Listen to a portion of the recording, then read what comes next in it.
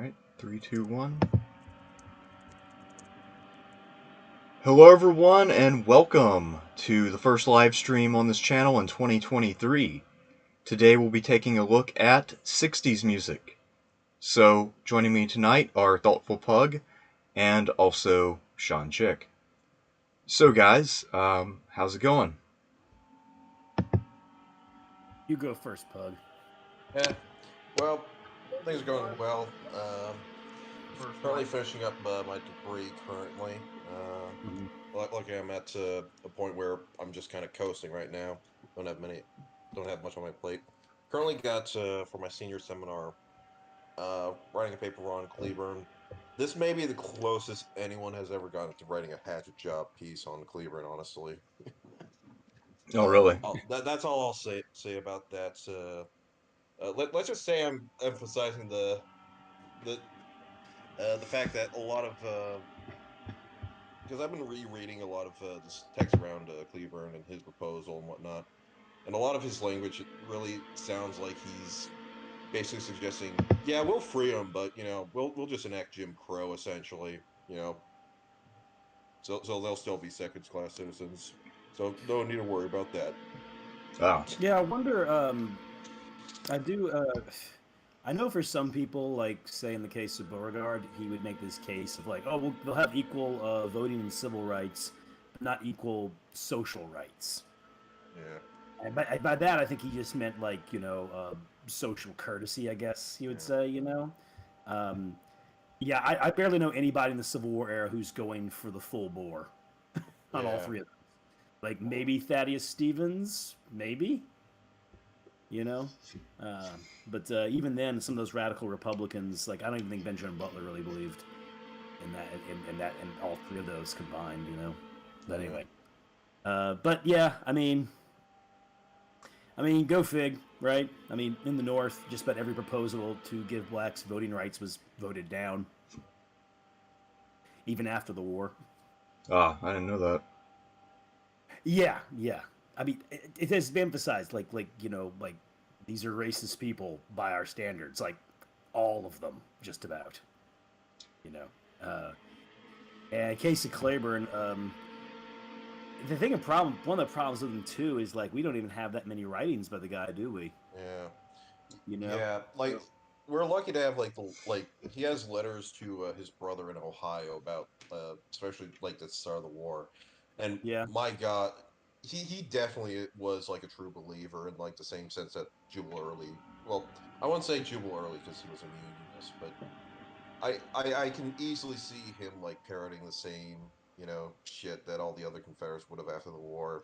I doubt that like Peter Ross that he's gonna be like the secret like Confederate abolitionist figure who's gonna bring about civil equality in the South and all that Yeah. peacefully and No. all like my God, what shit like that I'm like that I'm writing this for mostly.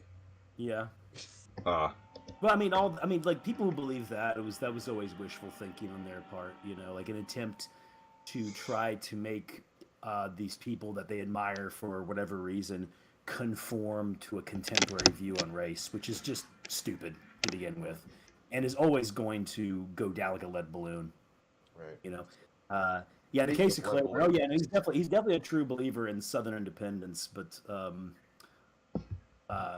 emphasizing the independence part. He's definitely willing to Yeah. sacrifice slavery for that Yeah, goal. I still consider him a Confederate nationalist in that sense that he just sees the Confederacy, the Southern people, as a separate entity from the Yankee North in a lot of Yeah. ways. And Yeah. he's also like, one thing I read, he's drawn allusions to the Ireland situation with Britain, which Oh is yeah. not really accurate. Oh you know? Christ. Oh God. I've actually read. I found some letters from A.S. Collier. I believe that's his name, the Confederate congressman, who apparently like had a conversation with Cleveland around that time. And Cleveland like basically suggested, yeah, we'll free them, but we'll basically like make them slaves on the same level as the Irish are. So, or at least that's what this guy said secondhand. hmm.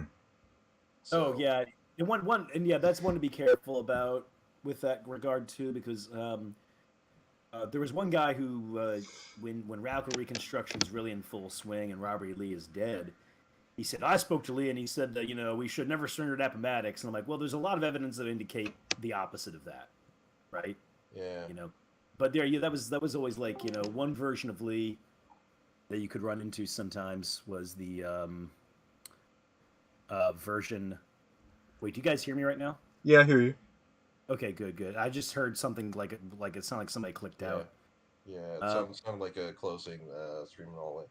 I think we've yeah, gone yeah. on too long of a tangent about like Civil War stuff. We probably should talk about something less controversial, like Charles Manson. Yeah. No, or, no. Well, I or mean, we're Uh, also we're also trying to build up more people here. We're only at 21, yeah, trying to I get. think the last thing to say about that one is that that was all part of that one view of Lee as like victorious battle commander who was fighting to the very end, you know, yeah. which you'd find more with like a Jubal Early type would give you that interpretation of Lee. Right. Yeah, certainly. Yeah. Yeah. But hey, if we're not talking about anything controversial, we're just gonna make people go to sleep, aren't we? Yeah. Oh, Yeah. here's a controversial take. General Lee was the best Confederate general, but that's because he was the best general for keeping slavery alive. What the hell? Well, I explained that. All right. I worded that poorly. Basically, what I'm saying is like his whole strategy basically just stall him out in Virginia and then try to push him to the north. That Yeah. that fit with the Confederates' like the whole system of slavery. That in order to keep slavery alive, they had to keep the Union out of Confederate territory as much as possible to prevent slaves from just once Union soldiers come by from just leaving and joining Union columns, going to freedom and all that. Well, you also need them to not capture your population centers, not capture important farm and Yeah, industrial centers as well. That's exactly. why Which that's why Middle Tennessee is such a contested area because it's such great farmland. of course, You know, yeah, the Battle of Stones River may not have led to the fall of a bunch of factories, but sure led to the fall of a very fertile region that's also very pro-Confederate. right. You know, uh, so yeah, I really don't know anybody who's like, yeah, man, I really like when the enemy just overruns my territory. Yeah, yeah. Like a lot of people say, oh, they were just doing a Fabian strategy, and whenever I hear people make that suggestion, I just feel so bad for Fabius. The fact that they're comparing this dog shit to what he was doing intentionally. Right. Well, I And I mean, mean, maybe also maybe with go ahead, man. Fabius, with the people he was burning their land, a lot of times they were not technically Roman. They were recently conquered Italians. So it's Yeah, a different ball game altogether. And so a lot of it was just pure intimidation. You better not go over to Hannibal, or this happens. Another thing you yeah, run into as well is that the Confederates are definitely not pursuing a Fabian strategy, and they can't. There's a Yeah. there's a really good book on this called Retreat to Victory, and it's an argument against the idea that the Confederates could have ever done anything like Fabius did. They really can't. Their economic and political situation precludes it, plus the kind of war they're fighting to begin with. You know, uh, George Washington can do it in the American Revolution. Although, by the way, Washington never really wanted to.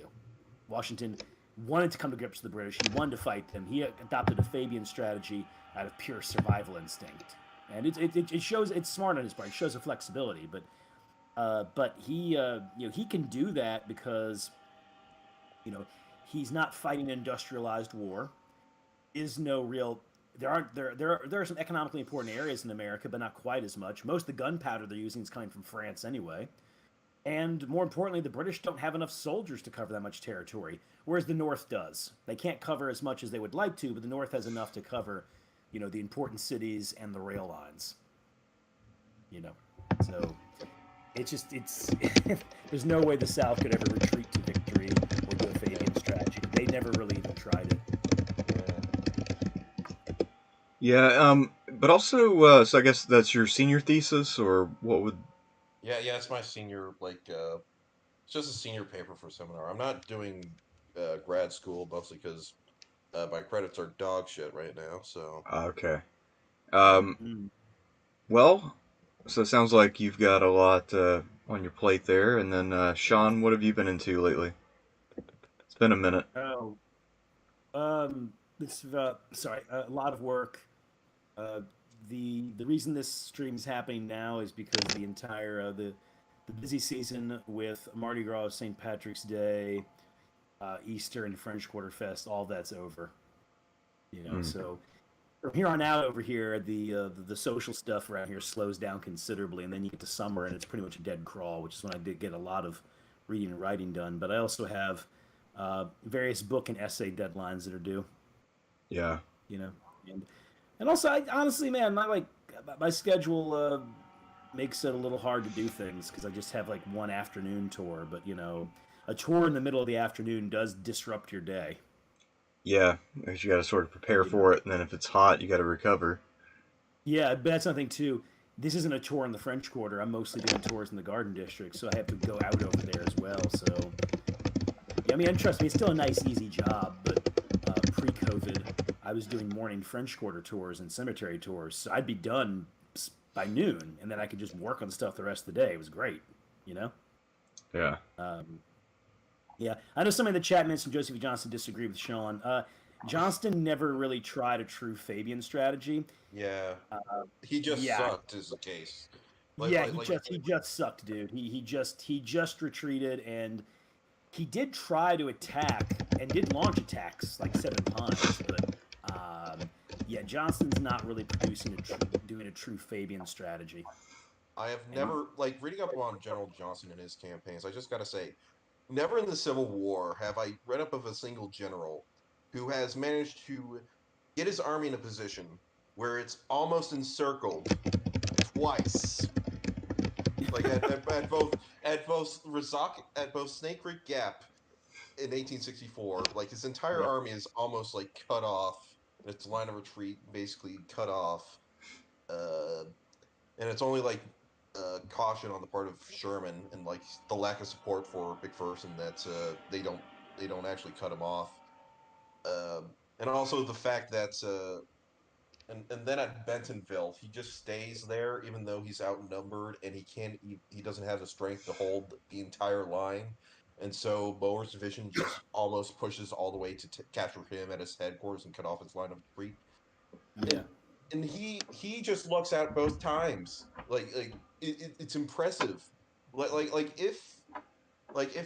if goddamn if the Union had pushed harder there, if Sherman had been more aggressive, Johnson would have been a complete joke. There would have been none of these arguments that like, oh, he was way better than Lee. If only he had been kept around. It's like, oh god, if he had been kept around, it would have been way yeah. worse. Well, yeah, you got to look at. I mean, you also got to consider like relief of Vicksburg. Yeah, He just that too. does not. Yeah, Yeah, guys. So you know, somebody says there's like a fan. I don't hear any fan on my end. Uh, and this new computer is a lot quieter, although it's slower. So there's that. Oh. Um, I mean, mine's not really on right now. yeah, but Oh. somebody said in the chat said they hear a fan. I don't hear anything. I think you guys. I think everything's looking sounding pretty good on my end.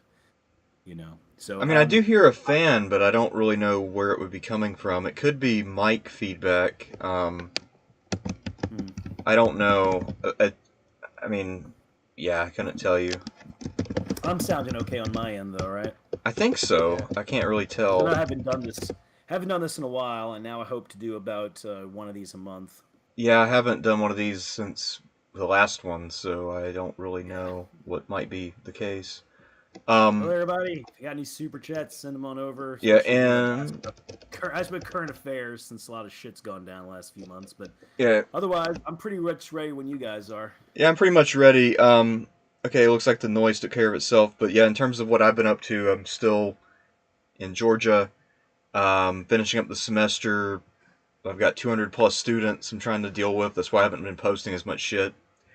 Um, yeah, it's kind of boring because it's a lot of the same stuff over and over, and looking forward to the summer because I'll actually have time to do stuff I'm interested in. And it looks like I'll probably be back here again next year, which fucking sucks. But Oh yeah, wow. I wish there was some good news, but I don't really have any. So there's that. Yeah, life has not been great, but I'm getting by. I guess that's my update. Okay. So Oh man, you're still gonna be stuck in Georgia, huh? yeah, nothing really panned out in the job search for this year, so I'll have to Mm. renew my contract and be stuck in northwest suburbs of Atlanta, which is basically hell. I swear to fuck, I there's can not a imagine. single good restaurant around here, not one. Yeah. I hate to say, I'm not too surprised. Yeah. Uh. Yep. I honestly, yeah, I think just being in this place has made me less productive, just because I fucking hate it here that much. Um. But I don't want to talk about Yeah, that too I'm much. so glad that I don't live in the Atlanta area anymore on a permanent basis. That whole place, like I mostly have lived up in like the suburbs north of Atlanta, up in Swanee and that general area. Yeah, I don't want to like go if I can avoid going to Atlanta itself, I would because mostly because I hate the traffic up there. Sadly, I have a lot of family up there, so I like to visit occasionally. Yeah, this is the one place where the traffic is literally ruinous. To the point where there are days that I might need to do something, but I know it'll be a massive pain in the ass just to go like 5 miles. So a lot of times I just don't do shit. So on the weekends, a lot of times I don't leave the house, even though I want to, because it's just that much of a pain in the ass. Yeah. Mm. And I only commute 7 miles, and it still is a grueling experience where I feel like I'm gonna die like 5 times each way. So I have to do that 10 times a week in total, to and from, and I plan on spending as much of the summer away from here as humanly possible. So I'm gonna mostly be in Ohio over the summer, and then maybe in North Carolina a bit. My sister gave birth recently, so I got a new nephew. I'll go visit him and do something like that.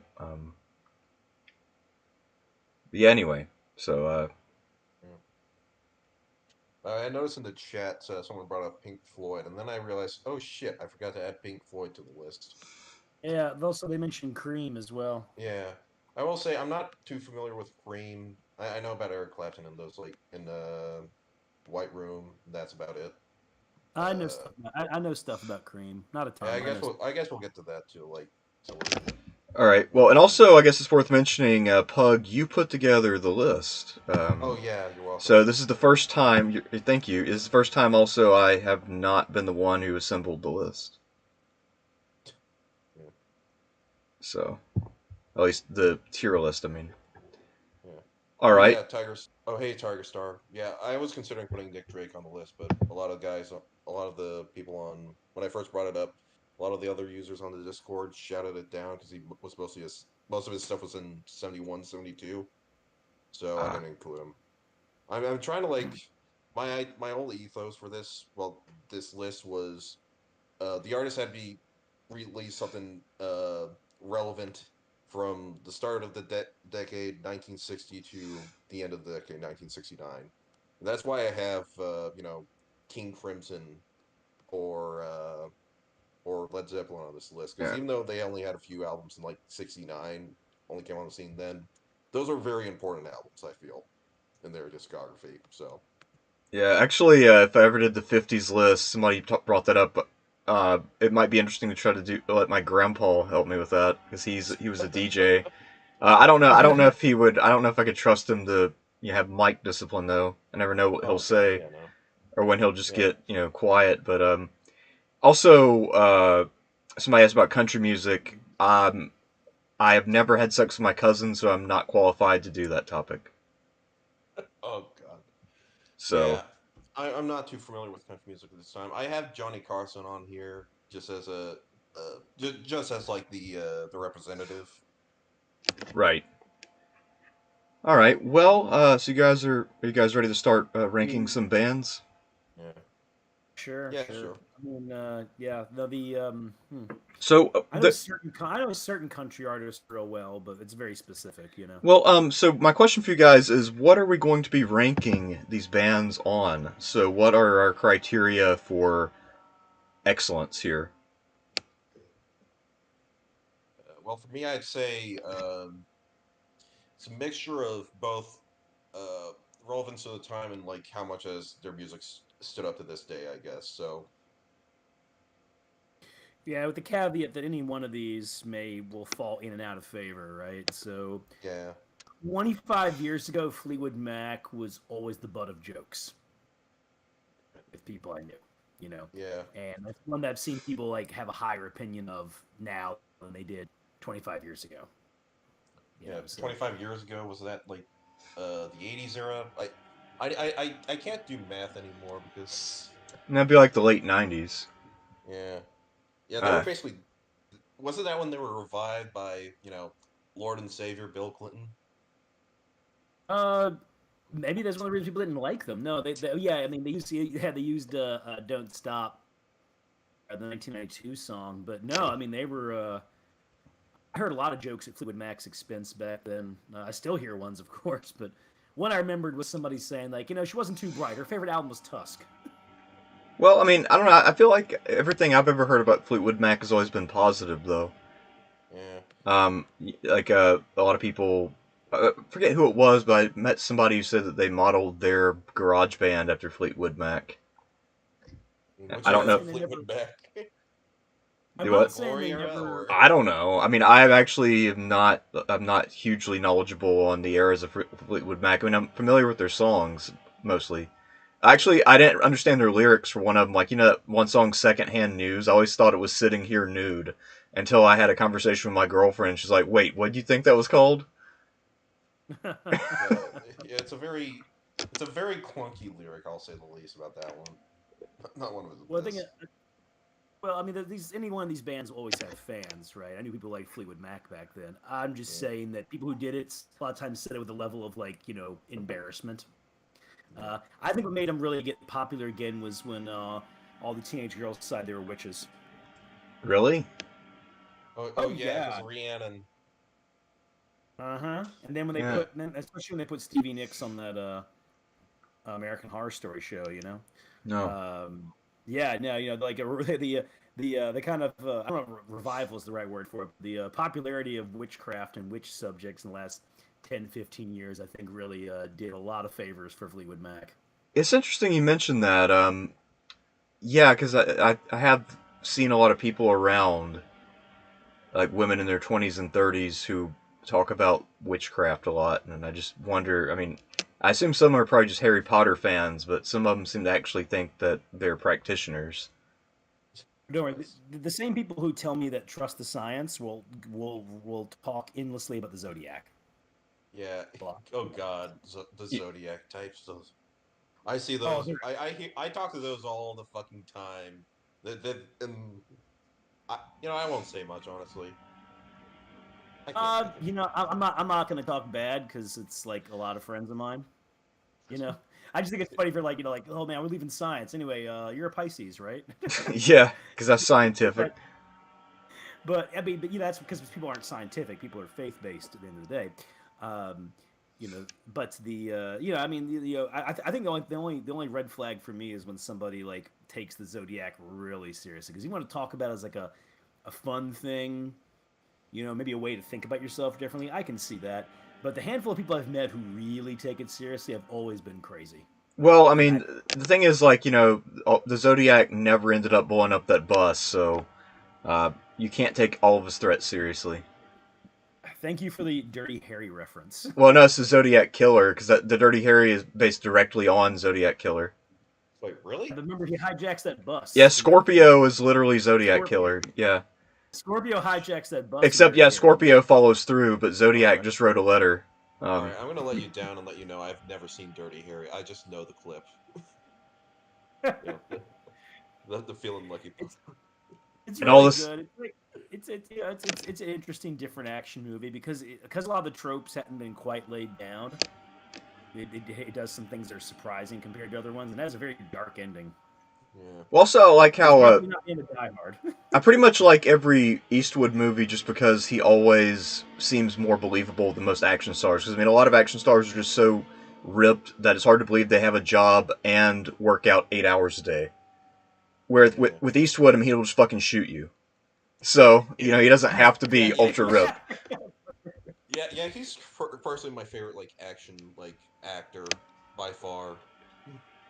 So you don't think Arnold? You don't trust Arnold in End of Days when he's just like an alcoholic bodyguard? So it's like this guy's the body of an Olympian. How's but they show him drinking nonstop. It must be like some sort of futuristic alcohol that has a lot of training properties in it. Um, Yeah. but then again, I mean, like I always like how he's like, I'm just an average guy. I teach kindergarten. I'm an accountant. I'm an average American. Small town sheriff and raw deal is definitely one of the jobs where you were like, okay, this doesn't make any sense. Now, like Predator, the Running Man, his job he doesn't look that ridiculous, Right. I mean, in those movies, it's fine. Yeah, And also, like the it fact that actually he's, suits him. and even the fact that he's not American's not a big deal because I mean, it's not like the U.S. is picky about who they hire to go kill people abroad. Yeah. Yeah, Red Heat. wasn't there that one Finnish Nazi guy that like fought in Vietnam for the U.S. Army? Probably. I mean, I know there was I the. heard about that one. What about the Devil's Brigade? There was some SS brigade, and they were recruited after the war. It's like, okay, so we're not going to put you on trial, but you have to basically be mercenaries for NATO. And so they served in Korea and Vietnam, I believe. I don't think they served in like actual combat like that. I Oh, have heard about like guys like Klaus Barbie being hired by the CIA to like crack down on communists in South America and shit like that. But Yeah. yeah, my I favorite. haven't heard about actual combat units of Yeah, I mean, because I SS guess some of them would guys. have been getting a little older by that point, but I mean, um, Well, I believe some of them were in the French Foreign Legion. Yeah, Uh, some sort like yeah, French Foreign Legion. You know, the German army actually had like a when World War II started, a bunch of like foreign legionnaires because most of the foreign legion was German. A lot of them just joined and fought with Rommel in Africa in their own regiment, the 361st. okay. Yes, real All right, interesting guys. unit. You want to go ahead and get this one revved up and started? yeah. So Yeah, I guess the, we could the, finally get back to this. I guess. also, I'm pretty sure you do have Led Zeppelin. I see an air balloon, an Yeah, airship here. I have Led Zeppelin. I don't Oh, have Pink oh, Floyd, Pink Floyd. Okay, which I will say. How about we just start with Pink Floyd from this all from right. here, Well, or all in all, it would just be another brick in the wall were it here. Oh yeah, God. I'm gonna say Pink Floyd. You know, one of my favorite bands. The '60s is not a good decade for them at all. Like they had their first album and it's like pioneering for like the psychedelic, but listening back to it now, it's like kind of it's okay. I know everyone's like so sad about what happened to Sid Barrett and all that. And he's just a pretty good lyricist, but not like the greatest thing on the planet. Like the band try to paint him up to be. And then after that, like you have all these guys that are just learning how to write, their own music without Sid, and you get shit like Ummagumma out of that, which I just gotta say, Ummagumma may be the worst album, one of the worst albums I've ever listened to by It's pretty far. bad. It's not very good. Yeah, they Yeah. don't have a good album till like Atom Heart Mother. That's when they actually like get have. I mean, they have good songs like "Careful with That Axe, Eugene" and what's that first one? Over like Atomic Overdrive, the first track on the first album. I forgot what it's called. The first Fuck. track on the first Pink Floyd album. Yeah, but like, Oh, well, um, I'm forgetting off the top of my head. I haven't listened to it in maybe a year or two. I used to listen to it a lot, maybe yeah. 20 years ago. Oh yeah, I was Astronomy Domini. That song's great. pretty good one. Yeah, Yeah, I do like the first Pink Floyd album a lot. Matilda Mother, that's a good one. Bicycle, their bike song. I've got a bike. I can ride. You can ride it if I like. And so no, I thought it was very good. I think the interesting thing about Pink Floyd is a band that had some success, right, and was able to reform and become even more successful later on. That's just not really heard of too often, yeah, and especially for the kind of problems they had with Sid Barrett and then having to reinvent themselves. But yeah. no, I think Pink Floyd. I think at least the first album with Sid Barrett was very good, excellent, excellent psychedelic. I'd probably buy it on vinyl, but every time I run into it, it's always like more than I want to pay. you Yeah, I know. get that. Yeah, yeah. I would not rate them highly. Honestly, I'd put them in E if they were on here personally, and that Oh, hurts me as a really? Pink Floyd fan. But just based on their stuff in the '60s, I don't think too highly of it, and I don't think it's aged that well in Well, comparison, especially compared to like the stuff that they put out in the '70s with like Adam Hart Mother all the way to The Wall. All that stuff great. And then Yeah, they put out what's that one? The Final Cut, and that is the only album of theirs I probably hate more than Umaguma. Not because Umaguma, because Umaguma like is terrible on like just generally a sonic level. Final Cut is it's basically The Wall without any variations or any. It's so it's it's Pink Floyd at their most, what's the word, stereotypical, I guess. And as we were talking earlier about like the whole like Falklands War, I think were we talking about that on stream? I don't think we brought that up. I don't believe no, so. I don't recall It's discussing that. basically he turned to like this like soundtrack album for like a movie of like the odds and ends of songs that weren't on the original album, The Wall, and they were going to show it on here. Roger Waters, he wanted to make that. He heard of the Falklands War going off, and he's like, "I need a protest about the imperialism going on down there, and all the lives lost over this conflict." And it's like, eh. You want to know what's like the funniest thing about this album? Honestly, to me, What's there's that? one song on this album that I actually like. It's called "When the Tigers Broke Free," and it's basically about it's his imagining about his own father's death in World War II, about how the High Command ordered him to hold his position against German tanks and all that, and his own like finding out from the government about how his father died, the letter and all that. Oh, It's a great and moving song, and it wasn't on the album until 2003. yeah, It was added post hoc way later. The yeah. best song on the album isn't actually part of the actual goddamn album. So, I hate this. and well, Pink Floyd is British, to be clear, right? Yeah, they are a Okay. British yeah. band, but it's very obviously British. Yeah, I was gonna say the voices sound British, but Well, the problem you're gonna run into with any of this tier list is an opinion thing because I Yeah. rate these Floyd a lot more, and I actually like the Final Cut. I don't like Animals. I think it's a That's a Okay, terrible so album. I think we're on a completely different wavelength then, because Okay, Animals is Floyd. one of my Well, I mean, favorites. we might agree with The Wall, right? But a friend of mine gave when she moved away, she gave me a record collection, and yeah, I kept a lot of stuff. But I gave somebody else Animals. I was like, I don't think it's awful. It just doesn't do anything for me.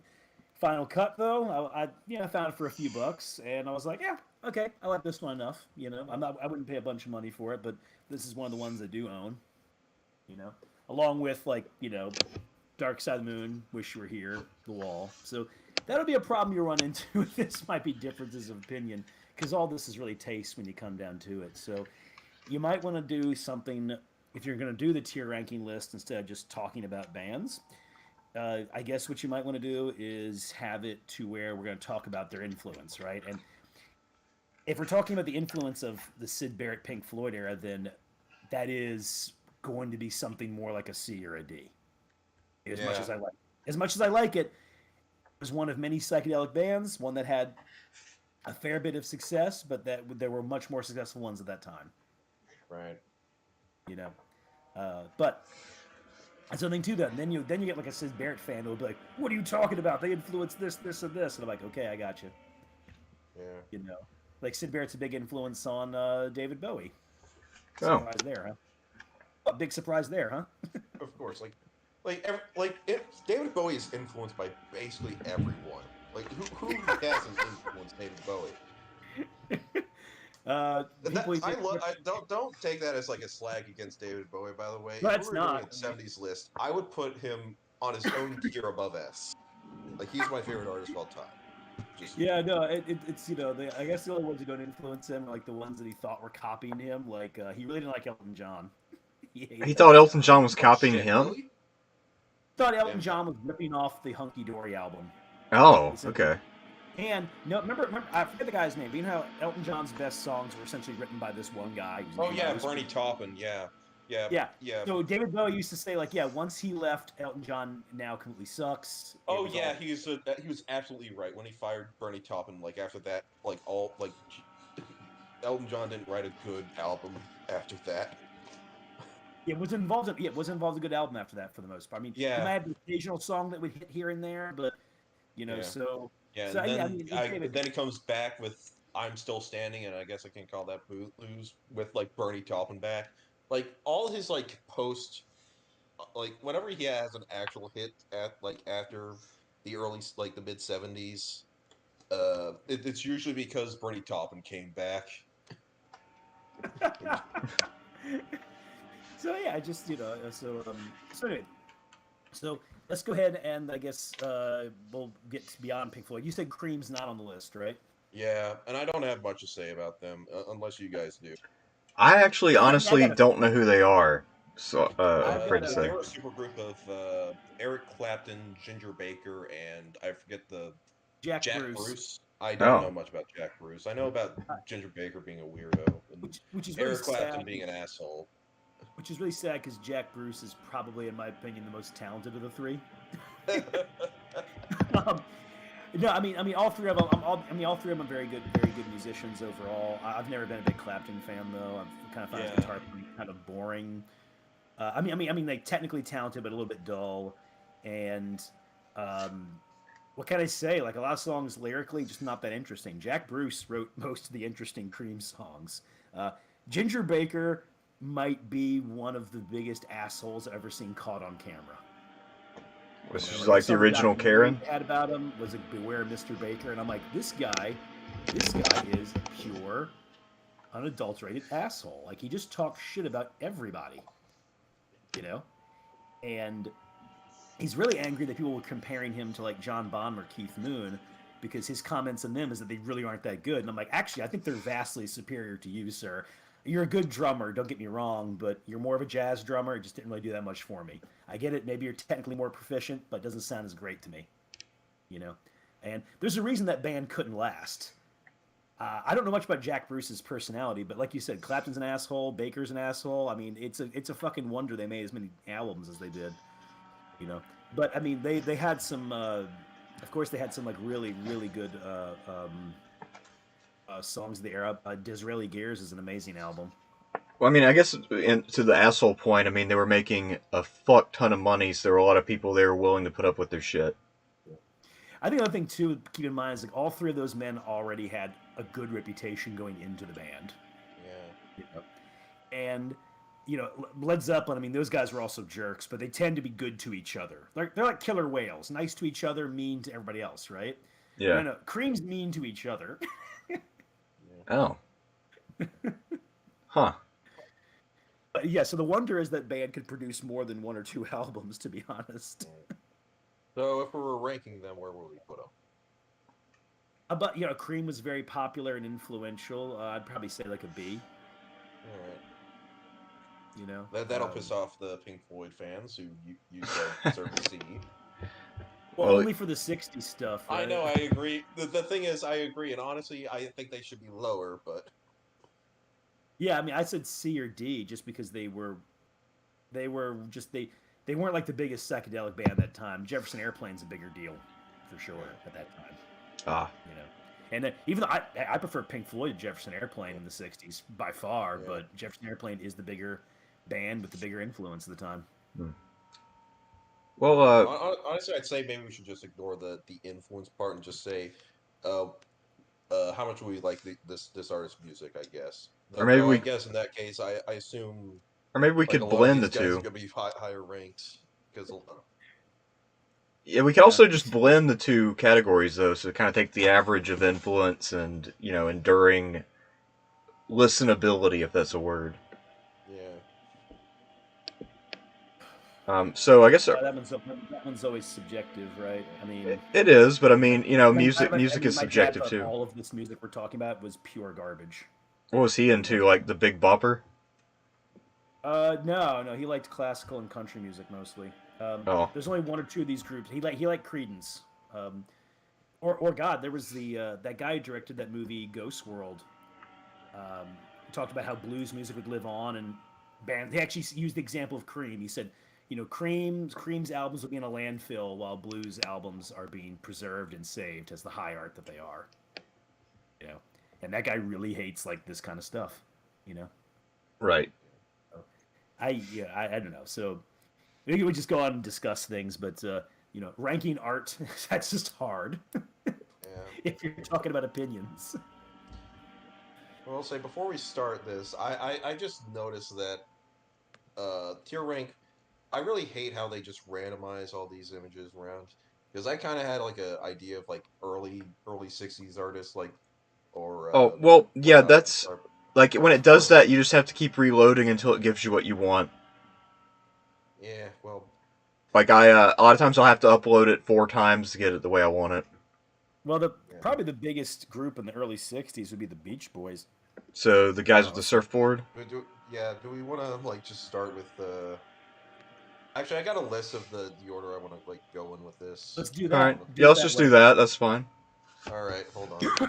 All right, so first up, this one's kind of more of a throwback, but he has a few things from the '60s that, especially the late '60s, that I kind of appreciate. Elvis Presley. Oh yeah. All Oh right. definitely. So where It is totally has nothing to do with the recent movie.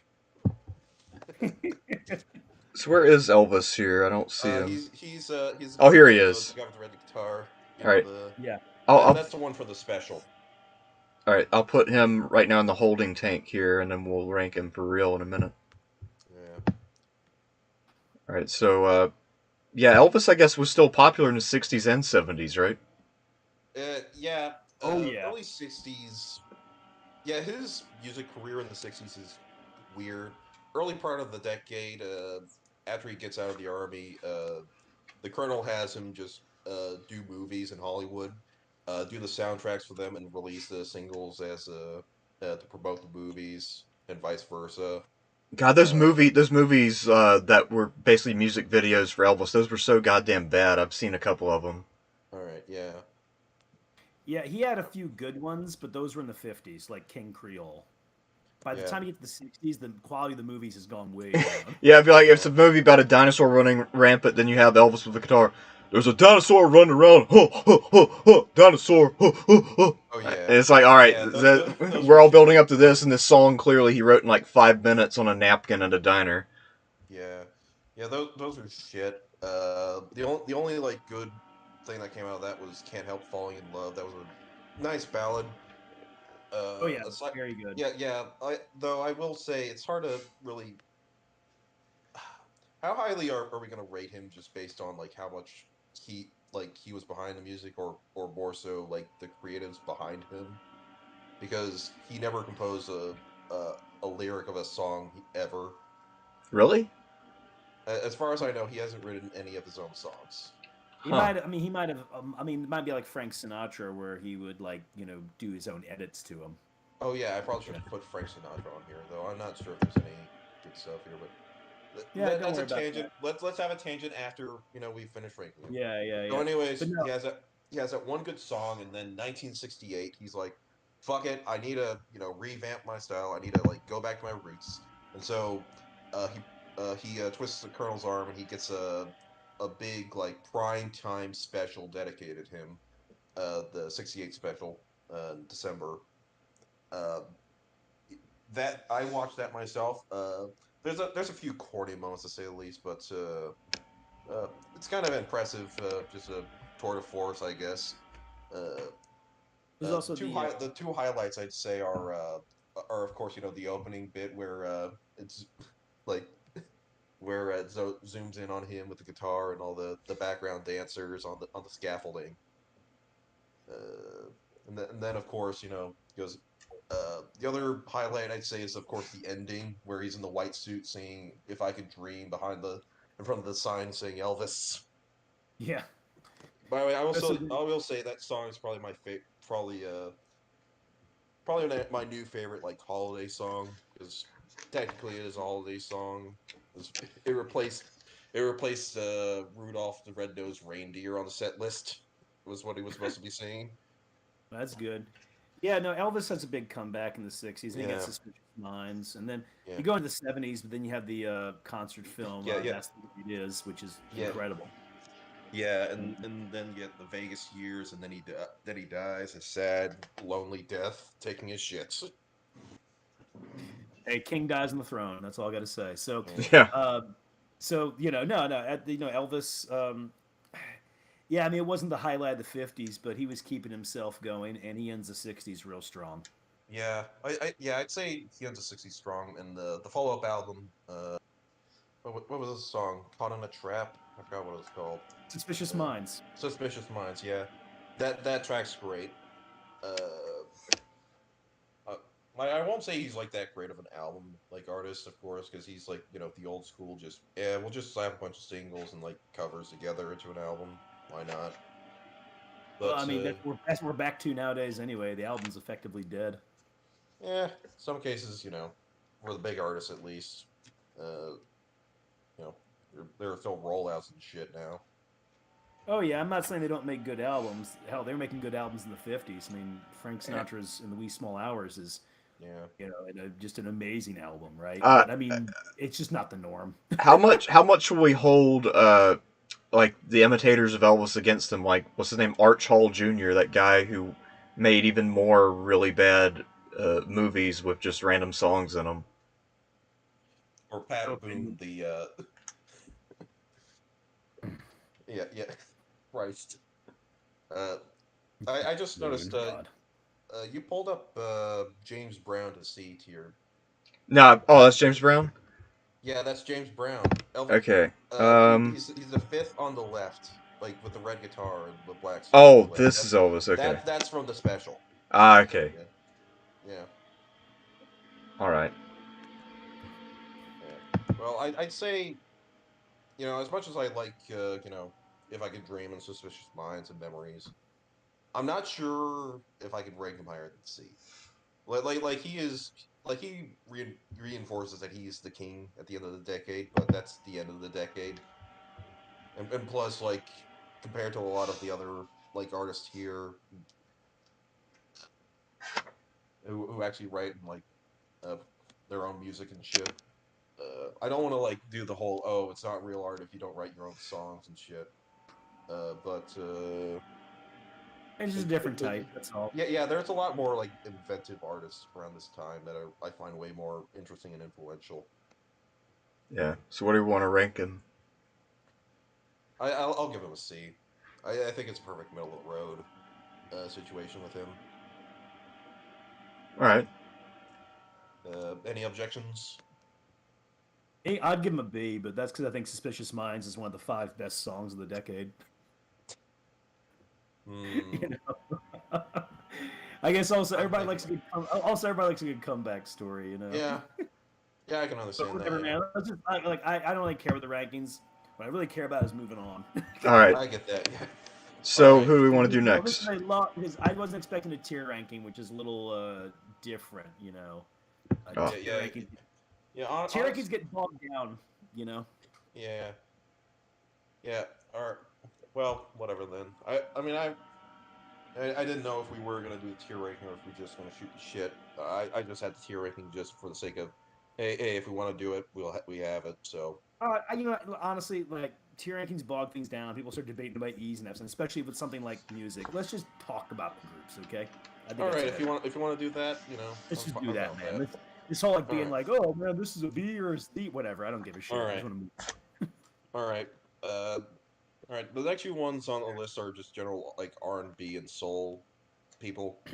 Do we want to like go to like do we want to like focus on the rock music guys first or Yeah, yeah.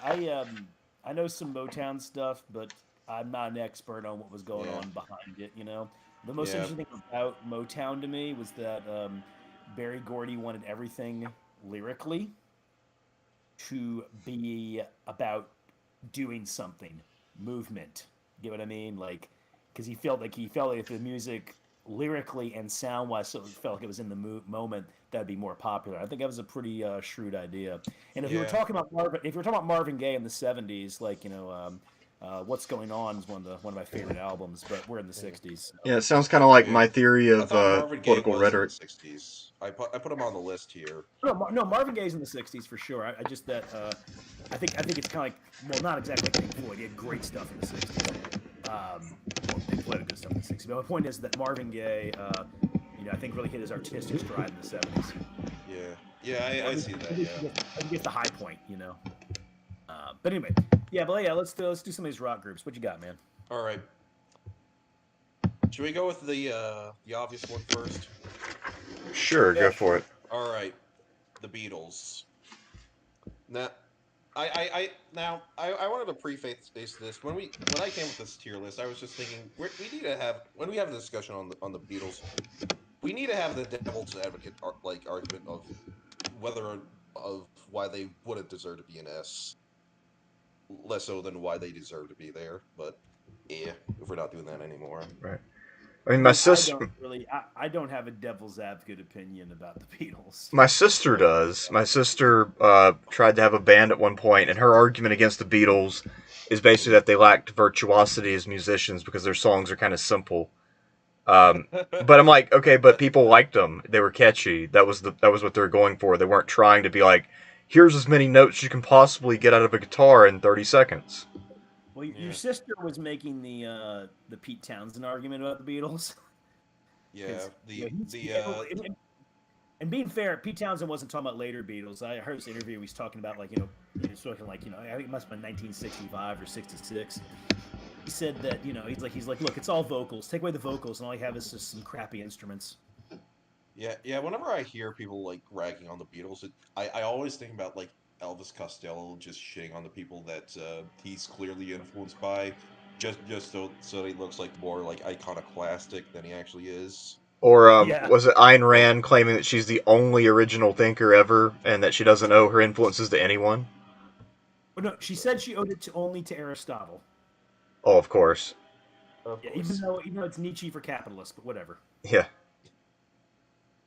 Yeah. It's Nietzsche for capitalists. So yeah, I don't really have a contrarian opinion about him. I guess the most contrarian opinion is that I'm not the biggest John Lennon fan. I can see that honestly. Oh I mean, God, should I bring up? but I'm saying that. I mean, fuck. I mean, "Dear Prudence" is an amazing song. John Lennon wrote great stuff. I Yeah. guess I just preferred Paul and George, but Yeah. I mean, John's not bad. Actually, you know what it is? John Lennon's fine. It's all those John Lennon fans that grew up around. Those Oh are the yeah, annoying. yeah. Those people are fucking annoying to say the least. They, Yeah, they, yeah. they, I much prefer being around like Paul McCartney fans. Like those people are the most down to earth motherfuckers. They know they yeah Yeah, they don't try to hype like themselves up more than they are. yeah, yeah, yeah. Once again, John Lennon wrote some great songs, but there were people who were taking him a little too seriously. He even made fun of that, like in that song "Glass Onion." Oh yeah, He's yeah. I making fun of him appreciate taking that. him too seriously. Yeah, that's a pretty good little song. Yeah, The only thing I think that probably was most interesting about the Beatles, which is people talk about all the time, is various phases that they go through, and the fact that they are successful in all phases. But one thing that people don't really mention is that their transition to their psychedelic stuff, 1967 in particular, their record sales, if I remember, dropped by 40 to 50%. You understand though, the records before that are selling so much that a yeah. drop of 40% you're still like you're still selling a lot of stuff and you're still very popular, right? But they're not as popular. So that kind of remind me of God. Remember like when Rush Limbaugh had that drug thing going on, and then like he lost like half his audience at the time, but he was still a number one radio show. Yeah, he went from 20 million to 10 million, so he was still only double of the next person. Yeah, yeah. Instead of being quadruple, right? Yeah. It's somewhat similar with the Beatles. They lost a lot of their audience, and I've met occasional people who were like, "Oh man, I love the early Beatles, man. Once they started doing that acid stuff, I was out." These are people who are like alive back then, you know. Um, Yeah. but yeah, no, they had their early stuff, which is mostly Paul John collaborations, number of covers. You get to the middle period where you start getting heavy Bob Dylan influence, especially with Rubber Soul. Rubber Soul has definitely got a folk influence going on, although it's not really a folk album. And then, of course, you have the psychedelic phase that lasts all the way until you get to like about Let It Be, Abbey Road. And Let It Be, I would not call psychedelic. I would say Let It Be is actually kind of moving more towards a hard rock sound in some ways. Yeah. That's like the Go Back to Your Roots album. Yeah, Probably one of the first. Well, actually, no. I take that back because we just brought up like Elvis here with his whole back to his roots, but that was more just like the special more so than the album.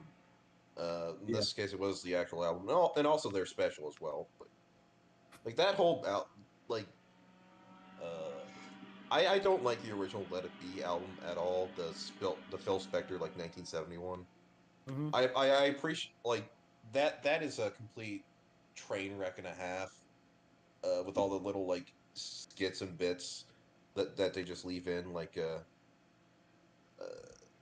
like dig it and I dig a pygmy and or whatever the fuck all those bits are. Dig a Pony. Yeah, like I like that like one. here's a recommendation to y'all. I highly would recommend Let It Be Naked. That's the album at its best by far. Like Yeah, its best like I prefer the Spectre one, man. I prefer the Spectre one, man. Uh, yeah. I kind of actually had I Spectre. kind of like the flaws, man. But one that's I mean, one would be like a controversial one, and everybody would have their own specific things, right? Like I know one guy's favorite's Rubber Soul. That's probably my favorite too. I knew one guy's favorite was Magical Mystery Tour, and that album to me is a mess. It's not even really an Oh album. yeah, It's I don't really like that album. Like it's a complete train wreck to say the least. well, Me. Magical Mystery album, and they also had a Hey Jude album that they came out with after Let It Be. That was an American release, and it's just like a bunch of songs that weren't albums just tossed together, right? Yeah, those American like edited albums that they did Yeah. in the early days, especially. But here's one that's for me is a lot of people love the White Album, and I'm very different about it because there's one thing I noticed about it, and other people have mentioned is that the White Album doesn't feel like a Beatles album; it feels like a compilation of 4 solo artists. Yeah, yeah, it does. Really, more so three because it's there's barely any Ringo songs on there to really count.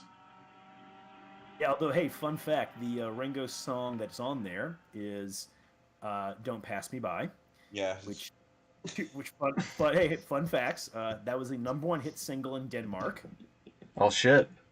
and but not just that. That was one of Bob Dylan's absolute favorite Beatles songs. what? I need to get on whatever pot he was on when he said that shit because that He is lo- of the two Ringo songs that he actually wrote. That may be the worst of the two. I love. Octopus's Oh Garden. God. Octopus's Garden is like fantastic, and I love that song. I do not like "Don't Pass Me By." That one's kind of just a kind of just What about No, lingering. yeah, Yellow hard, Submarine? no, hard disagree here, man. "Don't Pass Me By" is one of the best songs on the White Album. What is Yellow Submarine Oh, is Ringo, right? his voice, of course, but of course, like Yeah, most of the Ringo songs were written by either John or Paul. yeah. Though I Or, love this singing in "With a Help from My Friends." oh yeah, I mean, it's the appropriate vocal for that song. The thing, yeah. He perfectly like fits the role of the random like guy who they just pluck out of the audience just to sing a tune just for the fun yeah. of it. That The other thing voice. too, and the White Album though, I do like it, but I think like as the thing goes on, it gets more and more incoherent Oh and more of yeah. a mess. So like so the first side, you got Back in the USSR, Dear Prudence, Glass Onion, you guys great songs, right? And then the second half that's good too. And then the third one it starts losing it. The fourth one is just off the rails Yeah. at that point. All right. If we want to hear my hot take about the White Album, I actually Yeah. like Revolution 9. That's the best version of the song. Wow. Yeah, that is a hot. Listen. I say that as a Frank Zappa fan. If you want to understand why Yeah, I have yeah, that take. yeah. Okay, hey, that makes a lot of sense. That is a white hot take you got there. But yeah, That's a white yeah. hot I'm take. not a fan of people calling it the worst song the Beatles ever wrote. I think there's a few more contenders that are up there. Uh, It's my least favorite. I understand that. I don't Whoa, dis man. I can understand with the average person not enjoying that song. The thing is, Look. Frank Zappa's fine. There's a number of Frank Zappa songs I think are great, right? Yeah. But I mean, I don't know if okay. It's definitely the worst out song on the White Album. That hands down. Maybe worst Beatles song. Hell, I don't know. Maybe I have to think about that one. I mean, these guys wrote a bunch of stuff, right? Yeah. I mean, Old Brown Shoe's pretty lame. Yeah. But no. So, I mean, it's the biggest band of the '60s. It hangs over the entire period. I think, of course, one of the things that really uh, the fact that they developed along with the '60s and followed those trends the way that they did, endeared them to people going through that experience even more. You know, and you had four people who were all like pretty strong personalities, but all four of them were for the most part likable. You know, Yeah. people mention about Ringo with drumming. Yeah, he's not the greatest drummer, but he's doing exactly what they want him to do. In fact, if I'm not mistaken, when they brought him on, because they brought him on right before they were recording the first album, they were asking him like, "Hey, do you like drum solos?" And he said no, and they're like, "Great, thank you." you know, they, that's the thing is they didn't want that in the band. So Yeah. yeah, and also I gotta give Ringo credit. He is the funniest guy in Hard Day's Night. Oh yeah. Yeah. From all that I've seen, he may just be the best of the Beatles in terms of acting. Yeah, he's funny in the movie. Yeah. Oh, John actually, by the way, John is I good think too. I have a soft spot for him because I found out because growing up in my childhood, I would watch like a bunch of like Thomas the Tank Engine episodes Oh like yeah, reruns, and it either be George Carlin's voice or it would be Ringo Starr narrating, and I didn't know growing up who those two were, but I knew their voices, yeah, and when I grew up and found out who they were, damn. yeah. No, so I mean, no, Ringo did exactly what that band needed and required. You know, Yeah. and once again, he was an asset in the movies they made. And Did they made a good movies too. Like Help's interesting, Yellow Submarine, Hard Day's Night's a great movie. Love that one. did Ringo sort of start that idea that people have about bands that the drummer's kind of like the chill guy who's like a little bit reserved and kind of like the dude who's kind of off in the corner smoking a joint and chilling. Yeah, Maybe. well, the stereotype I always hear with drummers is mostly the one that Keith Moon popularized, that they're the biggest of the party animals. Yeah, that can be true with Keith Moon, right? Yeah, I yeah, and mean, John Bonham and Tommy Lee. I mean, you get a lot of examples of those kinds of guys. yeah. Although it's a little different. Well, John Bonham's kind of a fascinating guy in his own. But anyways, um, do you want to move on from the Beatles to maybe the the Rolling Stones, since they're supposed to be like the bad Beatles? Yeah, yeah. Well, before Yeah. we go on, I just want to ask Sean. You know about like his like Lennon's third solo album, sometime in New York City. You know the one single off that album? You ever heard of that one? I haven't listened to that album in ages, man. What's the single? Uh, I cannot say the name of it on the stream, and I don't want Thucydides to look it up because I don't want him to get canceled. But I'll say it. Woman is the N word of the world. What? Oh, He yeah, unironically made a song like that. Huh. yeah. That okay. I don't know how hot of a take this is, but I don't think John Lennon's solo career did him much credit. It was a Yeah. lot of really. I mean, he made some good. He did have His some first good two songs albums there. are great. Everything after that guy really sucks. Yeah, I think George and Paul had the better uh, solo careers. I think Band on the Run and All Things Must Pass are vastly superior. I think John Lennon did as solo Yeah. wise. I was actually really let down, and Double Fantasy is what they play like to drive you insane. Well, I mean, I guess the song That's "Imagine" a is culture. basically in every other commercial, though. What is? The song "Imagine" has gotten into every other Yeah. commercial. And every single like Olympic performance ever plays that song. Yeah, what Yeah, they call the every New national Year's anthem of celebration. progressivism. Yeah, Yeah, Um, yeah. And all those celebrities when COVID hit had to sing that song, and God, yeah, it was a I always thought requirement. We all had to suffer through that. I thought Imagine was a nice sounding song with some very nonsense lyrics. I do think it's funny that my dad, his reaction to Imagine was, "Imagine John Lennon gave away all of his money. It's really hard to imagine. It's impossible even if you try." Yeah, I will say his first album is far better than his second album, and after his second album, his career, Yeah. the quality just drops immediately with the N word album, as I like to But call also it, with like, what's that the Mind Game. anti-Paul one? Where it's like, how do you sleep at Oh, night? oh yeah. Honestly, that's one God, of the best sounding songs on the album. Even though in hindsight, it makes him look like the biggest asshole of the band. yeah, I mean that's the only thing. It gets more self-righteous, and self-indulgent. You are right. The first John Lennon solo album is it's Yeah, where definitely he's like, just wallowing in the fact that he's realized he's just a giant fuck up. Then after that, he just yeah, I guess the thing about Imagine too is it's like John Lennon at both his like best and worst rolled into one. That yeah, song. it definitely is. Oh God. All right. Yeah, no, yeah. Paul and George definitely prefer them for. I guess actually maybe like Paul and George more, as I did listen to all the records for all of them. I mean, and don't be wrong, like Paul put out some real garbage, especially in the '80s. Oh yeah, like late '80s, it really sucked. Like Um, simply having a wonderful Christmas time. Yeah, that's not a song they play in hell. yeah, But I just thought '70s Paul was better than '70s John. yeah. I'd go so far that Ram On is an album as good, if not better, than Lennon Plastic Ono Band, his first Yeah. album. The first Paul McCartney album, I got in that free record thing and listened to it again for the first time in a while, and I thought it was very good. I mean, not like great, Yeah, but I thought it was good. Doing yeah, some yeah, interesting. yeah. The first album's really lo-fi. And also, then they got the one from the second album. What's that song, "Temporary Secretary"?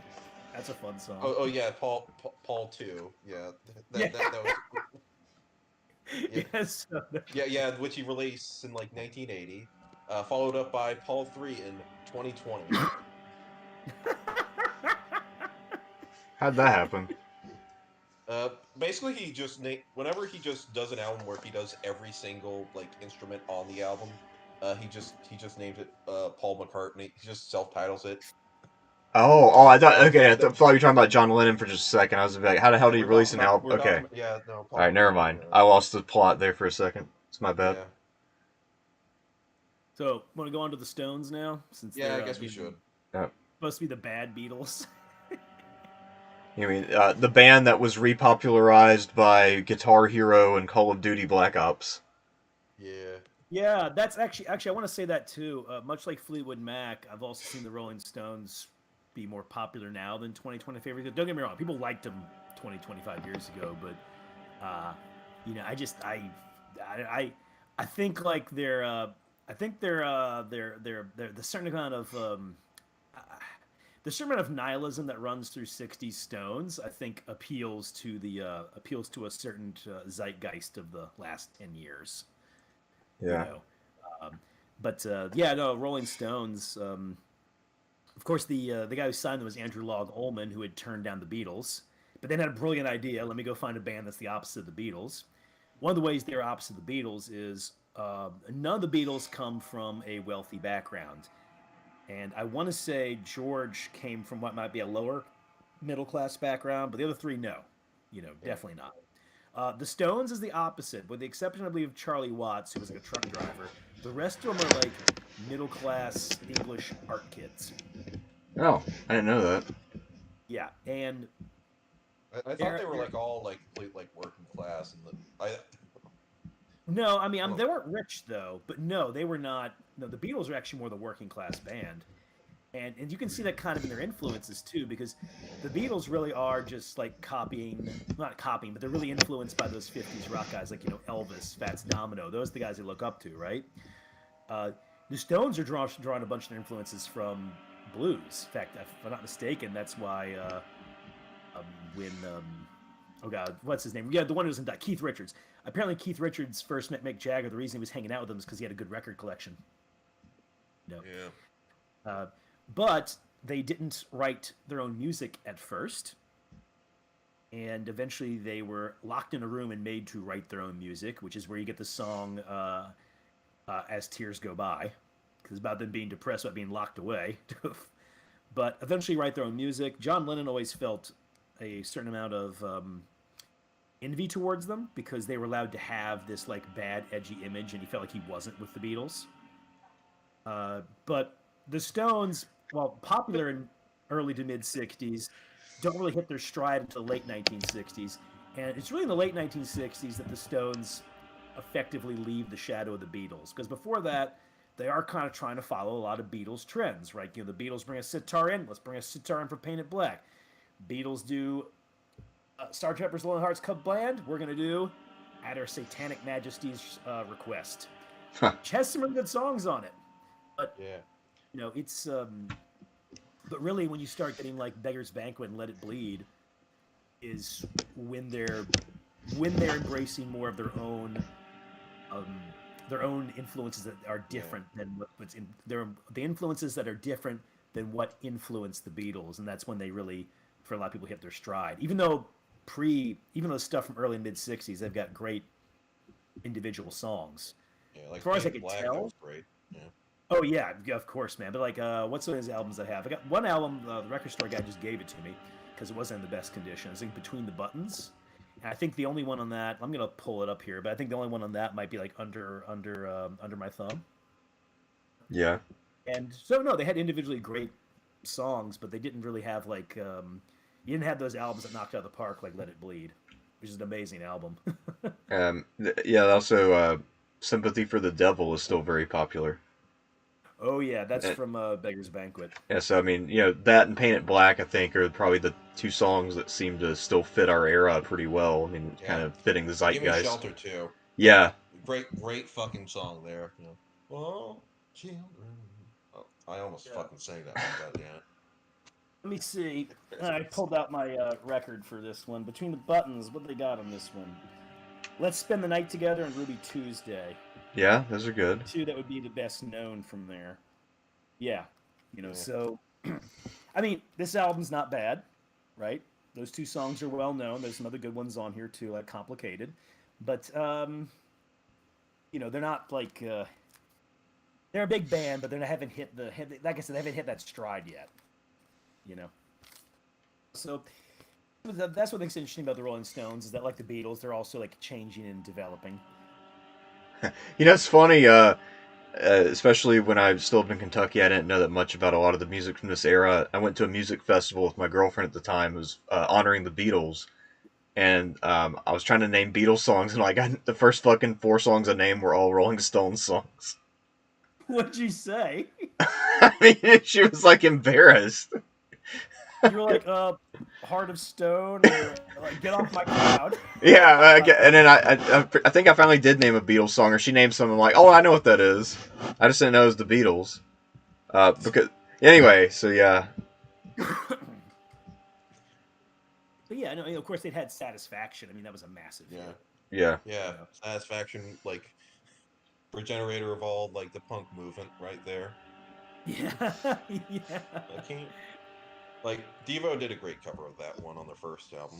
Like the cover is also very well used in the film Casino. Very well used in Casino. So, yeah. So, you guys, any thoughts on the Rolling Stones? My sister does like them, by the way. She has this tattoo on her leg of the Rolling Stones face with the tongue. So she hates the Beatles but loves the Rolling Stones. Yeah, that's not the most uncommon opinion. Yeah. I will say I won't argue against an S tier. I'm not as personally like as versed in the Rolling Stones in comparison, but yeah, I'll let them up there. Yeah, they're. I mean, it's of course one of the biggest bands of the era, and of course they go strong through most of the 1970s. Actually, I'd say through the entire 1970s. Not every record in the 70s is good, but I mean, my personal favorite record of theirs is "Some Girls," which most people would say they haven't made a good one. They haven't made a great one since, which is probably right. Honestly, mine's "Sticky Fingers," but that's like kind of the obvious one for everyone. Yeah, I couldn't get into that one as much, but there's good stuff on it for sure. Actually, you know, it's the one everybody's like, this one's great. And I was like, I'm sorry, guys. Exile on Main Street. Sorry, don't see it. I've tried. Yeah. Exile on Main Street, I do not get. I don't get why everyone Yeah, loves I that don't get one. it, man. And thing is, I've given it a chance so many times because people will be like, "Oh, it's so good," and I listen to it. And I'm like, "All right, man. I really like Tumbling Dice. All right, you got me there. Okay." Yeah. But otherwise, I don't know, man. But that being said, I recognize that it is an influential and well-regarded album. And All right. Well, next. All right. Actually, this was a toss-up. Would you rather talk about the Beach Boys or the Who? The Who. All right, and that. So should we I say them second or actually, man, I mean, Beach Boys. I've barely anything to say except that I fucking hate the Beach Boys. Yeah, the Beach Boys. My only real memory of them is that when I was a kid, we lived in Alaska. And, we had a cousin up there who was about my age, and she was obsessed with the Beach Boys for some reason. So every time I would hang out with her, she'd have like the Beach Boys on her fucking like portable tape player. So that's my only actual memory of the Beach Boys. Otherwise, I've never listened to them on purpose. I mean, there's a few individuals. They're kind of like U2 for me, where I'm like, okay, there's like 3 or 4 songs I think they did really well on, but the rest of it just fucking grates on my ears, man. Yeah, I can kind of look Yeah. at. I mean, it's basically the boy band of that era. It's basically the NSYNC or Backstreet Boys of the '60s. Yeah, except they had more integrity because they wrote and recorded their own fucking music. Well, yeah, and also they figured out earlier than everybody else if you're a bunch of dudes on hanging out near a beach, you get to see girls half nude before you sleep with them. So you get to inspect the goods. So these guys knew what was up. I mean, Right. no hating on They, them they for were that. smart businessmen, to say the least. Yeah. Look, the most interesting thing with the Beach Boys is the Manson connection. Really? Yeah, that and Brian Wilson, I'd say. Oh, you know about like the whole Manson thing? I mean, I know It he was was. actually like a semi-respected-ish songwriter in terms of Oh God, yeah. So yeah. Should I tell the story, or do you think you're more filled in You for go. this? Hey, no. you You take go it. All right right, ahead. all right. Yeah, I read about this recently. All right, so Dennis Wilson, the drummer, and also the second most talented member of the band.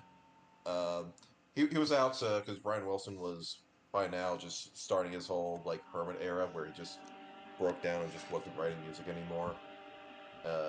And so he was like, okay, we need to find new songwriters and shit. And so he picks up 2 like hitchhiking girls, and they of course offering for sex.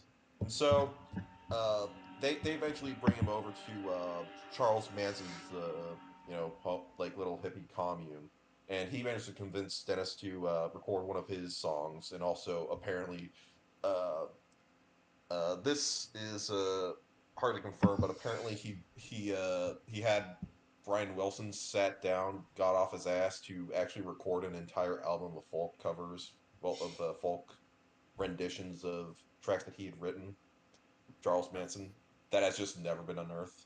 But the one song that he did give to the Beach Boys, they released as never gonna love you again, or I forgot the name of it. It's off the 2020 album that no one listened to. Uh, yeah, and so that uh, he uh, he was upset that he changed the name of the song and they eventually shut up about it because he got paid in advance for the songwriting credit, but he wasn't even credited on the song.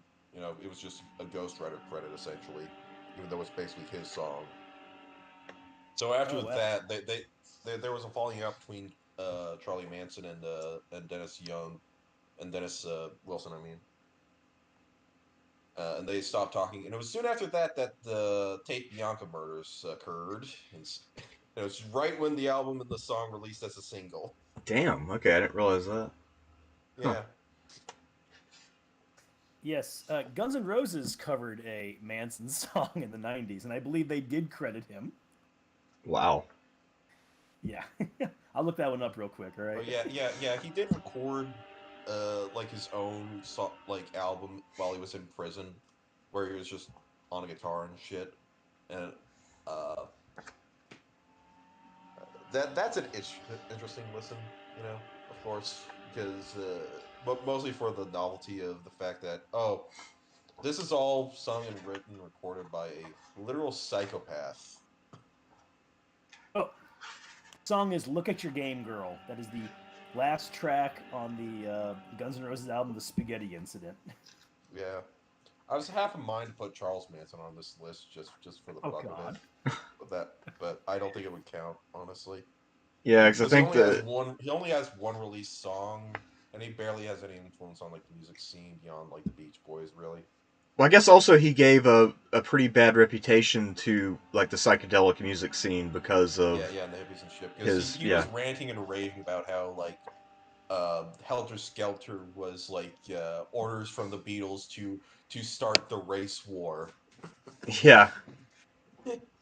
So I feel like he was kind of fuel for conservatives who were pissed off that music had changed, Yeah. and he proves that marijuana is dangerous. Imagine going from Surfing USA to a fucking like hippie mass murderer. Yeah, really. Yeah, yeah, that's just one decade of your life. I will say, like, I think they should be put up here mostly for like Pet Sounds. Yeah. Like Pet Sounds alone, I think they're worth like at least A tier. That yeah, I mean, like maybe influence. I mean, this is an F tier band for me. I fucking hate the Beach Boys. I I mean, think Pet Sounds is all. Yeah, yeah. One of my hot takes is I think Pet Sounds is actually an awful album. the other thing we have to keep in mind for influence is the genre of beach music, which I mean, it's got a sort of Like surf smallish. rock, yeah. Yeah, like my But they, grandpa. they weren't necessary pioneers in that though. Well, maybe They're not, but I like mean, they're definitely like 50s act. They're Most of not them were even a instrumental like guitarist types that just yeah. like They're not a good representation of surf rock. I like surf rock. You know, yeah so yeah because and that actually yeah, has like a lot of cool guitar shit that just isn't here. They're just like pop. They're just a pop band type guys that just well, I wonder some if of these they were. guys barely, almost none of them surf. I think two of them can't swim. I mean, just I'm yeah done. Yeah. Well, I'm done. I can't do the Beach Boys anymore. yeah they all right. you know at one point like in the 70s because they actually had good shit in the 70s like and I will argue if we ever get there though we definitely won't. Uh, and at one point, then they were debating whether or not they should just drop the boys part of their name off and just call themselves the Beach Well, because they thought the Beach Boys sounded too much like a joke when the beach sounds even stupider. well, I mean, it sounds like you're trying to be profound, but you're a fucking idiot. It sounds like a DiCaprio movie, right? Yeah. Yeah, like you go Anyway, to you find some shit on a beach and it changes your life. Uh, pretentious premise and then nothing happens. Okay. I'll go with B for the Beach Boys. I mean, All right. yeah. Yeah. And I guess I'm not, I don't care about your rankings, dude. Just do what you yeah, want. I'm just putting them there to get them out of the way. Um, and then the other Well, you band actually we're. are ranking people then. Well, I'm just putting them Yeah. on Yeah. there Yeah. to get He them is off the properly thing. so. Um, Gotcha. and then we have the Who, one of Sean's favorite bands. Yeah, and I Yeah. could agree with him on this. That they're fantastic, especially in the '60s. Yeah, yeah. Honestly, I think they went. I mean, I think they're a bit hit and miss in the '70s, to be more appropriate. But I mean, the Yeah, '70s when you after got Quadrophenia, they like, yeah, definitely. Like Squeeze Box, I can't listen to that. that song sucks, man. That's a terrible song. I mean, I do like. Actually, I like their last album. It's hard. The '80s album they did. I like that one. Um, but yeah, I mean, in the '70s they did have the Who Are You album, which is solid. But you're Yeah, right. Quadrophenia yeah. is the last great one they do. That's for sure. But that's '73. Um, the Who's another one that has interesting progression, of course. You got the mod rock thing. In many ways, this is really like the proto punk band, along with the other groups at that time. Yeah, yeah, like a lot of like uh Pete Townsend was chilling with members of Sex Pistols the night before he wrote Who Are You? Yeah, Like he based like that song off of his experience with them and like the aftermath of that. yeah, yeah, exactly. Uh, they became Which is funny. known for destroying their instruments because he got angry one time and realized the crowd liked it. And then, of course, Keith Moon hilariously blew up his drums. Like live on TV, that Yeah, is the funniest thing. That performance is the funniest shit ever because like I forgot who was it, the Everly Brothers show? I forgot the Smothers name of. Brothers. Yeah, Smothers Brothers. The Smothers Brothers. They went on their show. They did My Generation, their set closer, their their iconic song. And Yeah. they and Keith Moon, um, he didn't realize just how much explosives he put into his drum kit, and so when it exploded, like it genuinely shocked all the members of the band except for John Entwistle because no one can scare him. Yeah. And apparently Pete Townsend lost hearing in one of his ears because of that, or at Hmm. least He suffered. it definitely affected his tinnitus. It suffered. He suffered some hearing damage. Now, in the case of John Entwistle, uh, he thought it was disgraceful they destroyed their instruments.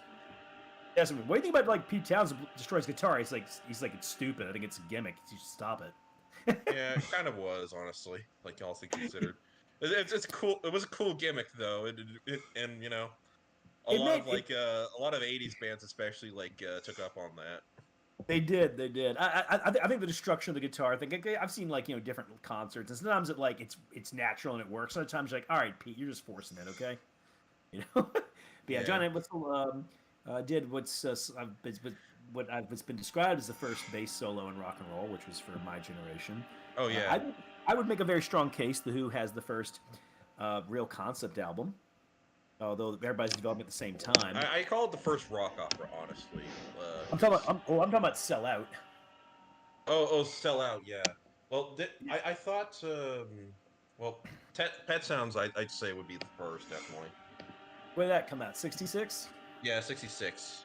And All right, I guess so. I guess so. But yeah, Sell Out is among one of the very first, and Yeah. it's a great record. You got these nice, you got this, these got the very fun songs. Their lyrics, the music is but jaunty and upbeat, but the lyrics are sarcastic and funny, which I like. Yeah. I also like upbeat stuff with dark lyrics, but that's not really what they're doing at this point. Yeah. And in between that, you have like radio commercials he did, which are also funny, and it just sounds great. It's a fun sound experience. And they were really trying to capture what radio sound like in London, especially some underground radio sound like at that time. So Hmm. it's interesting for that reason too. And then of course then you get the big rock opera one with Tommy. Yeah. Now Tommy was one that at the time was a big hit. Critically, everybody loved it. Led to stage productions, that really over the top movie they made with Oliver Reed and Oh god. and Oh Margaret. god. Yeah. I like that movie for how fucking ridiculous it is, and Oh it's got yeah, some where funny parts, they but have yeah. like Arthur Brown and a bunch of other like random like rock stars just show up. It's like Yeah, random yeah. characters. Jack Nicholson's a doctor. He's in the movie for about a minute or two. So yeah, but like I'm not. It's an interesting movie. One thing can say, Oh yeah, and of course the Elton John scene where he's on Giant still trees. seeing Pinball Wizard, That's really which too. also I'd say I think I prefer Elton John's cover of the song more than I like the original one. But The that's Elton mostly John because I'm an actually, Elton John fan. it's one of Elton John's better songs. But love or hate the Tommy movie, it ain't boring. That's true. That's for sure. I can appreciate that. It's not boring. Yeah. But no, it's the thing with the Who as well is that the Tommy album eventually its reputation is it's still well regarded, but at the time it was being hailed as like one of the great albums, and I think its reputation in that regard has fallen off. Keeping in mind that it used to be sky high. Yeah. But the Who, like the Stones and the Beatles, is a band that changes and develops within a relatively short period of time and is successful in all the stages that they're involved in. Now they never though had radio hits the way they did. That really one thing that really pissed off Pete Townsend was when they did the song "I Can See for Miles," which is a fantastic song, sonically very interesting, and he loved it. He was like, "This is the best thing we've done," right? And I think it barely cracked the top 10 for the singles Yeah. thing. And Their Pete highest Townsend, scoring hit ever. Yeah. Pete Townsend essentially said that this made him pissed off. He decided listeners were idiots or something, but that also made him become more album focused. That really does lead to Tommy, Who's Next, and Quadrophenia. Yeah. Was the fact that they had been rejected as a singles band. Yeah. What was that album that was like before Who's Next was originally going to be another concept album, like Lifehouse, I believe. Yeah, You heard of Lighthouse. you heard of that whole like fiasco, that whole mess? I read about it years back. I forget the details and what occurred. I do know they salvaged some of it for Who's Next. Yeah. Like, Who's Next is made up mostly of songs that were just, oh, we actually finished these and these sound actually good. So let's use them. Like, yeah, that whole process. Like, I tried reading like the synopsis of like his idea, and it's like, what the fuck are you on about? And that was like that was what the rest of the band said. Like, that was the problem with Pete Townsend, that he really just had this problem where he just struggles to communicate with his bandmates about like what he wants to do with the albums. Like, their manager Kit Lambert is the reason why uh, they actually could make Tommy, was Yeah. because he was basically like relaying in layman's terms like his concepts and ideas to both like the band and also the record execs and shit. One thing's So also interesting too is like these bands get big personalities. I mean, we were talking about Cream and how these guys like really just all three of them just hate each other at the end, and they're not even getting along on the first album, so they're starting to break down early, right? yeah, And the Beatles are still like they still have this past where they were like really close friends, but they're drifting apart as they get older, right? There's some tension there, but it's not Cream level. Uh, the Who is interesting, and the Stones is a little bit different. I mean, Brian Jones, we didn't even get into that. He oh essentially got yeah, kicked out of the band, but also Brian Jones was doing a ton of drugs and just being a total wreck of a human yeah. being. And the Uh, band got better after he died. yeah, yeah, I can say that. I mean, he was still really good though, Yeah, but really. somebody like Charlie Watts within the Stones would always like speak his mind about stuff.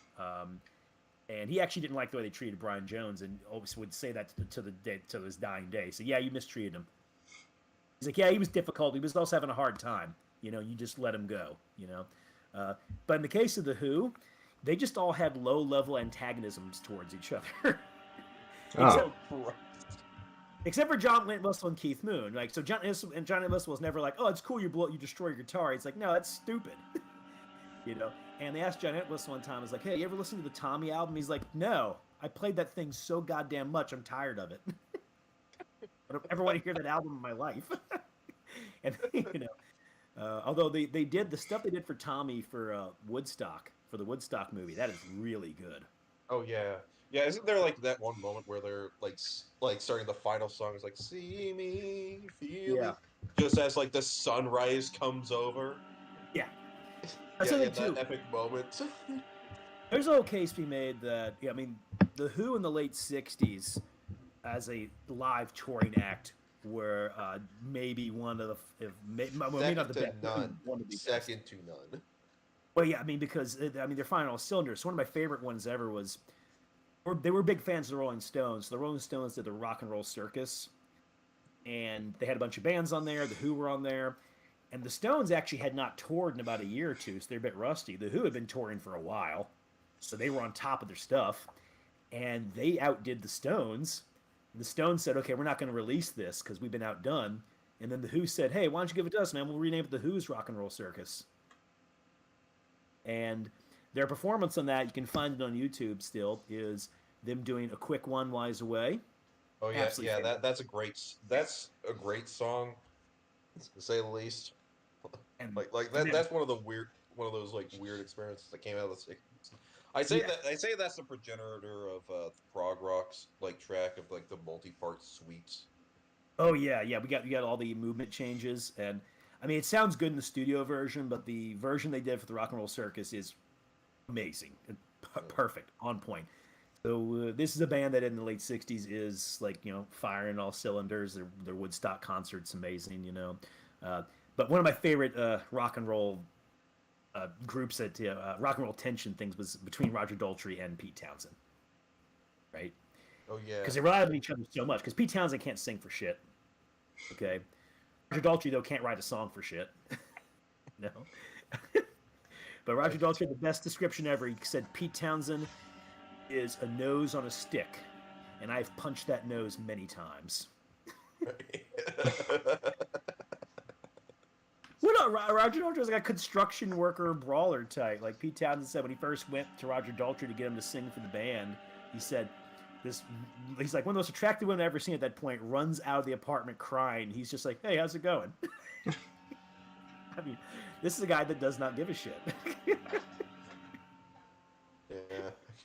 Oh God, I gotta see that movie Roger Daltrey's in called Listomania, which is supposed to be absolutely ridiculous. Oh yeah, where you're supposed to be like playing this like 1800s pianist like Franz Liszt Liszt. thing. Yeah. He's playing Franz Liszt. Yeah. It's like about like the how he was basically the proto like Beatlemania, and they basically Yeah. Uh, Well, I guess one might make a case for Paganini, the violinist, yeah which was the actually, devil's yeah. violinist. so we done Well, it. guess which is also what Liszt was doing. Liszt said, "I want to be the Paganini of the piano."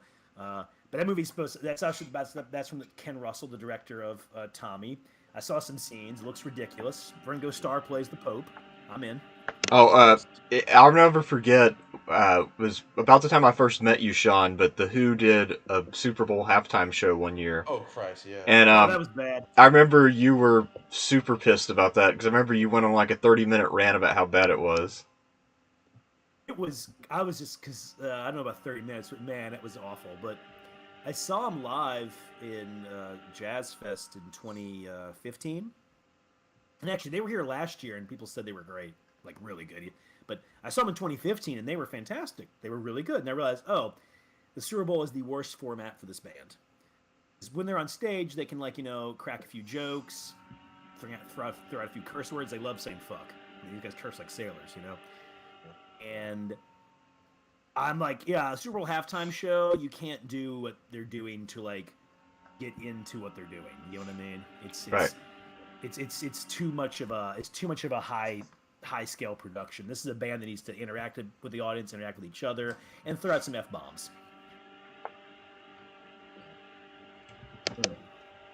But yeah, that Super Bowl halftime show, God, they were bad. Ooh, that was terrible. So I guess we'll just stick to Who and like A or S and move on. Yeah. I'd say S, honestly. All right. Isn't there also a band called the Guess Who? Are they on here? There is a band called the Guess Who. Didn't they do American Woman? Care. Didn't they do American Woman or something? I think they did. Think so. Yeah, but if so, they're one hit wonder, and I don't care. Oh, yeah. All right. But no, there's that great scene in Almost Famous where Philip Seymour House is playing Lester Bangs, and he's like, "The Doors, these guys suck. It's all about the Guess Who." Yeah. Oh God, I love reading about these old timey like critics. Like, I just gotta say, I can't believe I am utterly impressed with Robert Christgau because I didn't think it was possible to get a paying job just being wrong about everything all the time. Well, God, Because he has some of the shittiest takes on like a lot of like my favorite bands ever. oh man, But- I mean, hell, you ever? Just watch CNN. You can see people are wrong all the time who get paid. Yeah. But no, it's just like Lester Bangs was like a pretty good writer, and he had some very interesting opinions. Like his negative review of Led Zeppelin 3 was like good for a negative review. Although if you want to read something hilarious, read the Rolling Stone negative review of Led Zeppelin 2. It's just them making fun of Led Zeppelin fans, and it's actually hilarious. And of course, totally fucking wrong. Right. Yeah. Lester Bangs, isn't he the guy that like was super big into like the punk movement and all that? Yeah, he got into that. Yeah. And was it like I bring that up because ironically I believe his first review was him shitting on the MC5, which may be the first like actual punk band, like straight up. I have the MC5 on the list if we want to talk about them. I know just about nothing, man. Yeah, they were like this hard rock band from Detroit. These guys were fucking wild. They were like members of like the white offshoot of the Black Panther Party. These guys make Rage Against the Machine look like complete pussies. I think everybody makes Rage Against the Machine look pathetic, especially at this point. Yeah, I will say they're best known for like their first album is like a live album of them in concert, and like them making like declarations like "Brothers and sisters, are you ready?" Like and shit like that. And Oh they opened one of God. their songs like "Kick out the jams, motherfucker." And I think it may be the first time. I think it may be the first time that the F bomb has been dropped like on an album. It's great shit. That I highly recommend their first album. I put them on the list because like their influence is like excised by the fact they may just be like the first punk band ever. Oh, Like they sound just like a what you would imagine a punk band in the 70s sounds like. huh. But this is like 1967, 68. So Okay. the MC5 that would be I'm trying to look. It's right between Buffalo Springfield and Marvin Gaye. And Oh All yeah, right, yeah, I here. see him. Okay. yeah, Where, on the where we want to stick MC5?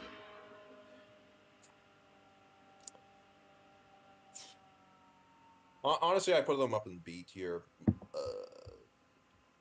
I'm not sure they have as much influence There uh, as say the Beatles and whatnot. It's really just they have like the one album that's super great. So I think their second album was like produced by Phil Spector and was just a bunch of like classic like rock numbers like by Little Richard and shit. That was like okay, but we go. All right. I'm trying to find a band on here I don't care about because I'm gonna go grab another beer real fast. So that way you guys can talk about a band I don't well, know. let's Um, see like Well, you want Janis to talk about? Joplin. You ever? Well, you want to talk more about the British bands, well, no, or? I'm gonna grab a beer real fast. So I'll put you guys on a Okay. topic that I don't care about for like 2 or 3 minutes. All right. So what kind of music do you not give a shit about? Um, like you mentioned earlier that there's some Motown stuff. Okay. How about we talk about Phil Spector then? All right, yeah, you guys talk about Phil Spector. I'll be back in like 3 minutes. All right. So I have some other categories to put here. I want to put Phil Spector on here mostly because of his production work and like raw sound. And the fact that he may be the first real like I think he's one of the first real superstar producers. Uh, takes on that or No, no, I don't really. I really like. Well, I don't listen to it as much right now. 5 or 6 years ago, I was listening to a lot of things that Phil Spector had produced, um, but I don't really have much of an opinion. I just enjoyed it. oh You know. yeah. You know. Yeah, I will say like I'm not a fan of the first like uh the first thing I knew that Phil Spector actually produced was of course the Let It Be album, which I don't have a high opinion of personally. But that said, he did produce All Things Must Pass and John Lennon Plastic Ono Band, so he has those to his credits, you know. Uh, Yeah. and of course like his stuff in like the early '60s, especially like with the Ronettes. Hmm. Be My Baby is a fantastic fucking song, I think. Oh, of course, yeah, great song. Yeah. Superbly used in the for the title music for Mean Streets, one of Martin Scorsese's first films. Yeah. Yeah, and didn't he have like one Christmas hit? I forgot what it was called, but Yeah, I forget, but I actually got the it was definitely his production style on it. I forgot the name of it, but I've got the Phil Spector Christmas album somewhere around here. Baby Please Come Home, is that it? I think I can't remember off the top of my head, man. You know, it, I liked what Phil Spector did, but I never had this like compulsion to read any deeper into it. Yeah. You know, I know he's a crazy fuck. You know, Yeah. That's the other factor to him. Uh, he probably is the biggest scumbag on this list, and this scumbag this list contains both Eric Clapton and Charles Manson by extension. I thought you might talk about the Stooges because you were talking about proto punk stuff. Oh yeah, I wanted to get to You must really like. You because must they're in really, the same like vein as like the Velvet Underground. I want to include them, Nico, and the yeah. Stooges. No, you're a big fan of punk music then? Not like not like the pure shit. Like I'm not a fan of like the Ramones or just like just the hardcore ones. The ones I'm into are actually the Clash. You know, the guys that were kind of punk, and then they just added to their sound Yeah. with each passing album. I love the Ramones, but I generally am not a big punk guy.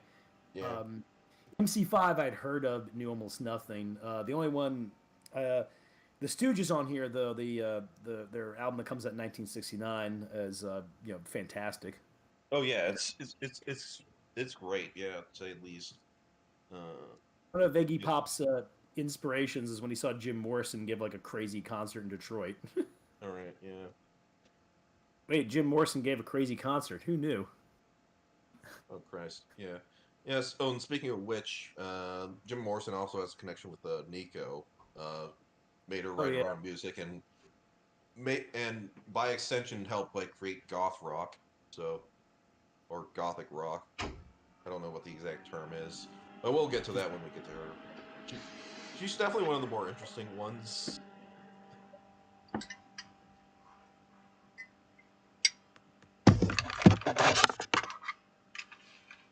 I have semi-returned. All right, welcome back. Yeah. So, what about whatever you guys were just talking about? Yeah, well, we finished talking about Phil Spector, and now I think we're gonna move on to what I want to call the Warhol musicians. This may be a complete skip over for a lot of like bands and whatnot, but oh well. Because we're on the topic anyway. So first of all, the Velvet Underground. How familiar are you guys with them? Not a bit. I own the first album, and of course, it's like one of the best I've got. Oh yeah, Sounds amazing. I don't know about them in too much like background detail. I just know it's a great album. I like listening to it. yeah. They're definitely one of the they're definitely the outliers of the '60s to say the least in terms of like musical acts. Uh, they I don't know where to begin. Like Lou Reed and John Cale are definitely like tour de forces in their own like avenues of weirdo like rock music shit. Yeah. And you could especially hear that on their like second album, the White Light, White Heat.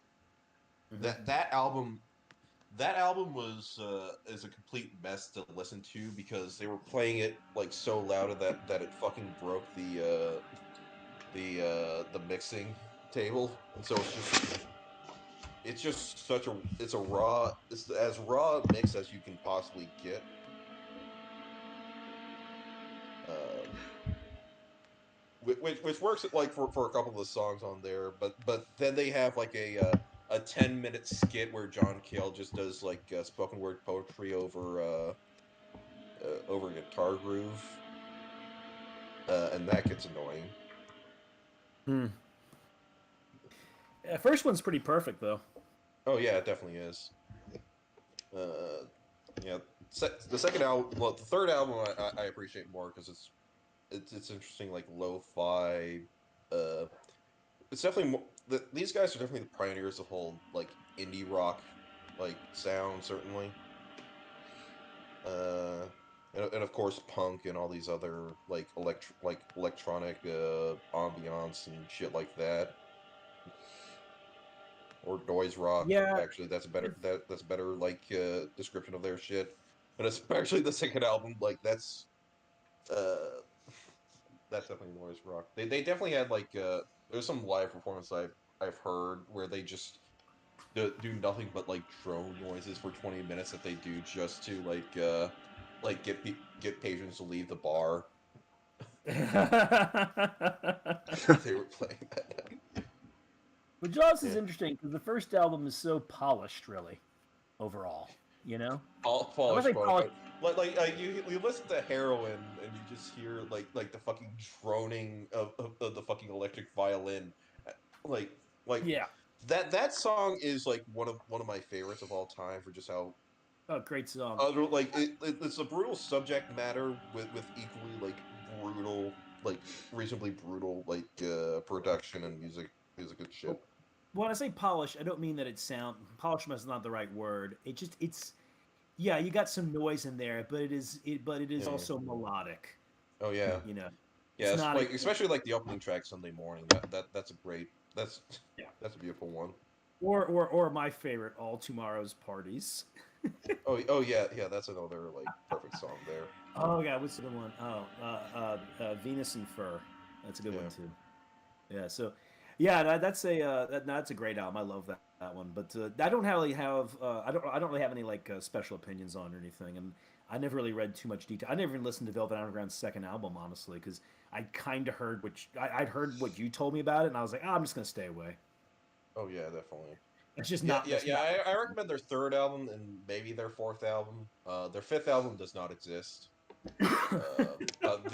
That oh god, that album is a story and a half, and I don't know why Todd in the Shadows hasn't done a video on that one yet, but probably because it's a bit more boring than his usual shit. But like, but it's kind, but basically none of the original members of the band played on that album. It was just like their manager just took the guy that replaced John Cale. Uh, Hmm. who isn't terrible in his own right. He doesn't write his own songs, but he has a great voice. He just had him cut a solo record and called it a Velvet Underground record. Uh, Oh None God. of the original members of the band were involved in that, and it's completely forgotten, and no one cares for it. But it's on Spotify, so you can listen to it whenever. Thank you, Spotify. Thank you. So yeah, I say give them S tier. Um, they're like second row, uh, third, fourth on the left. This what guy with the weird hair? No, bottom right row. Oh, the Yeah, the four guys there. and one of them has a mustache. See, what you Uh, want to give him? the, I say give them S tier. Okay. Hold on, All right. I gotta wait until like the stream updates. Oh, For yeah, you're hovering over the right guys. Yeah, that's the right one. all right. Mm. I know we opened up talking about Fleetwood Mac. Maybe we should Yeah, hit them I up. guess we could go to them in that case. Fleetwood Mac in this period is completely different from how they were their glory periods of Rumors and the self-titled and Tusk. Uh, they were basically like a blues band for the early '60s under Peter Green, great guitarist. Uh, they played really well. Uh, First two albums they're okay blues albums to say the least. Uh, but then they got on Danny Kilwane, who was actually who was more mellowed out in terms of style and whatnot. Uh, and that resulted in Then Play On, which I think may be the best Fleetwood Mac album. It's definitely up there. Uh, yeah. Have any of you heard of their music in this period at all? I don't know. I've heard a lot of their music, but I don't know when it was made exactly. Yeah, yeah. The thing is, like, this period is kind of just like everything before Stevie Nicks and Lindsey Buckingham. Everyone forgets this period, like everything that happened before then. Maybe like uh, this is more like well known shit in terms of like the Fleetwood Mac's catalog. Because after that, they have kind of a wilderness period where they just keep on replacing like lead guitarist and vocalist every two albums or so. Hmm. Uh, like the shit they had with under Bob Welch was like incredible. Like "Sentimental Lady," if you ever heard that song, masterpiece, honestly, real shit. Uh, Mystery for Me is also a great album, but I'm talking about the '70s albums here. But focusing on like Then Play On, like that's like fantastic shit right there. A lot more, like booty atmospheric shit. Uh, they also had like a couple great singles, like "Oh Well." the stop start blues number. That one's great. Green Manalishi, two prong. Ow, shit. Sorry, I just cannot pronounce whatever the fuck that is. That's another great track. That was around the time that Peter Green was going down on the LSD. Mm. And Albatross. Oh yeah, you know the Santana song "Black Magic Woman"? Yeah, yeah. Yeah. That was a Fleetwood Mac song. Okay. Yeah, Hmm. yeah. Originally recorded and performed by Peter Green with Fleetwood Mac. Their version is pretty great, Cool. but yeah. Honestly, I'd say I like their stuff. I gotta go with C tier. Okay. So they, I guess they hit their stride in the '70s and '80s, or Yeah, um, yeah. Yeah, especially the '70s. so I'm in the mood Uh, for something that where it's something that doesn't do well at all because I feel like so far we've mostly had positive things to say. So who's the shittiest person on the list or shittiest uh, band? Christ. Um. Well, Well, the thing there's is, monkeys. if you like, well, monkeys, yeah, I guess. I mean, if you like '60s, 1960s music, I mean, you'd have to be like grabbing like some really bad pop bands, or just like ones that are relatively forgettable, like Loving Spoonful or something. Yeah. Yeah, You yeah. know, There's a lot of bands that I just didn't include on here because I know nothing of them, and I don't, and I and if I do, I at least have a high regard of Oh. these. I mean, Well, at least I hear good shit about these. Like the thing is, like, there's a lot of bands here that I know shit all about, like Janis Joplin, Jefferson Airplane, the Byrds. I don't know a single song by the Byrds. What about did Mamas and Papas make the list? I did not include them. Ah. yeah, that's kind of funny because that's a much more important group than MC5, to be honest. Yeah. For the '60s, definitely. MC5 I included mostly for personal reasons. I also include Scott Walker on here for personal reasons. I have no idea if either of you guys know about Scott Walker, but we'll get to that when we get to that. Not much, not I much. mean, I know. I mean, I don't know a ton about Mamas and Papas. I mean, the Birds were just kind of a hippie, diet psychedelic group. Um, you know, they were very successful in their time with their cover of Mr. Tambourine Man and the song Turn Turn Turn. Um, but it is also one of those groups that really um, I mean, everything gets dated. There's no doubt about that. But I think there are things that genuinely sound very dated, and that's one of them, right? Yeah. But I'm gonna look up this name. But I'll tell you what's probably the most interesting thing about the Birds, if you ask me. Um, Is it under, one of their members did become like a member of Crosby, Stills and Nash? That's the only thing I know about them at all. that is true. Also, one of them is buried in New Orleans. Oh, which one? He's not. Oh, he's not from here though. Okay. Now I gotta look this up. I'm trying to remember which one it is. So let me go pull up his name real quick because I always forget his name because I'm not a big fan of the Birds by any means. I'm like whatever. All right. But this guy, let me see.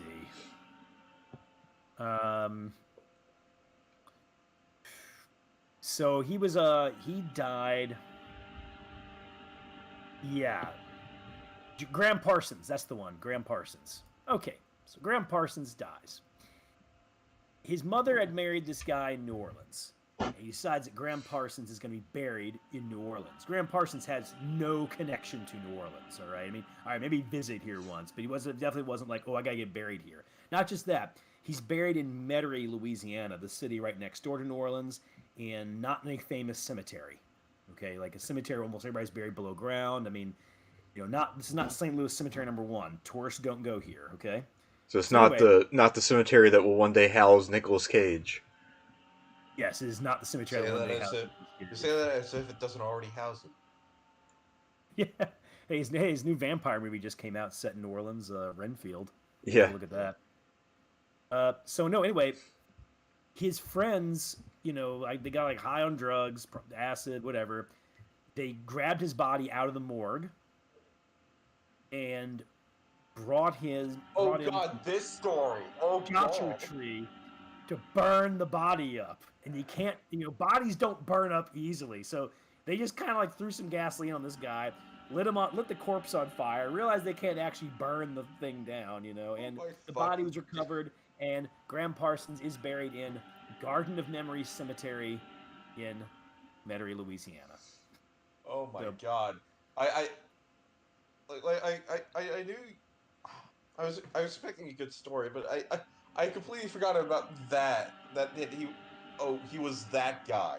He because I watched a video about that like a year or so back. My God, and being fair, that's must be said also about Graham Parsons. He was probably the best member of the Byrds. Like he's probably the most talented one, the most influential one. yeah, yeah. So there we go. I get the feeling his bandmates were a bit upset by that fact. Hence why they set him on fire. Wait, what? Were you not following that at all? No, what happened? Why'd they set him on fire? They wanted to give him a more honorable burial than like just sending him to like New Orleans. Oh shit, okay. I thought you meant like while he was alive because he was a dick. Okay. No, No, God, They no. took his corpse, brought it out to fucking the famous Joshua tree, and tried to fucking light it on fire. So they didn't know how to make a funeral pyre, huh? Yeah, no, That's sad. girl, we couldn't get much higher. I think we Yeah, should talk about the Doors now. they stole his body from the airport. That's where they stole it. Oh yeah. So Yeah. all right. Yeah. So all right. How about we go? We need to probably get back on track with the more well-known names at least. Yeah. So you were gonna say something? So how Well, come on, man. The Byrds are well known. Well, if you want to mention another one real quick, because I don't know, do you have much to say about Jefferson Airplane? I know shit all about Jefferson Airplane other than the fact that they renamed themselves Jefferson Starship. Then they Yeah. renamed themselves Oh to yeah. just Starship. And then they released "We Built This City on Rock and Roll," Oh, that song. which if I have a playlist with if it all has a playlist, it's just that song on loop. Oh god damn it, dude! I hate that song so much. My dad, he used to drive me to school when I was in high school before I got my own car, and he was on a big trip of that fucking song. I swear, every goddamn morning in like 2002 to 3, I heard that song. Yeah, yeah, funny man. And it's one of these bands that really is trying to like embrace the '80s sound, and it just sounds goofy. Like Paul McCartney did some of that kind of stuff too in the '80s. John Lennon probably would have done it if he'd lived through the '80s. They're one of the more egregious examples. But yeah, no, Jefferson Airplane. I mean, yeah, coming out of the psychedelic scene of San Francisco. They got some interesting songs. I don't think they're a particularly great band. Of course, they're best known at this point for "Somebody to Love" and "White Rabbit." Apparently, they were better live. Like the studio didn't quite capture the vibe there. What's interesting about them is that they were actually one of the bands that was on really good terms with the Doors, and I say that because the Doors really were a bit siloed off. I mean, they had interactions with other bands, but there weren't too many they were close to. Because in these bands, they would be really close to other groups, right? Not so much the Doors. They were kind of a bit off on doing their own thing. But them and Jefferson Airplane did a European tour together, and neither one of them are the headliner because at that time they're both equally famous and well known. And used to have like kind of friendly rivalry there. But yeah, at this point though, I think I'm more likely right now to listen to the Egyptian cover of White Rabbit than I am to listen to the actual White Rabbit. Yeah. Well, the Egyptian cover was really well used in the movie American Hustle. And I got the vinyl for that one, for the soundtrack of that, because I'd heard it's really good pressing, and it really is. Sounds fantastic, American Hustle soundtrack. But anyway, but yeah, Jefferson Airplane. I think they're one of the ones that's very kind of like the Byrds, although maybe a bit more so, more band of their time. Yeah, that's the thing. The fact that I've grown up my entire life without listening to a single one of like the original band's songs, aside from that one song from the '80s that the world wishes never existed. Yeah. Like the fact that this forgettable, I put them in F, but I feel like that would be like a bad spirit because, of course, I've never listened to a single one of their songs or albums or whatnot to make No, an actual judgment on them. But they have some good songs. I think what really hurt Jefferson Airplane in the end. They never really had like a great album. In some ways, they're almost like they're more of a singles band, really. yeah, Um, and they did have some good, interesting. They did have some good, very interesting songs. But they never really had a great album. Yeah. One of their songs I like of theirs is very unusual. It's called Lather. It's about a boy who won't grow up. Huh. You know. So lather is What's in interesting like about it too? a masturbation reference, or? No, well, it's just they're mentioning that this boy won't grow up, but they're actually taking a nicer view of the fact that he won't grow up because it means that he's innocent and sweet. Because they talk about like they're wondering the other boys who have grown up are wondering about him. They mention one who's a banker and the one who's like a tank commander. Things that are not all that great, right, guys? Yeah. I mean, right, at least for '60s people, and that's something worth mentioning too. I'm thinking about Lather. I really, really view this era and even the decades afterwards as a neo-romantic era. yeah. With the way that because it's with kind of like romanticism, with its kind of a rebellion against reason, almost an embrace of unreason. The celebration of the artist to a mythical heroic status, and the fact that an artist in the 60s can be an almost total piece of shit, and unless you're actually Charles Manson and you're murdering people, or at least having other people murder people for you, people will cut you a lot of slack. Whereas today, I think of this as a neo-Victorian age where people are obsessed with the moral character and fiber of artists. Yeah. It's another way we're like the Victorians. I just found out. The Victorians edited Shakespeare. Did you know about this? Oh Christ! How so? Well, they would take out scenes they thought were too dark. They would add scenes. There's actually there's actually a Victorian version of Shakespeare where King Lear has a happier ending. God damn. So they missed the entire fucking point of King Lear.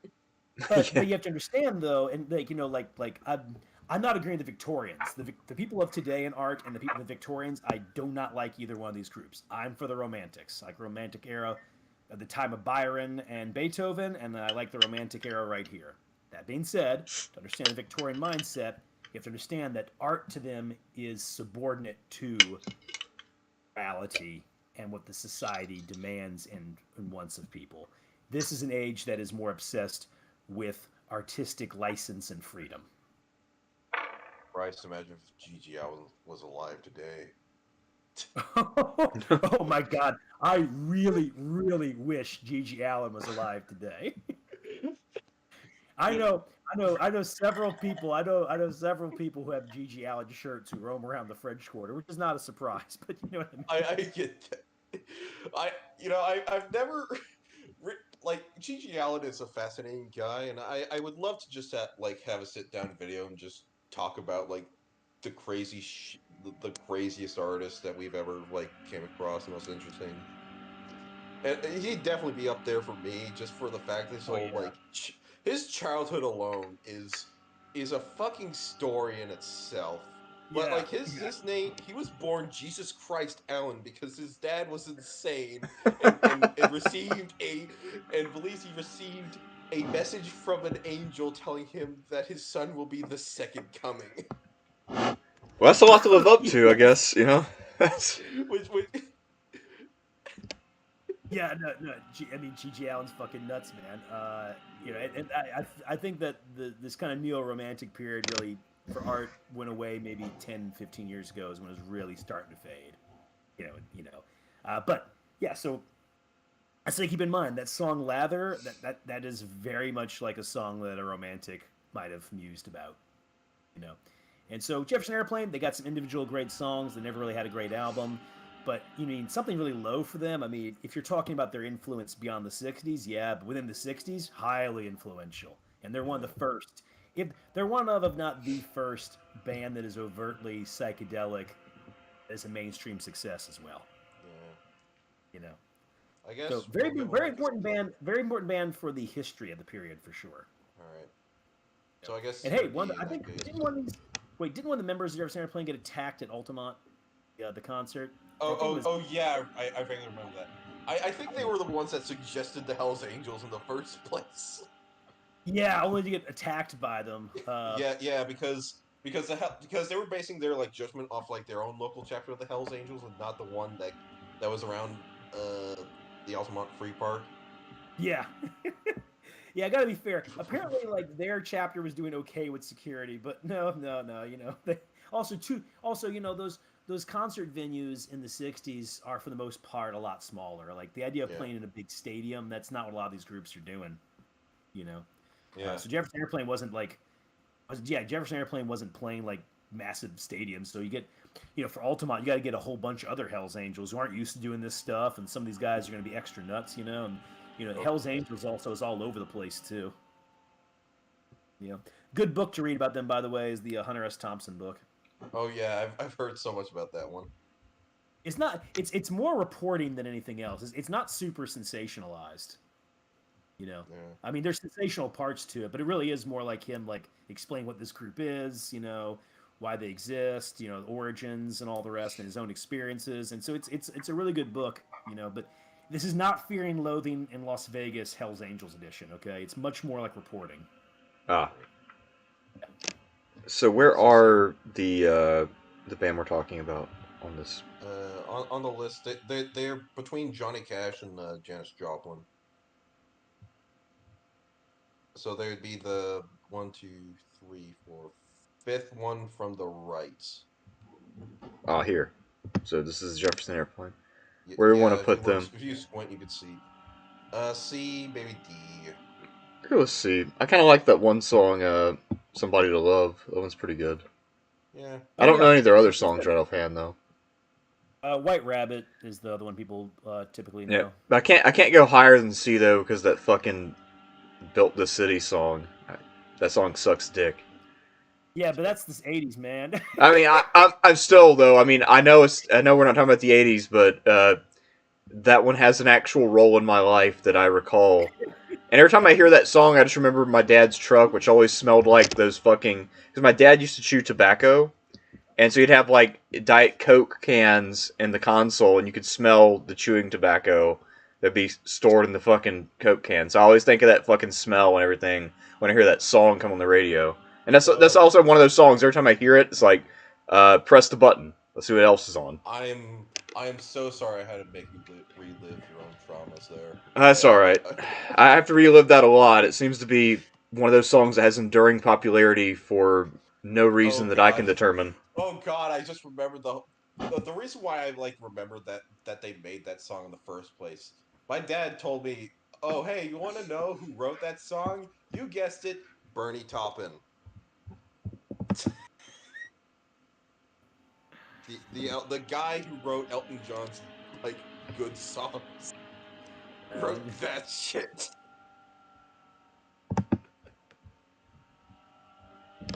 Yeah. What about Sinatra? Yeah, we don't have Sinatra on this list. Honestly, I didn't think of him as a '60s artist, and I don't listen to Sinatra. I didn't know until recently that he was in a war movie.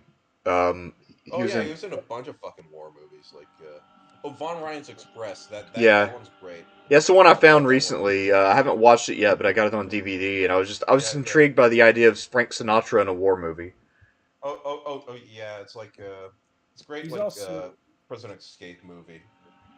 He's also in From Here to Eternity. There's also movies in called Man with the Golden Arm where he's a heroin addict. I haven't seen that yet though. Yeah. Oh yeah, no. Frank Sinatra had a pretty good acting career. I mean, he's great in Manchurian Candidate. No. Okay. Wait, he was in that one? Shit. Yeah, I haven't watched it. He's the friend of the Manchurian Candidate. Oh, okay. I didn't realize that. Figures out something's afoot, Yeah.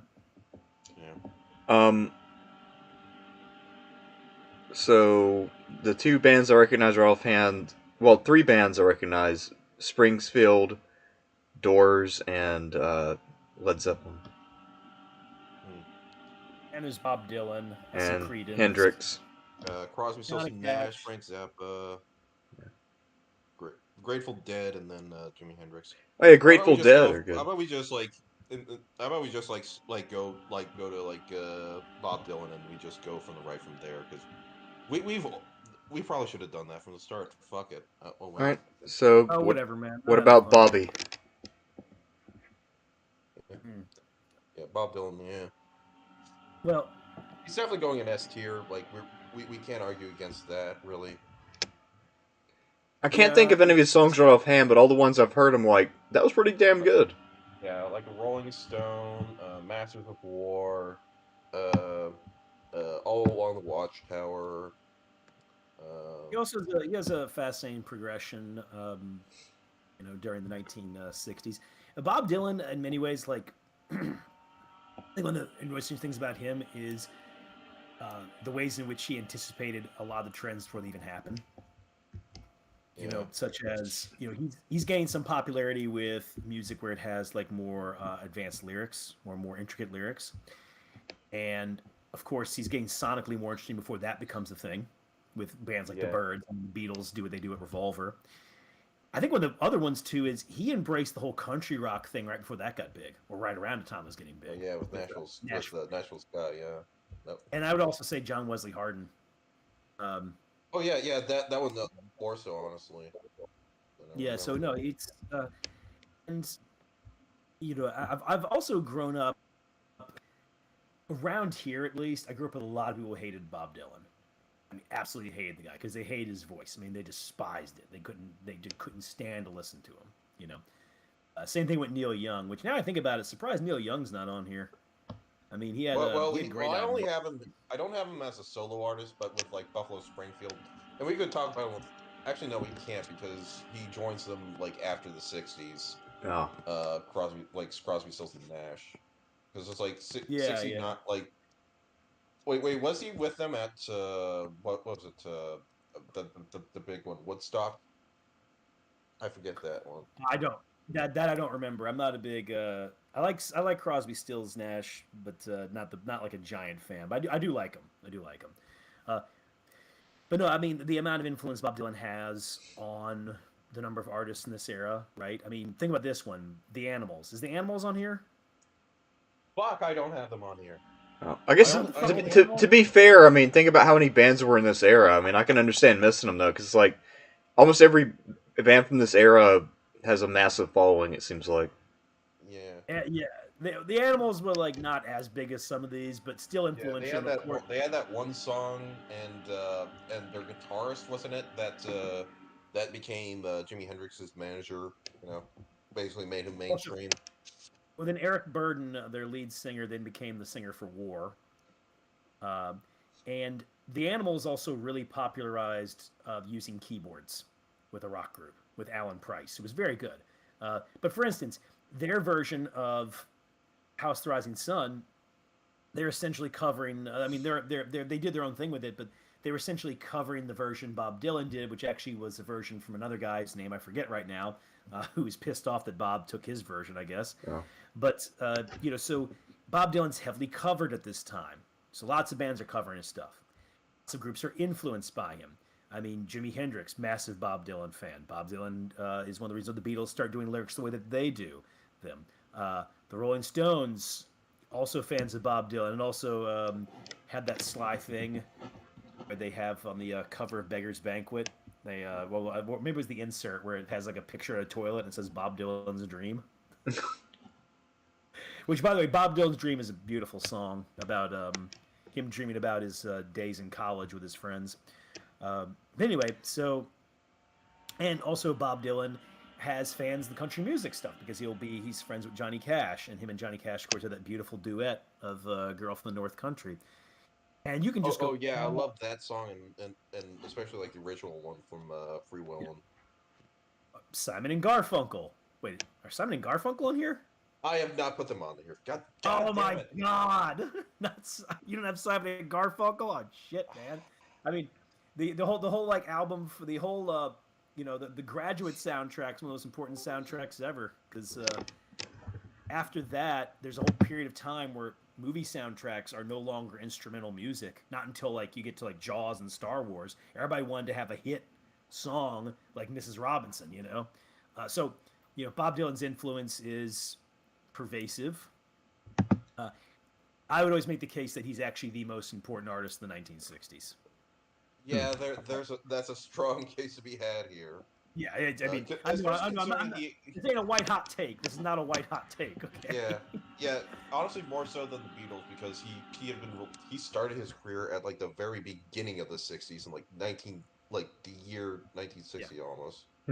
It's interesting about him too, and there's a few other artists like this, like the comedian Sam Kinison had a similar thing where they got popular very quickly. Like there wasn't like this like long period of like putting in your dues, right? It's like, no, Bob Dylan was like signed to a record deal fairly quickly, and now his first record wasn't particularly successful.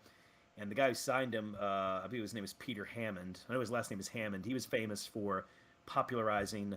Oh God, who's the woman who wrote "Strange Fruit"? Fuck, I forgot. Yeah. I'm embarrassed right now that I'm forgetting her name. But anyway, he became known as Hammond's Folly because the first Billie record Holiday. Billie Holiday, thank you. So his first record was such a failure, and then the second record, Free Will and Bob Dylan's underground hits, and from there you have like Times They Are Changing. In fact, this entire stretch, I'd say from Free Will and Bob Dylan to John Wesley Hardin, all 7 of those albums in a row are really good. Then you also have where Bob Dylan goes electric, and a bunch of those folk people riot essentially, and one of them started pulling chords out of the amps that they're playing out of. A really good movie for that is for that era to know about it is there's a '60s documentary called Don't Look Back, which is very good, but it's and very important for filmmaking because at that time they have portable cameras, so you're able to get more of a realistic look, and the camera's able to flow, and has that famous clip where Bob Dylan's they're playing Subterranean Homesick Blues, and he's got the cards, and he's like flinging them on the side, That like probably the first actual music video ever. In many ways the first in many ways the first music video, and that's an interesting movie to watch. In fact, that's where he meets Alan Price and they have a bit of I don't want to say tension, but they're a bit awkward with each other because of him thinking Price took his stuff. But anyway, so the other one too is the movie Martin Scorsese did, which is No Direction Home, which is a superb documentary, and it's about Bob Dylan mostly in the mid '60s. In fact, it goes up until the motorcycle accident. So there's just so much going on, and also one thing that was funny about Bob Dylan is his antagonism towards the press. Yeah. Understandable. It's always been a thing. Like he'll throw things right back at him, give cryptic answers. It kind of has like the Greg Popovich approach to interviews, just give answers that make people stop asking questions. And I like that because the press is the media's always asked stupid questions. I mean, we're just right now in a particular period. We're in a particular period where it's really bad, and there aren't like those people. There are not many people right now you can be like, okay, this person is doing their job well. So there's always been schmucks and idiots asking questions, right? Yeah. That being said, I mean, at least we are in a period on the positive side where everybody understands that, and the media does get called out a lot for being fucking dumb. Yeah. Yeah, I mean, that's its own interesting its own. We got our own problems with things, but I know what you're saying. There are other problems though, but I don't want to get into that. It's a whole political, historical discussion. But that being said, there's always been these idiots, and I've always felt like the number of idiots who are attracted to interviewing rock stars is quite high. Not all the time though. There are some 60 interviews I've seen, especially some I've heard with Jim Morrison, that were actually pretty good. Or somebody's actually asking decent questions. But Bob Dylan, they were asking him some dumb shit back then, so I totally get it. So he thinks of himself as probably like this great artist, and they're asking him like, "What's your favorite kind of macaroni?" Yeah. Or like ask him like, "Do you write drug songs?" He's like, "I don't even know what that is." Yeah. I wouldn't even know how to do it. I don't even know what that is. Yeah. Yeah. But yeah, I've always loved Bob Dylan since the very first time I heard him, and lyrically, he lives up to the hype. He is amazing. Yeah. Honestly, I was gonna say you bring up the hype. In a lot of ways, I've always felt like he's kind of overhyped in a lot of senses. Should be, should be Especially kept in when mind. I also in my particular milieu, I grew up with a lot of people who hated Bob Dylan. yeah. I was I was in a I, minority. Everybody I knew who liked Bob Dylan either read books and poetry or was in, like an English major or something. yeah. All Well, the people I I know. can't I can't go with, like on YouTube without like a video essay every now and then about how like this one single like Bob Dylan song is the greatest ever made and is like a masterpiece of like American literature or some crap. It's like I know for a fact he's a great musician and all that, but goddamn, Would be I funny think because somebody said Bob Dylan's still alive. It'd be funny if he reacted to some of those videos, and if there was one, he's like, "Well, I'm glad you enjoyed the song, son, but I actually wrote that while I was taking a shit one time, and like a truck stop restroom." like he doesn't really say too much about stuff, but that would whatever, man. I could. I mean, I think the type of people are going to be on YouTube making videos about music are the kind of people who are going to obsess over a guy like Bob Dylan. You know, whereas people I'm talking about, I mean, a lot of people were metalheads that I'm talking about. yeah. So yeah, a lot of I metalheads. don't respect metalheads in the slightest. So Yeah, I got you, but you got to understand, like like I'm around. By virtue of I'm around people who like they don't like this guy. I think he has a nasally voice. mm, They just don't give a shit. They think musicianship's pretty poor, or just like regular working class people around here. Just so Bob Dylan does like. And keep in mind too, did he ever have a number one hit? I mean, I know he had some songs he did really well, but I think he was more of an album guy at the end of the day. I mean he was big for a folk artist, but I don't think he was like a hit maker in that sense. Where he had a very like strong dedicated following no matter what. And he has like certain songs that everyone like loves and remembers like fondly. But I don't think he had a number one. Unless someone in the chat like knows better than I do. But It's like I I'm don't give a shit for like chart positions and shit unless like it's yeah. really important to the specific artist, like they're an actual like pop artist or whatever. Well, I think it's really important to understand the times when people are what the mass of people are listening to, and just yeah, just being nitpicky here, right? But Yeah, you got like you're watching like that Stranger Things TV show, and they have a poster for John Carpenter's The Thing, right? yeah. Nobody would have a poster for John Carpenter's The Thing at the time. It was a bomb. That movie did not start getting an audience to, like the mid '90s, and they started replaying it on like Oh Sci-Fi Christ! Channel. Seriously. Tiger Star. We are not counting "We Are the World" as a Bob Dylan song. You understand that, right? I see what you did there. Yeah. But I'm still, just despite all that, I'm only talking about what was very, very popular at the time. Simon and Garfunkel, Mamas and the Papas, much more popular than Bob Dylan, but Bob Dylan is popular, and I will still say is the most influential. But I see what you mean by the overrated thing, or to put it this way, maybe some Bob Dylan fans are like John Lennon fans, where you're like, hey, can you take the main down? Take the main down, Skid Row. Doesn't happen, right? you know. I'm gonna grab something very quick to eat. So, Yeah. if you guys want Okay. to talk about groups that I have almost no opinion on, that'd be like Frank Zappa, and I think I see the Grateful Dead there, right? Yeah. I Oh, have the no Grateful opinions on the Dead. Grateful Dead, but I have a lot of opinions about Frank Zappa. Um, I can talk about Grateful Zappa and Dead Bob. for just a minute. I actually have a friend I met in grad school who's super into Grateful Dead, Yeah, we'll get and into that then. yes, I listen to some of their stuff because I didn't really know much about them except that they have like the cult following. And when I was an undergrad, there was one professor who was known as like a cool professor because she talked about back in the day she was a groupie for the Dead. She Yeah. was a Deadhead.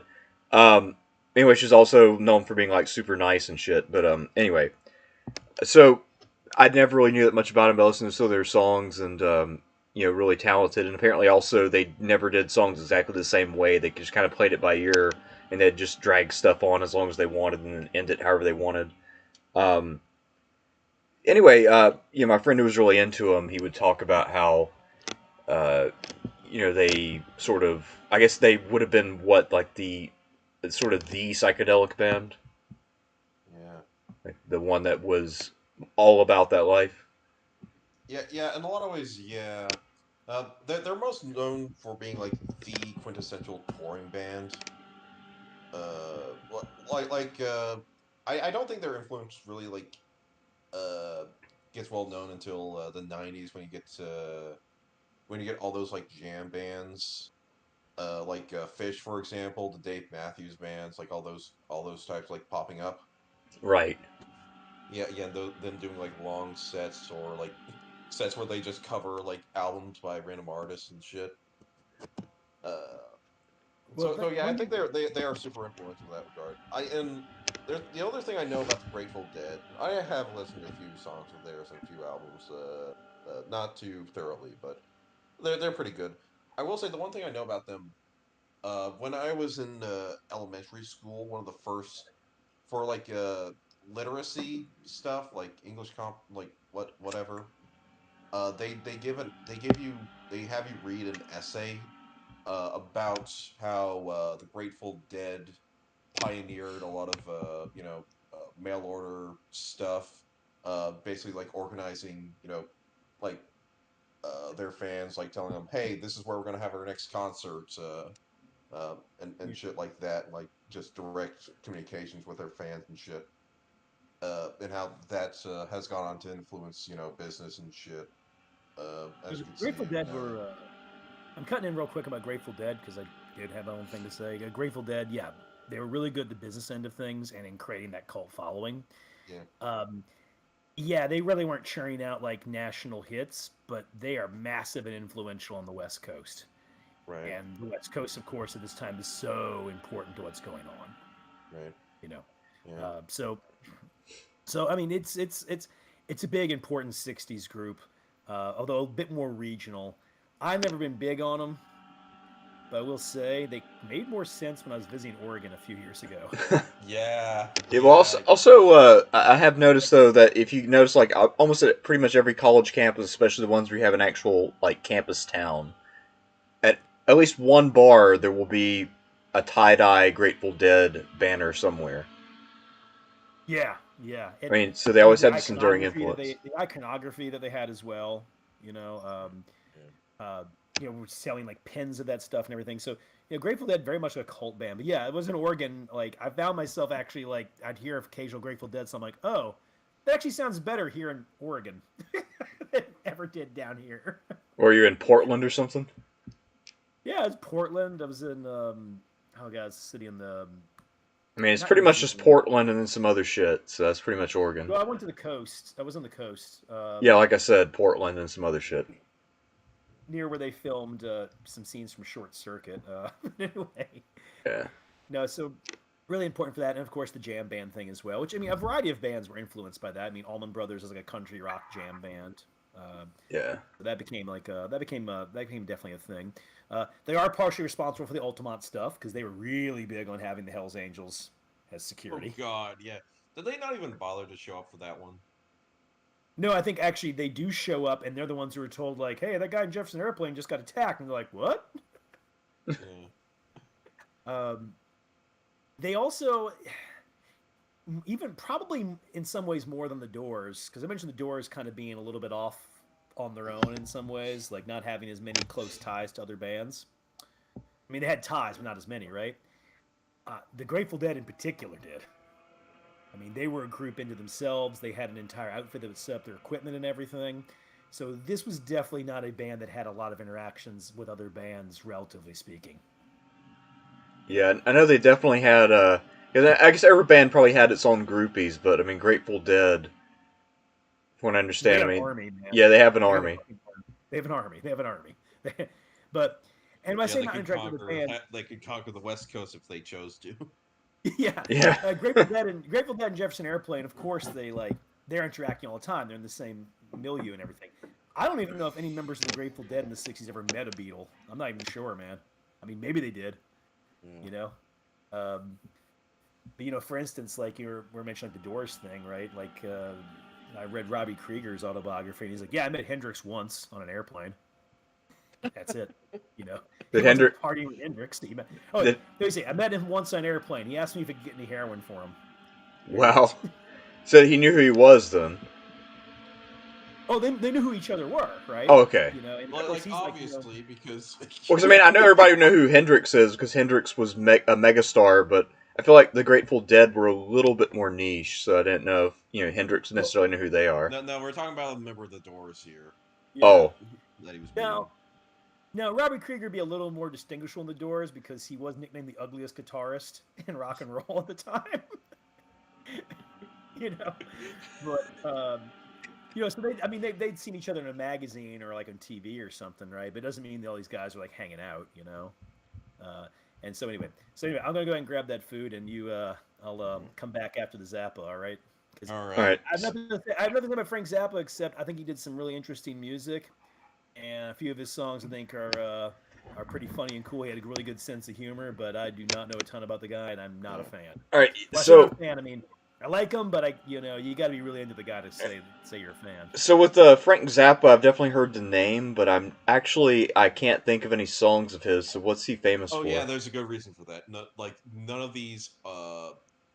I do not expect any of these songs to have ever gotten on any like mainstream rock radio ever, because it's just he's definitely like the guy who made weirdo rock a thing, like in and made it actually like popular, quote unquote. And I don't say popular like that he'll get on like the charts and shit. Like popular like he has a good following behind him. And was able to like make a career out of like his style of music. Uh, he's most known in the '60s for the stuff he did with his first band, Mothers of Invention. Uh, they have a few albums here. The most like famous is Breakout. That's probably the first one that that's probably the first one anyone would recommend of his, and I'll recommend it because it's probably the most accessible of his albums. That and Hot Rats, which is the first real solo album, I'd say. Uh, Especially the first track off of that, Peaches and Regalia, which is a superb song. Uh, yeah. He did like four albums with the Mothers of Invention during the late '60s. Uh, and they just got weirder and weirder with each and every installment. Absolutely free. Uh, we're only in the for the money, which I really appreciate for the fact that the cover album is a complete parody of Sergeant Pepper and Uncle Meat, which I see as basically Gumma if Pink Floyd knew what they were doing and they were intending to sound like this. uh, i.e., Hmm. it's terrible to anyone who isn't me, I guess. The only like track off that is like the King Kong suites off of like the last side of the album. Hmm. Really, that is probably his second best like instrumental. Other than that, yeah. But yeah, if I ever were to recommend like any music by him, just to like get into his work, is either like Freak Out or Hot Rats. Those two albums. Those are my recommendations. Uh, he's definitely an acquired taste though. Like especially like on the one hand, he's like into like weird experimental music shit, and also like cheesy like '50s doo wop and a bunch of other genres, especially like early in his career. Uh, and his sense of humor is definitely an acquired taste. It's like especially for me. There's a lot of these songs that I would love to like recommend, but just God, he just layers himself in just so much like tongue in cheek bullshit that I'm just tired of it. Right. Uh, So how would so you so rate Frank? since I'm a fan of his, I'd say S tier mainly because he carved his own niche out and he he's become like basically an icon of the counterculture movement, even though he wasn't like part of the whole hip. He wasn't a big fan of hippies and or drugs or shit. Oh, so is this Frank Zappa with the big mustache here? Yeah, the mustache. That's from cover out of a later album. Alright. I'll stick him in A, because as you're saying, he's a little bit on the niche side, but still kind of a guy that was like a sort of '60s Yeah. He wasn't scoring icon. big hits, but there were a lot of people that knew of him. Like, I've heard a story about in the '70s during a tour. One of his guitarists was poached from him by David Bowie, and that night David Bowie took the guitarist out to this restaurant in Berlin, and right there they ran into Frank Zappa and the rest of the band, and David Bowie tends to have a conversation with him, and apparently these two have been friends long before, and every single time uh, Frank Zappa would just respond to him as just "fuck you, Captain Tom." That's all he would say You mean to Bowie or to the guitarist? to Bowie Oh, because he had demoted him from Major Tom to Captain Tom. oh, okay. That's pretty good. So ground Yeah, control to Major Tom. Yeah, yeah. All right. yeah. I honestly was half a heart to put David Bowie on this list, mostly because big fan of him, and he did have some '60s stuff. The problem is that like David Bowie didn't have a lot of like actually good stuff in the '60s. The only good song he had was Space Oddity. That was about it for the Yeah. '60s, at least. Afterwards, just golden shit for all the '70s. So yeah. Yeah, we earlier we mentioned that Bill Clinton used songs by people. I remember Bill Clinton. I think '96. His campaign song was "Golden Years." Oh God. God, that's it. That that What a stories for that song. that Also, is not even the best David Bowie song. But I mean, the thing is, like, I guess it has a hopeful sort of feel to it. Like we're about to hit some golden years. Things are great. Everything's awesome.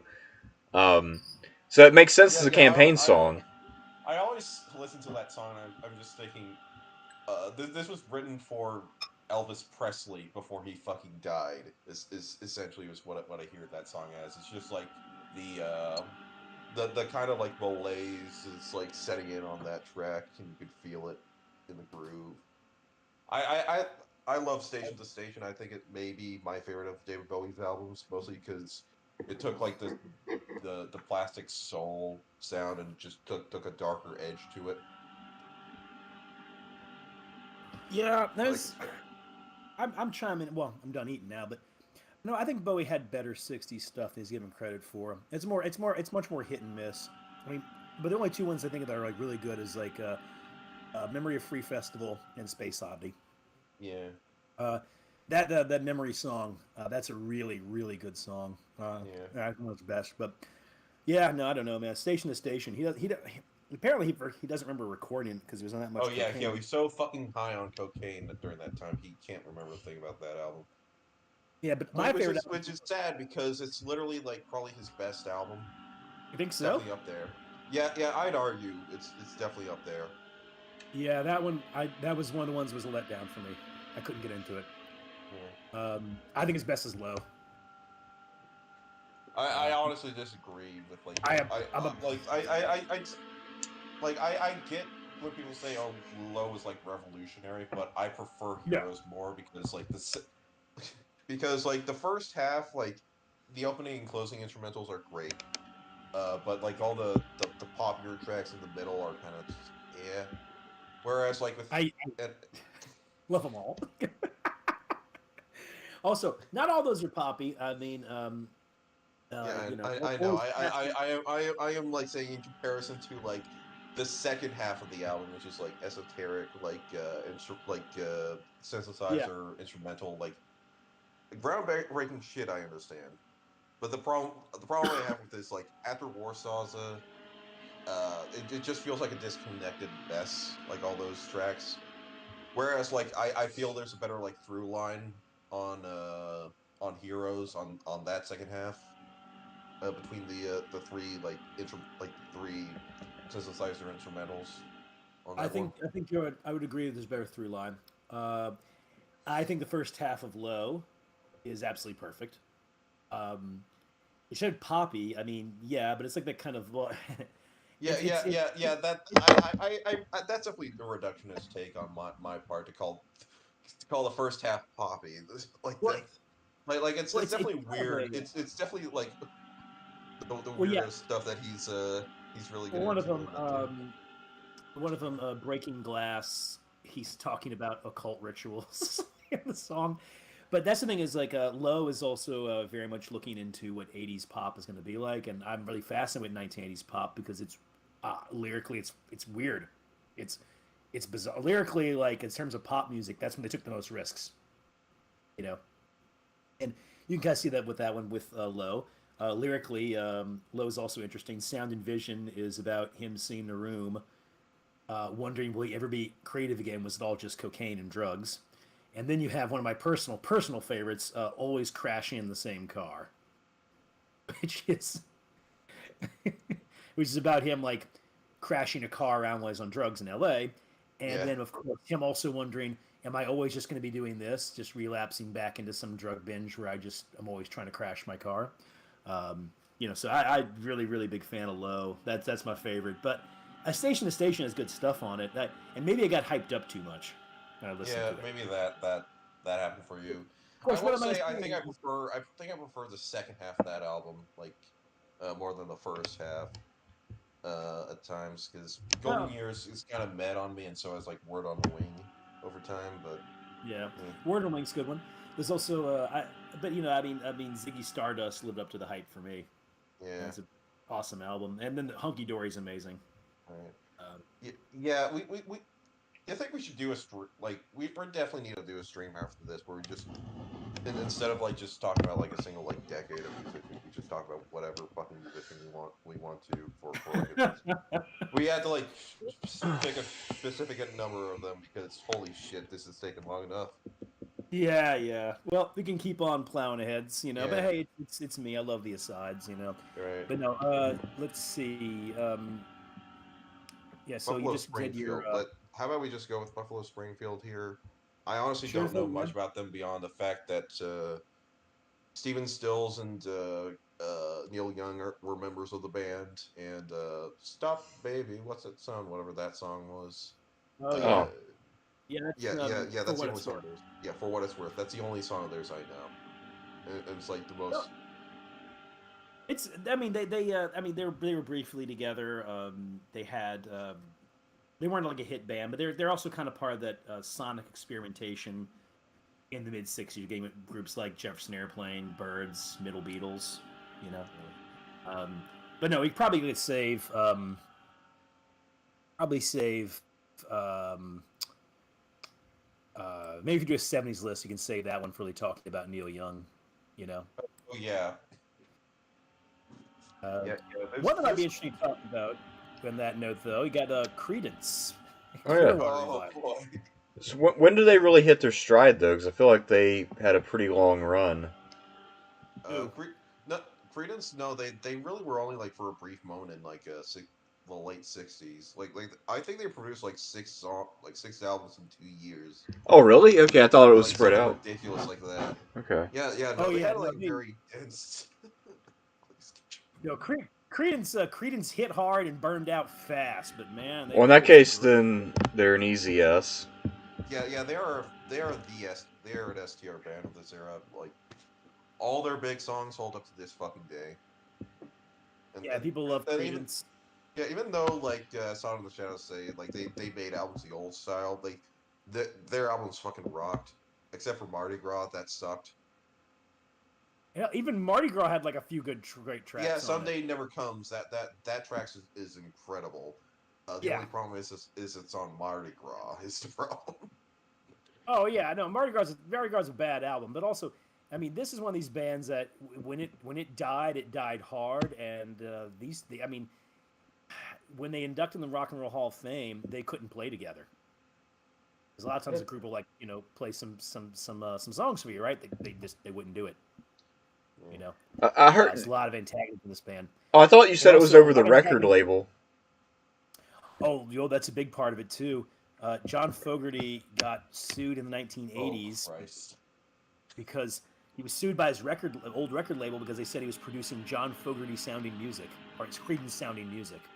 Well, yeah, I mean, he was the fucking lead singer. I mean, what did they expect it to sound like? It's Yeah. it's a spite suit. It resulted in the stupidest lawsuit ever because he had to like explain to like the jurors that he was indeed the guy who wrote these songs, and like Yeah. it was so it's one of those some really stupid legal moments, to say the least, in rock music history. Like the whole like I've watched a one of those video essays about like the whole like post CCR story for John Fogerty and like his battles with his like ex manager and shit. And what a fucking mess and a half. Yeah, I think Stu Cook's an underrated bass player. Yeah. John Fogerty, just great voice. Um, what do you got? Two of their albums, Green River and Cosmos Factory, are fucking perfect. Um, and they were really, really big on popularizing that kind of country rock sound. Although they weren't exclusively that, you know. Um, so and then of course I mean they were popular anyway, but then they got a really big injection of popularity with the movie The Big Lebowski. Oh, really? Yeah. Oh yeah, they play several Creedence songs. We have a Creedence as a joke in the movie. Oh yeah. They take his Creedence tapes. Oh, yeah.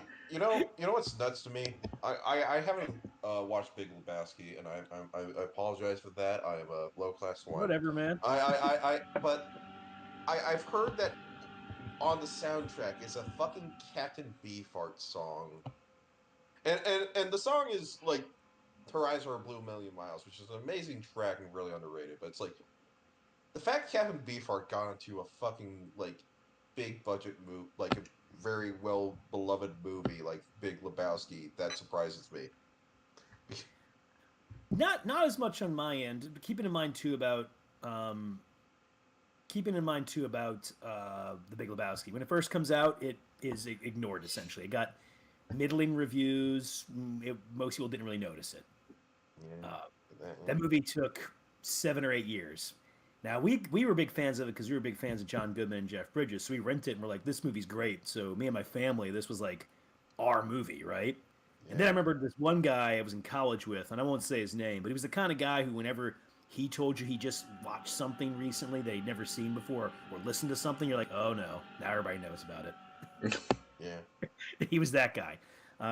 So he, so I really, it took a number of years afterwards that movie to come into its own, or at least become popular. And yeah, I didn't make a ton of money at the time. It wasn't a big budget release.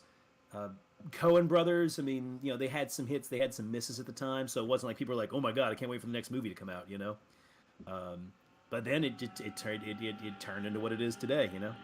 Um, I would even venture to say, based on the soundtrack, they probably spent a lot of money on that soundtrack overall. But right. yeah, no, it's yeah, Credence is one of the biggest ones for sure. I don't know a ton much else about him. I do know one last fun thing. Around here, though, people like Credence, but they'll give them shit because they did song "Born on the Bayou," and they're And they from weren't born California. on the bayou. Yeah, Yeah, and I'm like, I've always been like, dude, I don't care. And it's a also, great they're not. fucking song, guys. It's a What are you good fucking song, but also, I'm like, yeah, but they're like from like backwoods California because they're from California. I'm like, no, they're not from fucking Los Angeles. Okay, all right, you know. So anyway, so yeah, no, great bands, and yeah, once again, Green River and Cosmos Factory, about two of the most perfect albums you can listen to from the era. Yeah. Another, I also realized when we brought up Big Lebowski, I did not include Captain Beefheart on this list as well because, of course, uh, honestly, I only wanted to include him because of Trout Mask Replica. You know, the best album of the 1960s. Go listen to that. Yeah, yeah, I don't know Captain Beefheart very well. Yeah, yeah, you know And, about the whole Captain Beef, like Trout Mask Replica, that album, right? nope, When I've heard Captain Beefheart really hasn't done much for me, so I've never really pursued it. Yeah, Beefheart. All right. Troutmask Replica basically is what happens when a guy writes notes for each like instrument, but doesn't tell them which instrument like the piece is for and which song they're supposed to be playing, and so everyone is off note on every single goddamn song, and it's a complete cacophony. And it's the most amazing thing I've ever listened to. And I say this as a fan of Frank Zappa and Revolution 9. That's the part of my brain talking right now. Oh yeah, this is why I'm not into Captain Beefheart. Although Yeah, once again, yeah. I do like Hot Rats for Frank Zappa. I like that album. Oh yeah, yeah. That one's great. Now, like you were mentioning, heard you while I was eating. I heard you mention his sense of humor. You know, I find Frank Zappa fucking funny. Like you said that Captain Tom stuff. That's hilarious. Oh Yeah. yeah. Oh god. And Tiger Star brought up probably my favorite Frank Zappa song, Muffin Man, where girl, you thought it was a man, but it was a muffin, and then proceeds to like play the most searing guitar solo ever fucking written.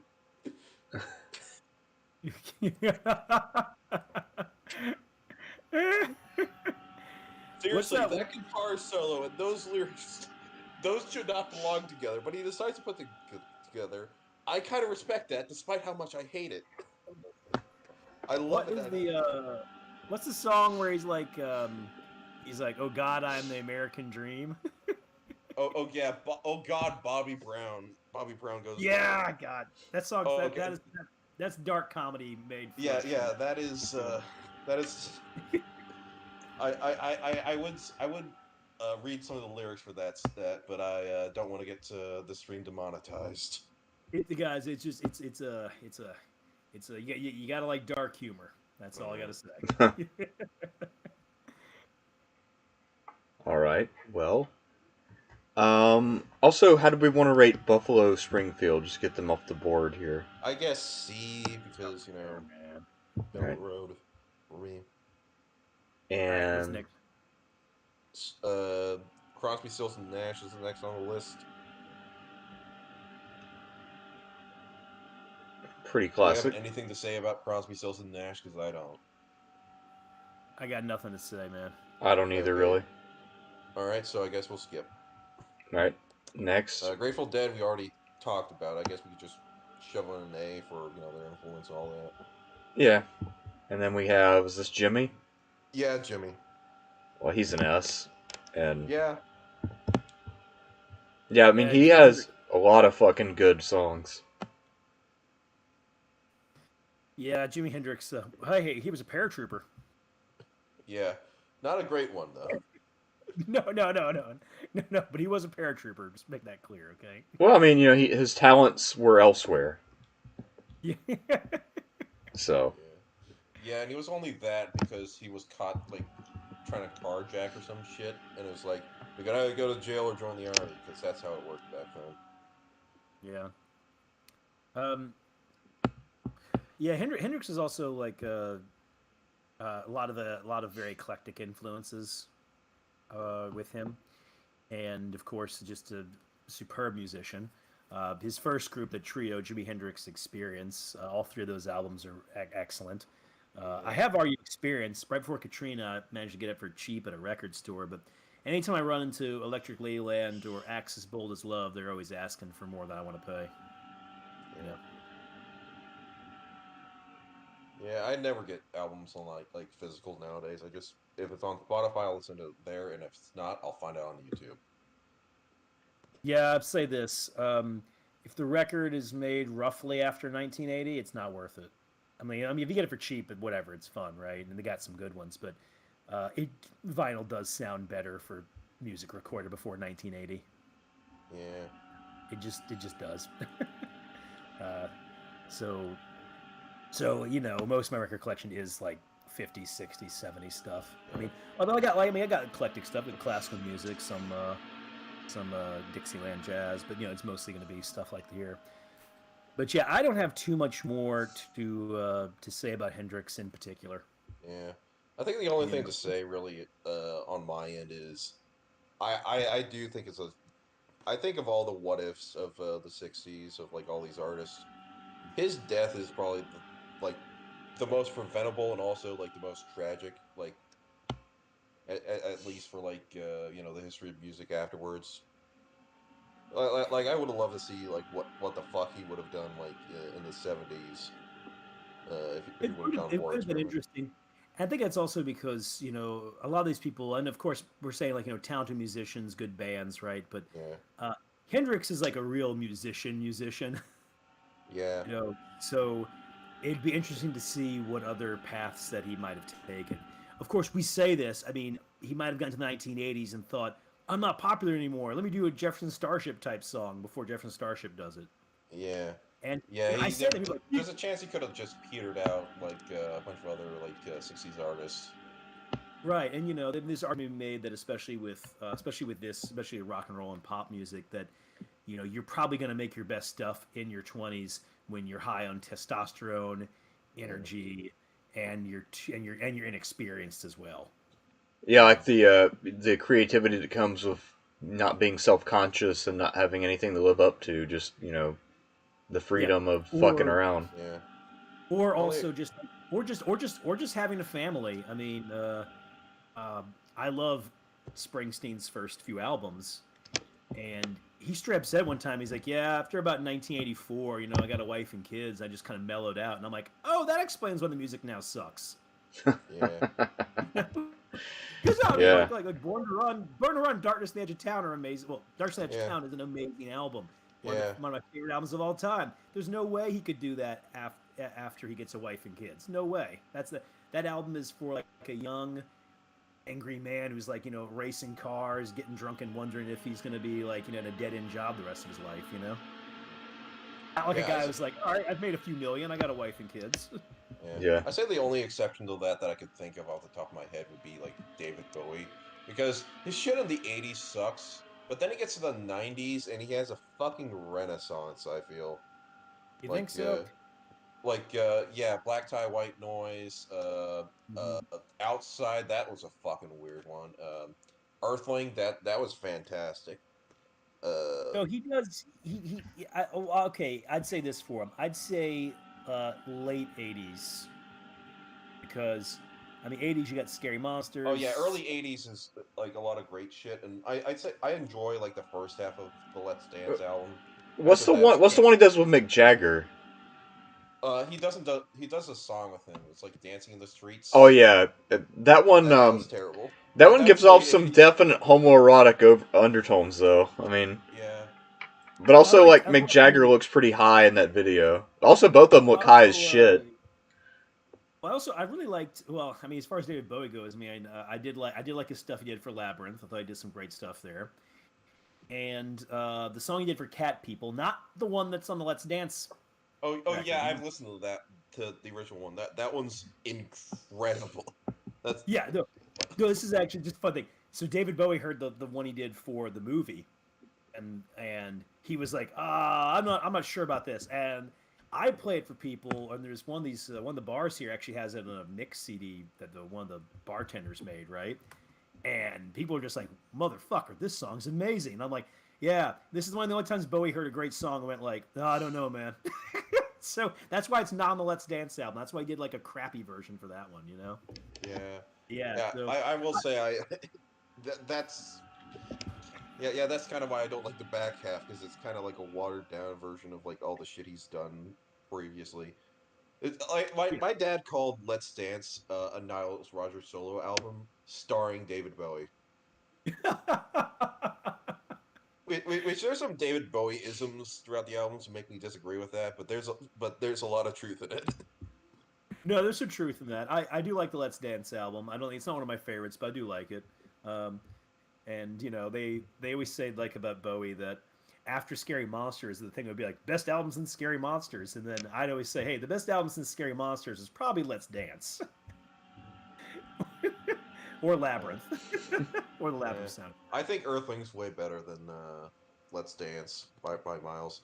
And you want to know what my actually hot take on my favorite David Bowie album? This is probably just due to the fact it's like the only one I like that's in my lifetime, but Black Star. Oh, it's a great album. Yeah, he got fucking lucky that he could like go out like literally on like his own terms musically, artistically. Yeah. That is the perfect that is the it is the best like final album I've ever heard for any like band.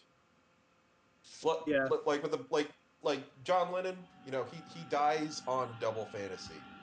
The Beatles die on Let It Be. Let It Be in its defense does have supporters. Double Fantasy has few. Yeah. But I think the thing also with Bowie and Hendrix is that uh, I'm not saying these people don't take their art seriously, but these two are very, very talented and also take their art very seriously. So I very much agree. Who knows? Hendrix, of course, probably would have had a bad period. Everybody does have one, but I think this one is the one where the most potential is lost. Yeah. You know. And on that note, you think we should just do, since we're in that section, you think we should just do Janis Joplin and the Doors then? Yeah. Sure, why not? Yeah.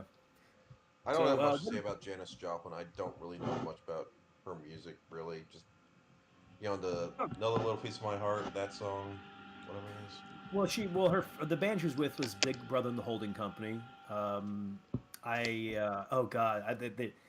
name escapes me. I got the record here, but got the one where Crumb did the artwork for it. And it's an amazing album. Some people complain that the band sounded too loud next to her, but I think they worked together perfectly. Janis Joplin herself, personally, was of course a ultra notorious alcoholic. Her favorite thing to drink was Southern Comfort. Okay. Yeah. So she had bad taste in alcohol. But she was also, from all accounts, like one of the horniest people you would ever meet, and this got her into a lot of trouble. So, for instance, like she had some Hell's Angels boyfriend, and she was sleeping with Jim Morrison, and he had to like run out because he was coming in. This guy would probably kill him if he caught him there, sort of thing, So she had a wreck of a life. But the one thing about her is that when she was recording music, she was a perfectionist and very, very professional and put everything into it.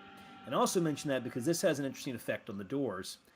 Their producer, Paul Rothchild, producer for the first 5 albums, he leaves for the 6th album to go work with Janis Joplin on her last album, which is Pearl. And he adored her and was like this. And he was tired of Jim Morrison because by this time Jim Morrison is like, showing up drunk, half-assing stuff. So it doesn't mean they can't put out good music. They have to take after take. Now, some of that's Rothschild's fault as well because he was looking for perfection sometimes. But he starts to bail on them because he'd rather work with Janis Joplin, and then she dies. And then he's like, I'm not going to help you on LA Woman. I'm done. And apparently he really didn't produce too much after that, or as much, and apparently he was pretty wrecked by that experience. And I think it's also very sad. Janis was a great vocalist, and I actually get more impressed with her with age. I mean, I've always liked her since the first time I heard her, but more impressed with her with age. Now, was she like, the same caliber as Hendrix as a pure musician? No, I don't know what the rest of her career would have looked like. But she did some amazing stuff, and her last song to be recorded is Mercedes-Benz. That's the last thing she recorded. Yeah, very funny, sad song. And then, of course, she got her first #1 hit, I believe, posthumously, which is Me and My Bobby McGee. Another sad song.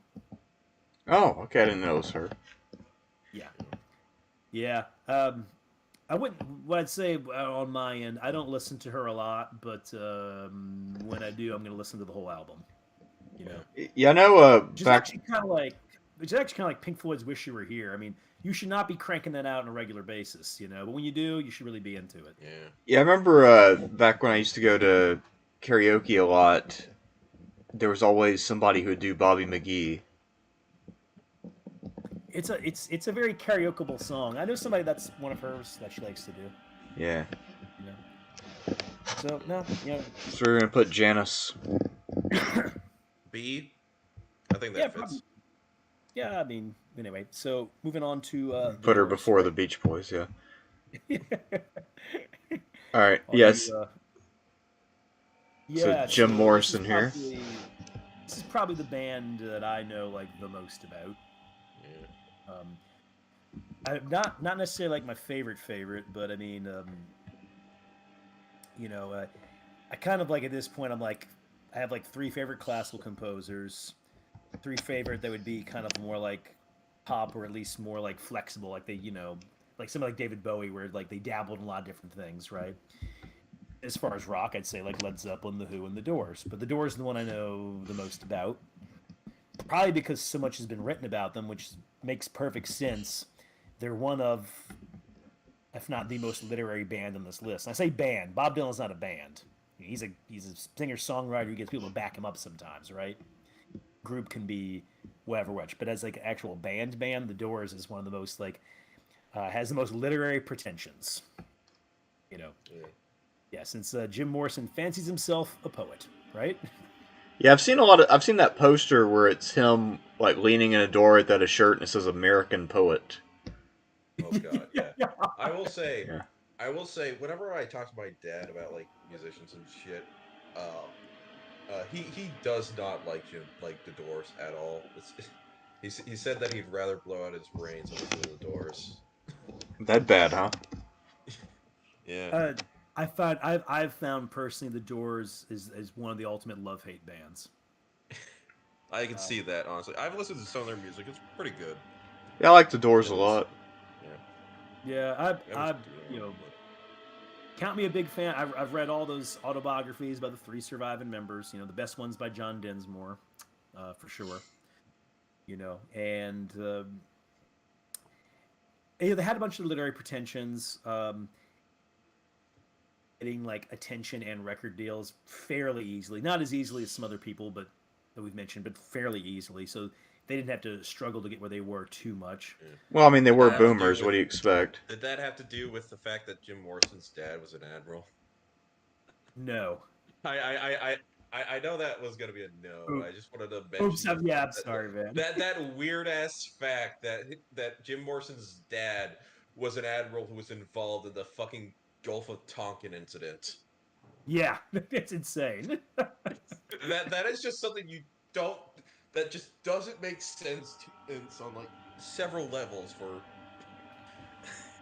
you It's just also think that he just comes out of nowhere, but no, he's actually yeah, and sorry. he also I mean he wanted well he went to film school and wanted to get involved in that.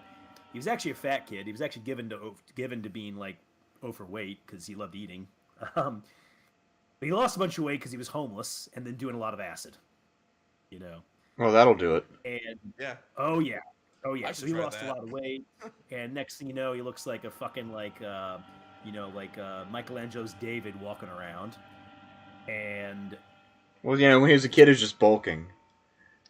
he's just bulking.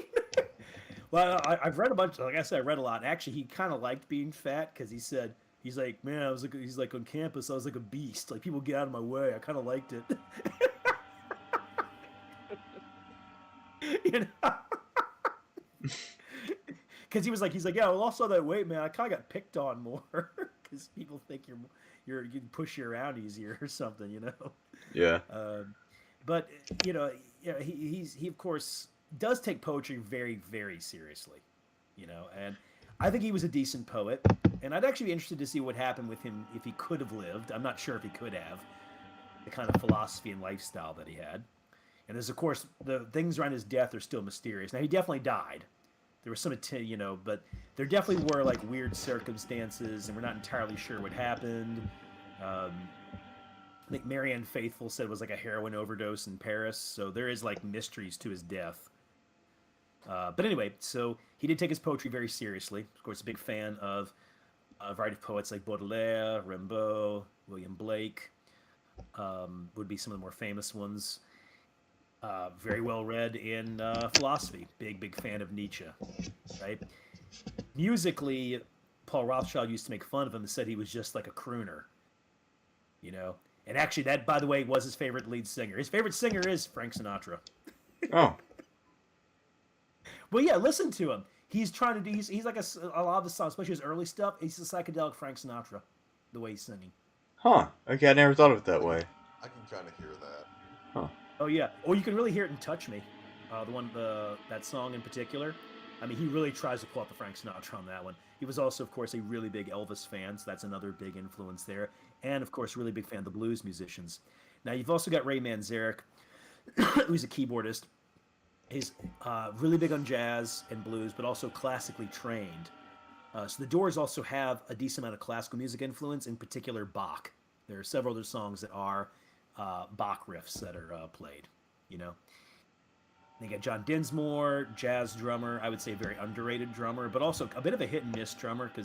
But being a jazz drummer and everything, John Dinsmore wasn't necessarily trying to sound loud like a Keith Moon or a John Bonham. You know, but what's interesting about John Dinsmore, especially when I listen to their live stuff, he's actually the one interacting the most with Jim, because when Jim Morrison's singing, he is trying to make sure that his drums are applying back to what Jim is singing, which is doubly interesting because those two had the most tense relationship in the band. But I'd say artistically complement each other the best. And they had Robbie Krieger, who was also knew like flamenco guitar, jazz guitar as well, blues. So you've got a lot of artistic influences going on with this band. And then you fact the fact that, you know, Jim has a dark sense of humor and a very morbid take on life, ultimately. Like, he's living life to the fullest, you know, Dionysus style to the max, but that's because he's obsessed with death. He believes that this is all that there is, so he better enjoy as much of it as he can right now. Okay? He is the stereotype of that. And so that means that death infuses all the lyrics, because death is always on this guy's mind. You know? He's basically an Egyptian. He would have loved to hear that, I think. Because also he's obsessed with mythology. You know, well versed in Greek, Roman, and Egyptian mythology. So Jim Morrison's a very, very intelligent man, but also, you know, somebody who realized that if this is all life is, and I'm going to die, then I might as well get the most that I can out of this right now. And that explains a fair amount of the behavior that he does as well. Huh. Yeah. Now, you look at the progression on the albums. I mean, first album, most of the songs were recorded in a few takes. It's pretty damn near perfect. I don't know if it's the best album of the 60s, but man, it's got to be like, if it ain't the best, it's got to be second or third. Just about every song is nailed on that one. Of course, it features all those diverse influences. You're going to hear like the classical music, the 1920s German opera, which you hear with the Alabama song, the heavy blues influence, the psychedelia, all the rest. Second album really good too, but by the time you get the third album was the only album there was a number one charter, but that's because it went poppy, and that's an important thing that came out the Doors as well. The Doors are weird in the 60s because, especially with their first two albums, they were really popular with the underground press, and a lot of people are like, oh, they got this, like, you know, deep psychedelic band here, but they were also putting out hits that, you know, teenage girl types liked. For instance, my mom, this music we're talking about right now, most of these groups, my mom listened to none of these. She did listen to Light My Fire. Light My Fire was a monster hit. And that was a hit with people who normally would not associate themselves with a band that's associated with drugs or what they think of as hippies or long hairs or whatever. But that one did. But when they did the third album, Waiting for the Sun, it was considered to be more poppy. So they lost some of their, I guess you say, street cred, for lack of a better word. You know, I even saw an interview where they're giving Jim shit about it, where his guys were saying like, oh, you know, that one just wasn't as well received. He's like, yeah, well, I mean, it sold really well, you know. Then they tried to do the whole Sgt. Pepper Satanic Majesty's Request thing with the Soft Parade. The Soft Parade to me it's got its fans, no doubt about it, but I think it's a disaster of an album. It just doesn't work, you know. It's too overwrought sounding. I mean, that's the thing to keep in mind too with this band. Even though they have all these diverse influences, ultimately the music for them was more stripped down. I mean, they don't even have a bass player. Well, they bring bass player into play on the sessions from the studio, but in concert, Manzarek is like playing both like his rhythm keyboard and a bass keyboard, and sometimes singing as well. It's a lot of things to do at once. Damn. Yeah. But whenever I find, usually when the Doors would start throwing in like string instruments, that just doesn't work for the most part. Rarely does. Fifth album's Morrison Hotel. That's like the comeback album. I think that album's a bit more hit and miss, but the hits on it are damn good. And of course, Roadhouse Blues is just a fucking banging track, right? And of course, you have L.A. Woman. And L.A. Woman, a lot of people consider that the best record since the first one. A good case to be made for that. It's more hit and miss, but once again, those damn hits, you know. And they had all those legal problems in Miami, where they claim that Jim Morrison exposed himself. He didn't, you know. But they went after him, and he was facing down some jail time for that one. And I think that also really started to hurt him as well. And then he got all the drug stuff too. I mean, we're talking about acid at that point. Well, in college it was mostly weed, and there was acid. There was always a lot of drinking. When I say a lot of drinking, I mean this guy could drink just about anybody under the fucking table. Didn't you say that one time, he went to sleep and he was in the airport baggage, rolling thing, the thing that rolls around like he was asleep in it? Oh, I don't know about that. I don't remember anything like that. But, he, of course, towards the end he was doing coke and then he was getting into heroin. But the entire time, he drank. He drank all the time. You know. And I don't know. I'm sure maybe somebody's got to beat him, but I've never read of anybody personally or known anybody personally who was as much of an alcoholic as Jim Morrison. You know? And he believed that he was. And there's something too. He's mostly of Irish descent, and that was one of the things he would say. He loved alcohol in general. He had this thing he said about it. He said that the thing he liked about alcohol is that he said you never know where you're gonna end up. But then he made this one point that I think's really true. You have to make a choice to keep going. So a lot of other drugs, you take them if you pop some kind of pill, right? You're gonna be in that state of mind or whatever it is for however many hours, right? Alcohol, you have to keep doing it.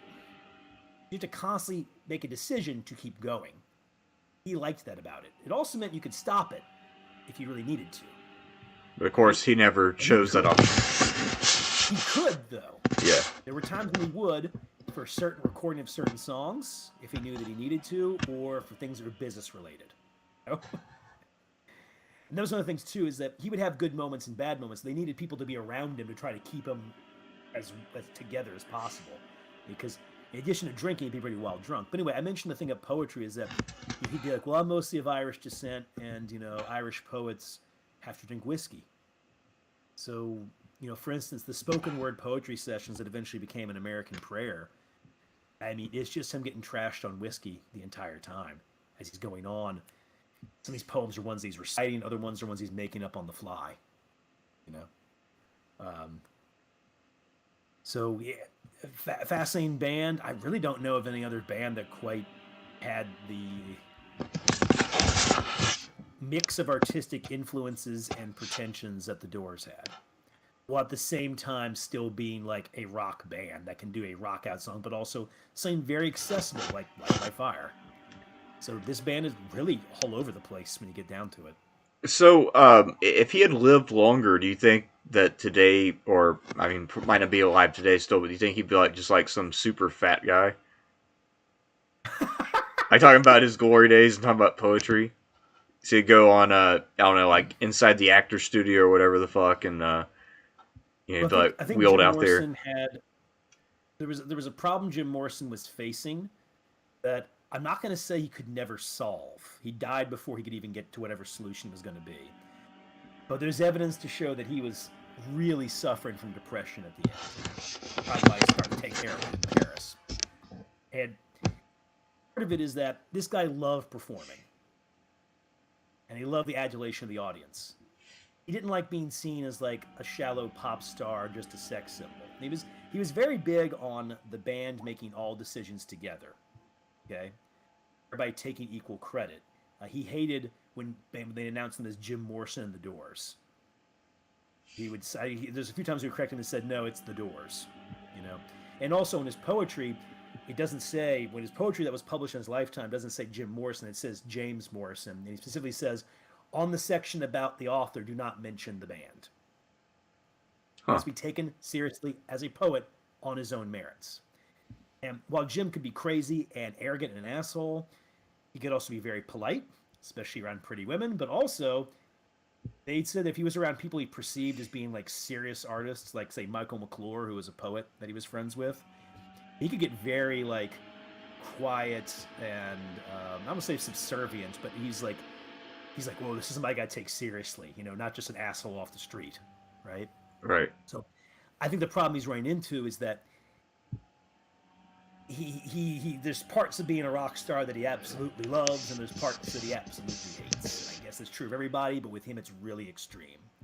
Ah. He goes to Paris to get away from things, and he also said he was going to go to Paris to write. Now he did do some writing, but not nearly as much, and I think he was just having problem getting that muse.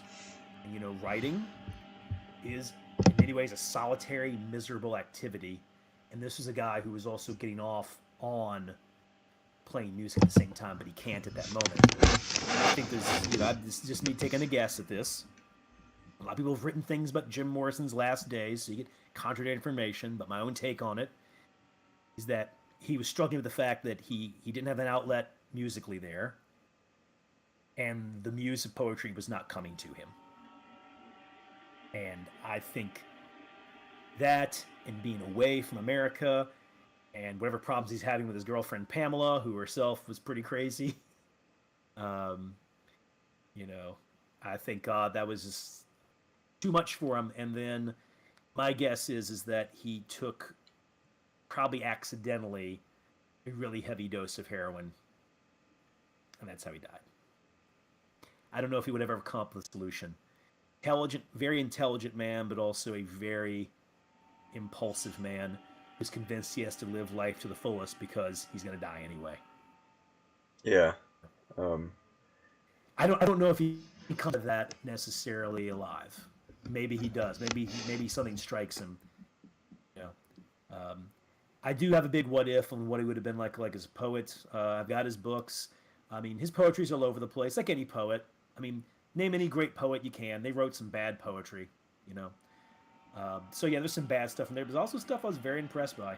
So who knows what that could have been. Yeah, because I mean, you have people like Virgil. You know, the first 6 books of the Aeneid, fucking amazing. Second 6 books, eh. Yeah, that's a great example. But yeah, book 2 of the Aeneid is one of the greatest pieces of literature I've ever read. The Fall of Troy. It's amazing. I'm a big fan of book 3, where you know, it's the romance between Aeneas and Dido. Book 3, no, all the first 6 books are great. My personal favorite is book 2. Yeah, book 3 is great. All the stuff with Dido. Yeah, book 2 is good too. Yeah, they escape from Troy and is running through the city while it's being sacked and all that. Yeah, so yeah, that's a great thing you said there. And hell, God, I mean, the Iliad and the Odyssey. I mean, you know, their books. The first 3 or 4 books of the Odyssey are fucking boring, man. That's bad. Actually, I really like books 3 and 4 where Telemachus is traveling around trying to get news of his dad, because it actually shows you a lot of hospitality culture at work. Okay, useful historically, but literary wise, I was bored, man. I mean, I've assigned it to students before. Maybe that wasn't the greatest idea, but dude, like this semester I assigned the fucking you know, Odysseus killing the suitors to students. And I still had some student come up and be like, "Man, the Odyssey's kind of boring." It's like, what do you want? What the fuck do you want? How do you get less boring than this man arranges a banquet and starts killing people with a bow while they're fucking trashed? Yeah, that part's Kids amazing. usually have higher expectations. That's all I'll say. And I will say this. If I were assigned that as like any like ancient, I don't want to like diss on your profession at all. Don't take it as this at all. But I, as like a modern like 21st century like student, I cannot like read like ancient historical works and really just take them in. Maybe it's just a thing of age where I just need to like slowly like realize like the subtle nuances. But that's never been a thing with me in art. If I just don't get it, then I probably just won't click with it for a good forever. It's not that subtle. He literally starts massacring motherfuckers with a bow. It's like, I mean, I get that. Yeah, no, that part's cool, but like a lot of I don't know how exactly to describe this further. Whatever. I think we should just move on at this point. Yeah. We already Yeah, put yeah. Doors in S tier, right? Yeah, All right, now where the for fuck do sure. we go now? Oh yeah, well, last thing about Doors, very last thing you had mentioned earlier. There's a lot of music that they, um, are anticipating, but especially music in the '80s, and especially the stuff that's going to be more like the dark pop of the '80s, like and then big influence on goth as well. Yeah. Oh yeah. Speaking of goth, how about in that case we use this to transition to Nico Yeah, because sure. he directly had an influence on her. So you probably already know her from that Velvet Underground album that you did listen to because that's Velvet Underground and Nico. She's the female vocalist on all Yeah, those Femme Fatale, All Tomorrow's Parties. Great voice and all. that She was one. just I love yeah. Go on. I love her in all tomorrow's parties. Oh yeah, yeah. She has a great like demanding voice. It's yeah. She's not a natural singer. I will say. Um,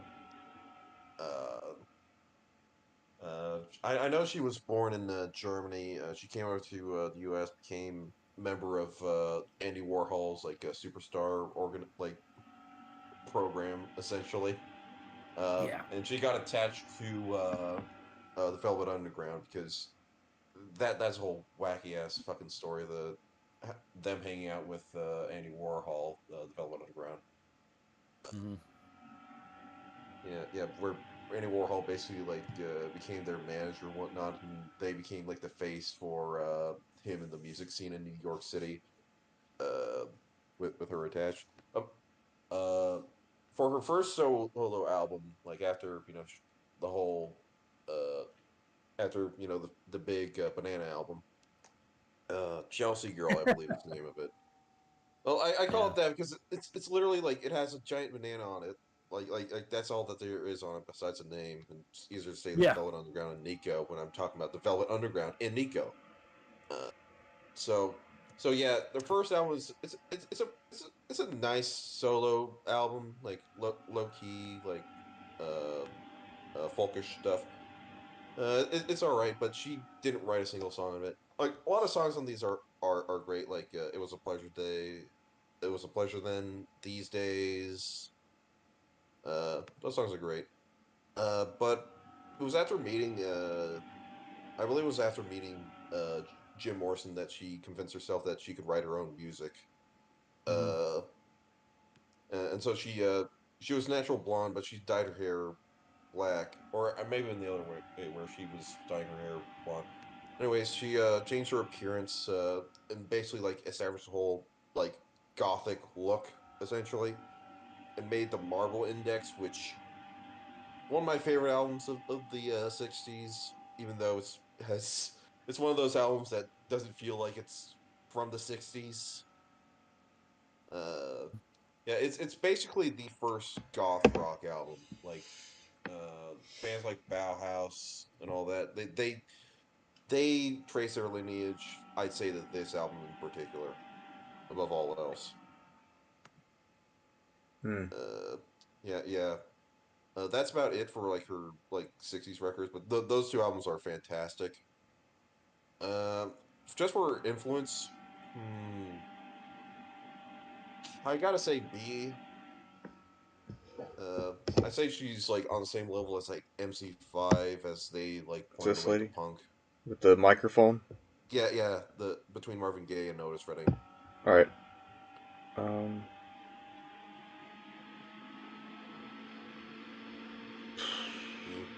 Mm. How about Led Zeppelin? All right. Well, I guess we're getting into the '69. Eh? Led Zeppelin. I mean, God, can go on with that forever. I mean, Yeah. Let we I mean, only Uh, let's just talk about the stuff they released in 1969, which I think their first and no, second album. no, let's do Physical Graffiti, man. Yeah, this is Led Zeppelin's interesting because Jimmy Page had been a prominent session guitarist throughout the 1960s, Mm. and in particular had also was in the band the Yardbirds, Yeah, which you have which on the also had list already, but not sure where birds we're on gonna here. rank them. Yeah, Yeah. one of these like random like guitar like bands with the mop tops is Yeah, I know. Is known I know. better. I know the one you're talking about. I see him. Yeah, Jimmy Page. Jeff Beck was with them as well, who was a Yeah. very highly regarded guitarist. But anyway, uh, yeah. So Jimmy Page decides that he's going to form a group, and because he's been a musician in the scene for years, he's well regarded. Now he had done sessions with John Paul Jones, so he recruits him. He's going to be the bass player.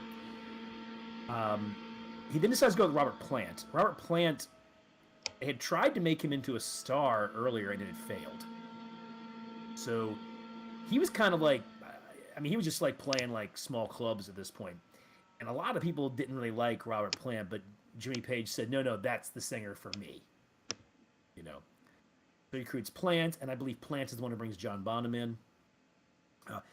Apparently, the first time that they played together, I think they just like set up some stuff and just played in an apartment. See how it sounds, right? And they were immediately like, wow, we got a lot of chemistry. We got to do this. So they come up with the first record, which was a success, but not a smash hit. They start doing an American tour. Their manager was Peter Grant. And Peter Grant had kind of decided that America was where this band was going to get big. And so they recorded Led Zeppelin 2 while doing this really wild American tour. A lot of the crazy, like, debaucherous sex and drug stories of Led Zeppelin, I'd say half of them come from this tour. Yeah. Okay. Yeah, like, isn't this the Mud Shark incident tour? Like Yeah, shit like that. Okay. There's also like, I mean, this tour was also, I mean, they were all over the place right now. Keep in mind, Robert Plant like looked pretty fucking wild. I mean, long hair, like running around like his shirt open, and he got like attacked on the side of the road by a bunch of people who were like, "Look at this fucking hippie long hair," because it was like in like some small town or something. Like, he got attacked physically, had to run. So I remember reading about this tour years back, and I thought this would just be like a great movie, but not be played up for like oh, look at all this sensational stuff, but also just to like show the way the country looked at the time and show like all the other stuff. This is also the American tour, by the way, was a big inspiration for a lot of the songs in Led Zeppelin 3, such as "That's the Way," which is a really beautiful, beautiful song. But yeah, that's why Led Zeppelin 2 just has that like that it has, because they're doing this nutso tour. Two interesting things about this: they really hated Iron Butterfly. oh yeah, them. I was half in mind to put them on the list, but Yeah, it's literally only for one goddamn song that I would have done that. yeah, and I Like just honestly, watched they that. would have gone an E if I did put them on this list. Honestly, I Well, yeah, should have just for the sake of I mean, sure. you're starting to get like the antecedents of the hard rock, that hard rock sound with things like Helter Skelter, for instance, and Iron Butterfly for a brief period of time is like wildly popular in America, and are seen as like this is like the hard band, right? Oh, fun aside, I just got done before this thing. Before we got on here, I just got done. I was watching the movie Manhunter from 1986, and the Iron Butterfly is featured in the film, and it's the when they apprehend the serial killer. But anyway, so they fucking hate Iron Butterfly, and Peter Grant just tells them because they had to open for Iron Butterfly. That's the thing. They're like, we are so much better than these fucking guys. We're opening for these assholes. So Peter Grant's like, just play the hardest, best that you can, blow these motherfuckers out, and that way they'll be too afraid to get on stage, and that's what happened. Kind of like the Who with the Rock and Roll Circus thing with the Stones, right? And Led Zeppelin did not. Oh, fun thing about this, I did find out they did not meet the Doors or vice versa, but Jim Morrison did see Led Zeppelin play in Los Angeles, and he saw them every night, and he was impressed, and also said, this band's got a big future. They could be like the future of the rock's going to go. And then Robert Plant saw Jim Morrison do a concert in Seattle, which was considered to be one of Jim's worst. And Robert Plant said, "I feel like I was watching a great singer die." Wow. Yeah. Hey, Also, speaking of Robert Plant with the open shirt, at the outset we mentioned weird people who did Byzantine history and talked about that one guy. One Halloween, that motherfucker did a Robert Plant costume, and all he did was just unbutton his shirt because he already had the hair. So he just walked around like, "Hey, guess what, guys? I'm Robert Plant. I'm Robert Plant. Check it out. You get it? I'm Robert Plant." Did he have Jimmy Page with him? No, he didn't. He didn't do anything other than unbutton his fucking shirt. That's all he did. No, Jimmy Page was at the preschool. Wait, Oh god! Oh what? god! Oh, I do want to. Let's move on. Let's move on. All right. I do my last comments on Led Zeppelin's first two albums. These are great hard rock, blues infused albums. I think this band, in my opinion, like has like the best quality control in a lot of ways. Like there are few Led Zeppelin songs I think are bad. There's some I think might be a little average, right? But there's few where I'm like, well, that's just terrible, you know. And I really mean this. The Led Zeppelin sounds really does sound that much better on vinyl. Led Zeppelin 2 I was always a bit indifferent about until I got the record, and it just sounds fucking great on vinyl. Led Zeppelin 2 is meant to be listened to on vinyl. And Led Zeppelin 1, pretty much the same there as well, especially those first two albums. They just sound that much better on a record. You know. all right. So yeah, that's my Led Zeppelin notes. I say Led Zeppelin goes in A. I'm not entirely sure their '60s material was S tier yet. Like their later albums definitely are S tier. Like Led Zeppelin 4 especially, and House of the Holy. There's a fair amount of antagonism towards them, especially from the rock press, but even some other bands as well. Kind of being seen as these like British interlopers who are playing hard and fast, and also have no interest in politics. Keeping in mind, at this stage of rock and roll, a lot of these bands are doing at least one or two political songs or being asked to take political stances, you know. Some bands more comfortable with this than other ones. Led Zeppelin just absolutely just fucking refused. The closest thing they get to a political song is probably like That's the Way and then Going to California. Probably the closest they get to it, and even then it's not really. Yeah. How do you think it's Going to California a political song? I always saw that as just like I'm gonna go over to California because I got nothing better to do with my life because I'm miserable and all that. Like that, right? Oh, exactly. I'm like, I mean, to see Going to California as a political song is to stretch that song. Yeah, I love that you bring up like I love you bring out the why can't they be more political? It's like do you want them to have their woman is the N-word of the world type track here? Do you want? Is that what you people fucking want?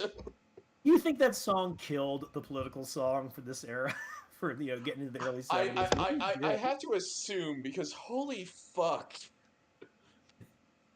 Yeah, it's also like Led Zeppelin. I mean, they were doing all the, and which has also meant that I've actually seen their reputation take a lot more hits lately. And there always have been people who have been like, yeah, Led Zeppelin's overrated, or they stole a bunch of riffs, and I don't want to get into that debate. That would be something more for like a Led Zeppelin like live stream, I guess, you know. Which I doubt we do, but yeah, but well, I mean, I could probably get away with it for a bit, No, I fucking love Led Zeppelin. I understand that. No, I agree with that. There's a lot, like, especially like their mid period shit, like 4 and House of the Holy, especially. I'm not a big fan of like stuff after that, but I get it. It would also be kept in mind too that Led Zeppelin laughed all the way to the bank. Essentially, yes. They didn't have #1 hits, but man, their records sold. Motherfuckers, people fucking loved them, right? They didn't have a ton of interactions with these other bands either. They were like really were off on their own. And then you think about a band like Iron Butterfly, where they're purposely like, yeah, we're just gonna like destroy you, okay? One of my favorite little stories ever was when Bob Dylan met Peter Grant in the '70s. Peter Grant goes into Bob Dylan and is like, "Hi, I'm Peter Grant. I manage Led Zeppelin." And Bob Dylan said, "I don't come deal with my problems."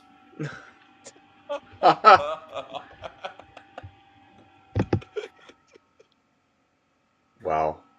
But yeah, I mean, they weren't playing with they weren't like hanging out with the Who or the Stones all that much. They were doing these like massive stadium sellouts as well. So a lot of people hated them for that too because they preferred like the smaller venues that were more popular in the '60s. So um, I can get why some people like didn't like Led Zeppelin, but Led Zeppelin in that regard was like I think also true like a band like devoted to like fuck you, we don't care about you. We're here to like sell some records and have some like fans think we're the most kick-ass band in the world. And what do you know? They fucking hit a home run with that. Yeah. So, yep, Yeah. that's Well, that's pretty much it for me and Zip right now. yeah. Well, I guess one more debate we could have in that regard. Who had the wilder parties? Led Zeppelin or Keith Moon himself? Well, the Eagles said they had the wildest parties of all. The fucking Eagles, man. Yeah. they, But go- they I go will down. never I will never forget the fucking story of Keith Moon mid Quadrophenia tour, passing out on his drum set, unable to finish the rest of the show, and so they had to fucking drag a random member of the audience in to finish the set. Oh God, I remember hearing about that. But also, yeah, Moon by that time, I mean, he was starting to gain weight. The drug use was really getting to him.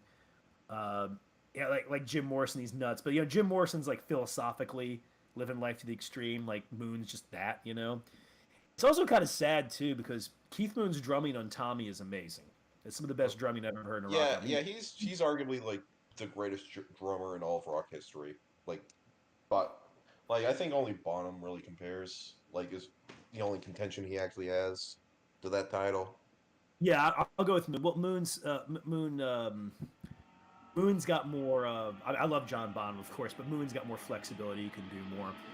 And the other thing too, like I mentioned the Tommy album, like you listen to the record, I mean Keith Moon's really holding that thing together. I mean it's a great album, but like he is the musical glue throughout the whole thing. You listen to Quadrophenia, his drumming's fine, but you could see that it's slacking off even from Who's Next. And then hell, then you get to like Who Are You, and he's in bad shape on that one. And then of course there's a thing where the front cover is him on a chair that says "Not to be taken away," and that is the record that's the last record he does. Yeah. You Christ. know, but yeah, no. So yeah, no. Led Zeppelin first two albums, amazing. But I don't think they ever put out a bad album. I mean, fuck, I even love Into the Outdoor. Yeah. Yeah, but anyway, like I said, we're not here for the Zepp thing. Let's go on to who do you got next? Who do you want to do next? All right. Let's see. Wait, how about you the Yardbirds real quick then? Oh yeah, yeah. The Yardbirds. Where are I they never. at? What? Yeah. It's like. All right. I think it's the one right next to Aretha Franklin. That one, Mhm. like on the right. Oh, right here. There's a long delay on the stream. Oh, it says the one to the left of Aretha Franklin. Yeah, just to the left of Aretha Franklin on the far right. Okay. Put There's them in not holding. terribly much to. There's not terribly much for me to say about the Yardbirds. They were more like a, popular within London, well regarded. They had some fairly successful songs. They're also featured in that movie Blow Up, which is, I mean, I don't think the movie's as good as people think. People said it was back then, but it is a good look at London in the '60s. You know, Would you say but C tier? I guess in that case. I remember, man. I don't care about tears on this. You rate it what you want. Yeah, I guess in that case C tier. All right. Um, what are a couple quick ones that won't take long? Procol Harum. Oh yeah, I was just gonna say Procol Harum. Okay. Uh, yeah, they're these guys are interesting. I think they're the first prog rock band, though I don't think they're entirely like pure prog rock. Like later Rats. They're best known for Wider Shade of Pale, and that's on their first album. Uh, that song is amazing. Their first album sucks. Their second album's pretty. Shine On Brightly. That one's amazing. Uh, Salty Dog, their third album. That's incredible. Uh, yeah, I guess I have to go with C tier though. Actually, no, B tier because Wider Shade of Pale was like super influential song. Like, it's considered one of the greatest in all of British history because it released around the same time as like Yeah, I'm gonna go with B tier for that. All right. I will say though, the song Conquistador, it was way better on the live version. Yeah. What was that live album like? Live with the Edmonton Orchestra. Yeah, it's the opening track off that album. Like, go listen to Conquistador off of that. That is my one recommendation to those still listening. So, All right, what you got? all right. Well, let's see. Well, we already did not talk about Crosby, Stills and Nash. There's Iggy Pop and the Stooges, Johnny Cars. Wait, We already Johnny did Stooges. Cash. We already did No, Stooges. we didn't talk about Stooges.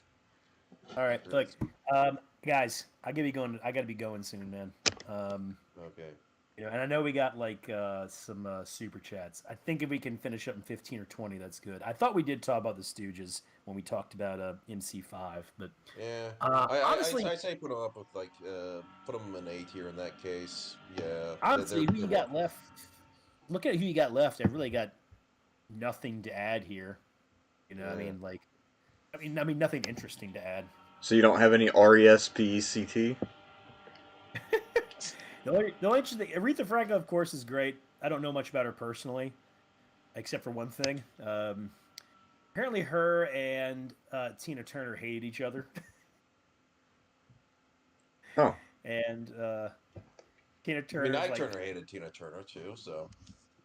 Hey, there you go, right? But no, no. Apparently, these two really didn't like each other. Aretha Franklin, like, she had that giant funeral, and it seemed like everybody and his mother was there to, like, shake her for money. I mean, it was the most ridiculous funeral I'd seen since Ronald Reagan.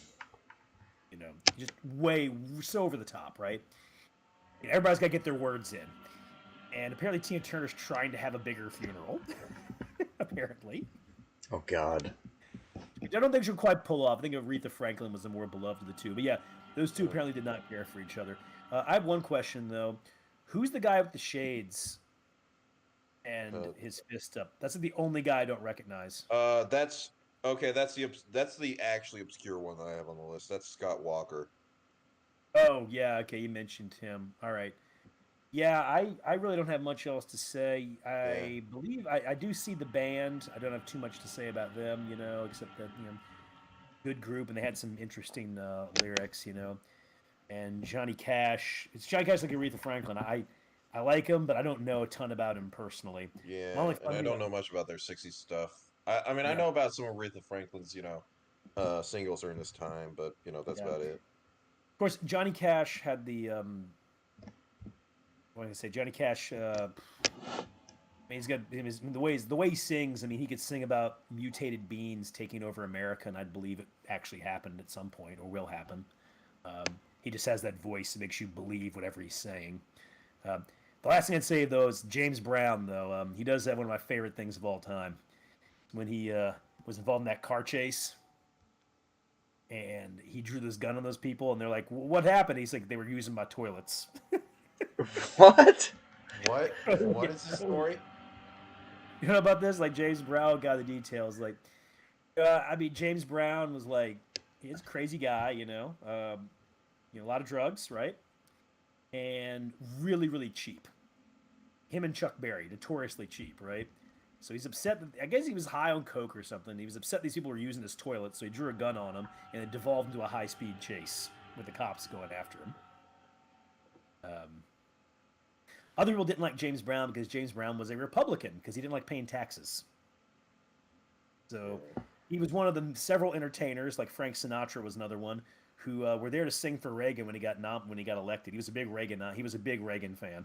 Oh yeah, I saw like the what was it? Those like TED Talk animated interviews of like various like interview snippets from way in the past of various artists. And like the one they had for James Brown was just him spending the first 2 minutes talking about how much he loved Reagan. It was just a bunch of platitudes and shit.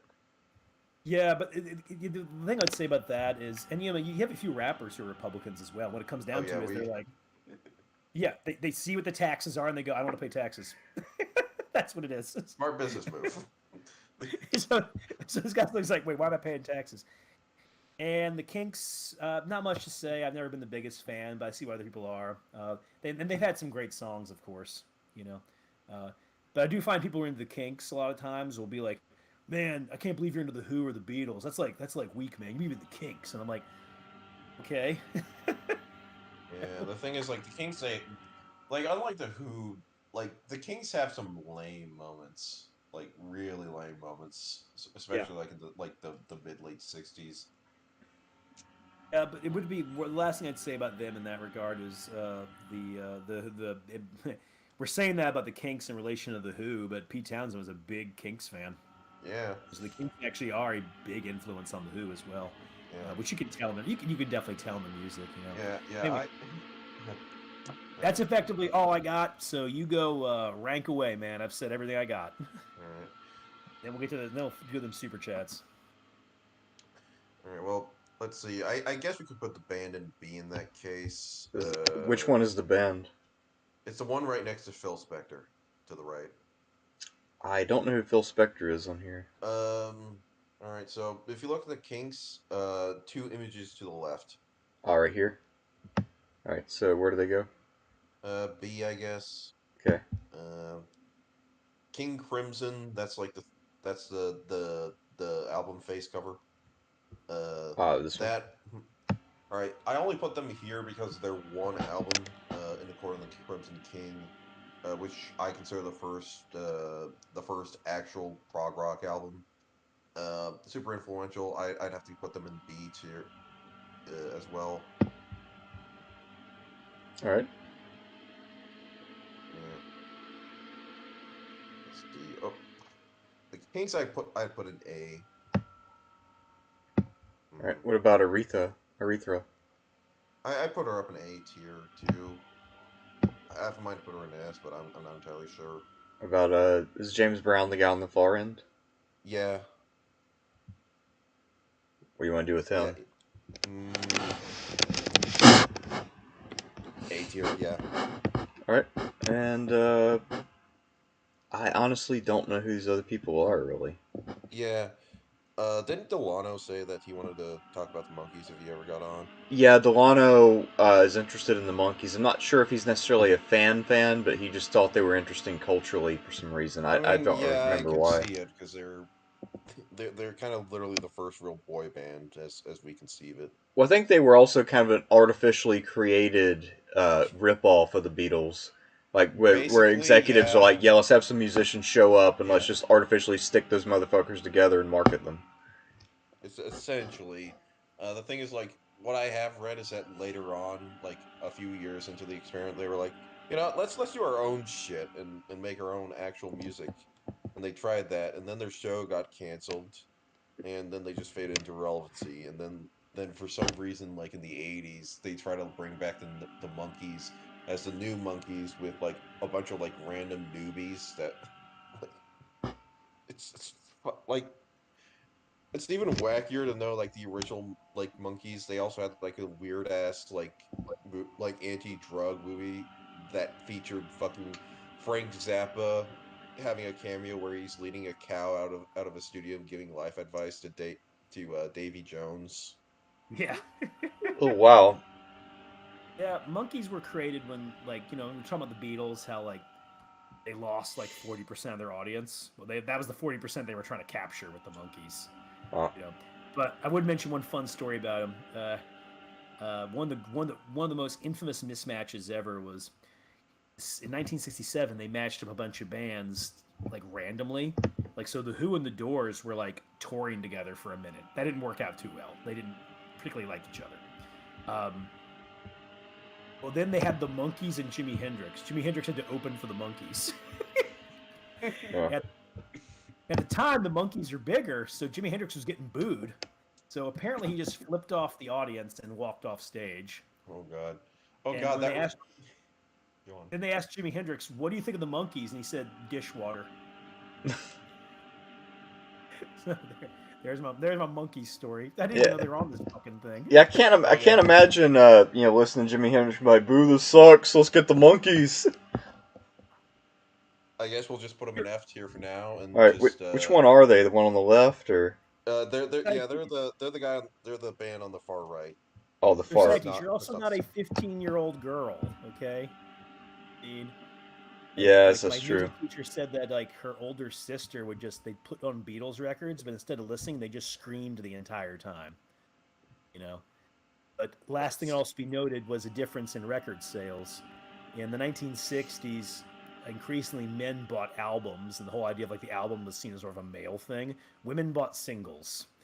All right, uh, and the monkeys were made for the singles market. God, my friend Deanna showed me like her mom's like record collection. I was like, oh, cool. It was like 150 45 records. Okay, like like 45 singles, Right. like This. 150 of them. I think there was barely an album in there. It was just like, you name it. Like she had some monkeys. All right. So, difference is, the monkeys. You were not the target audience. Yeah, I guess not. I mean, I like a guy with a bowl cut as much as anybody else, but I feel like they kind of all look the same. Monkeys suck, but also recognize it wasn't made for me. Yeah. All right. Well, anybody else we need to go through, or I mean, Scott Walker in Tiger Star made a joke about the governor of Wisconsin, former governor. yeah. This is a different guy entirely. Scott Walker isn't his actual name. His last name's Engel, but long story short, he was a member of like some British. He was an American, but he became part of a British boy band. Had some hit singles, and then he had a solo career, uh, which was fucking wacky and a half. But like his '60s stuff is kind of like middle of the road. Not to say he didn't have good albums. Like Scott Four is fan fucking tastic. Give it a listen. But I guess C tier for this. All right. Just know that Scott Walker's later career is the most bizarre shit you've ever heard. And not like on the level of like Frank Zappa bizarre. It's like I don't even know where the fuck you begin with this shit. It's just a hard turn into like weird avant-garde crap, and it's amazing, of course, but because I'm into that shit. But yeah, Phil Spector we didn't rank yet. Is this Phil right I here? guess yeah. Phil's the guy with the shitty hair, uh, and looks like he's about to kill you. I put him in A, mostly just for his production work throughout the '60s. Okay, so he's the With guy with the black and white, not the guy in color. yeah the black and white guy on the right side. All right. What about the guy in color though? Because he seems. That's Johnny Cash. Oh, it's Johnny Cash. Okay. All right. Yeah. Yeah, I mean he's got to be like A or S. Yeah, I don't know how to rank him because I don't know much about Johnny Cash's '60s material. I don't know in particular about the '60s, but I mean I know his overall body of work is pretty damn strong, and he was strong in all the decades. So A lot of his most famous stuff, or the most popular stuff, is late 50s, but he went strong throughout the 60s. yeah. He didn't start tapering off into the 70s, and some of that has to do with personal problems, drugs, and other stuff. But I say tapering off, he's still doing good stuff in the 70s. So you could go like S or A tier. The thing about Johnny Cash is he seems to be. He's always the guy somebody says like, I hate country music, except for him. Yeah, no, that's the thing. Like, I don't like country music, but I did listen to Johnny Cash and went to the museum in Nashville, and yeah, I really liked his music. So Yeah, I mean, the only other two who sometimes will come up with that is like Willie Nelson and Hank Williams the first. There's only two that people will go like, oh, I don't like country, but I also like that. I like that guy. Um, but I mean, Johnny Cash, of course, eventually was part of that outlaw country stuff, which I'm a big fan of. That's actually most of the country music I listen to would be like him or Earl Haggard or Willie Nelson. But anyway, sorry. So I'm a big Hank Williams fan, but anyway, sorry. I'm a rambling here. Johnny Cash, you would probably want to make him A tier. He's going strong through the '60s. yeah, and then I don't know who these other I groups don't know. are. Yeah, Let's right. It's Crosby, Stills and Nash, Oh yeah. Marvin Gaye, Otis Redding, and the Byrds. We didn't get around to ranking them because I know fuck all about the Byrds, and we kind of just talked about that one weird random story about like Graham, what's his name, getting his body set on fire, and that's about it. Oh, I mean, well, So, if that's the case, then they're automatically not eligible for F because I mean, all right, so we'll put them in E, just on automatic, just yeah, because it's a very lonely tier right now. yeah. I mean, like, if they tried to do a funeral pyre, if they fucked it up, I respect that. Um, and then Crosby, Stills, and Nash. I mean, clearly they had some influence, but Yeah, maybe I'd they say put more them hit. in B Yeah, because probably hit their stride more in the '70s though. yeah. And then for these other two guys, I'm not familiar at all with their work. Yeah, Otis Redding. I barely know. Um, I know nothing about Marvin Gaye's '60s output much. I know about Otis Redding because his entire career was basically in the '60s. Before his death in '67, sitting on the dock of the bay is uh I mostly know him because like of course a lot of the rap music I listen to like often like samples or references him because he was a great soul singer and shit. So I guess B. Oh, I put Otis higher. And he's got a lot of broad popularity. I know a lot of people like that's one of their all time favorites. Yeah. But Otis. Interesting about Dock of the Bay. You know, with the whistle thing at the end, right? Oh yeah, he was supposed to like had a bunch of lyrics he was supposed to sing on the outro, but he just when he went into record, he just forgot them, so he just whistled it, and they realized, oh shit, it's way better. No, he he did whistle it. You're right about that part, but he left and then he died before he could come Yeah, back to record the actual part. That's why it's there. yeah. And so Oh, that's if he hadn't died, like you'd get the other part. And who knows yeah, how it would have yeah. And turned then we out. wouldn't get the greatest like whistling section in all of music Yeah, history. yeah. It's still sad. I'd just like to know like what he had in mind, but whatever, man. So yeah, no, he's uh, Otis Redding also is like, I mean, maybe not the same caliber as a Hendrix in that regard, but that's one of the ones where I do wonder, like, what more were you gonna do? Yeah, Yeah. Because he died as he was also really coming into his own as well. yeah. Speaking of like with similar deal with Marvin Gaye, like another avoidable death because turns out it's because his father's just an asshole. Huh. Oh yeah. But yeah, literally got shot by his own dad. What? Yeah. His relationship with his father is fucking weird to say the least. Like apparently, like his dad was like a closeted homosexual, and he really wasn't like, and that was causing tensions in the family and shit. It's like because a lot of like stuff I don't understand, and I'm terrified to learn more of. I don't know. I've been told that of all these people we're talking about who like they die this untimely death. I've been told by people who were alive in New Orleans at the time that Marvin Gaye was the most mourned one in this city. Oh. You know, although if you really think about it, Jim Morrison in some ways did die in New Orleans. His last concert was here. It was so bad the band stopped touring. A total disaster. Was he just fucking wasted the whole time, or? Yeah, there was other bad. They had a really good concert apparently. I think it was Dallas or Houston. When they came to New Orleans, it just collapsed. The last thing to note about that is that there is no recording of them playing in New Orleans. Now, the guy who ran the place, known as the Warehouse, which is now gone, and the Warehouse was a legendary New Orleans venue. It was known for having mixed crowds, and a lot of groups played there over the years. But anyway, apparently the guy who owned the Warehouse, they say, had a recording of it, and he kept asking Ray Manzarek for a lot of money. And Manzarek was, you're asking too much money, and you also want me to remember one of the worst moments of my life.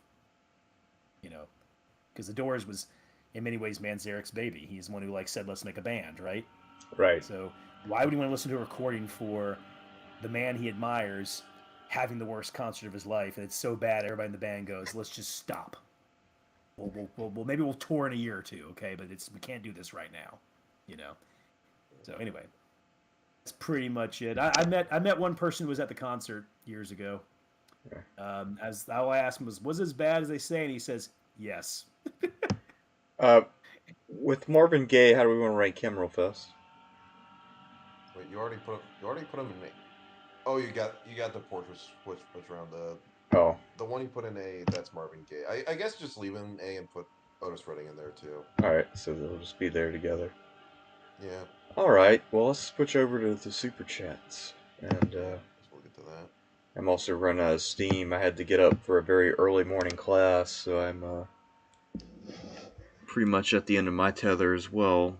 Our first super chat of the evening came from Oscar Palacios for $5. Thank you, Oscar.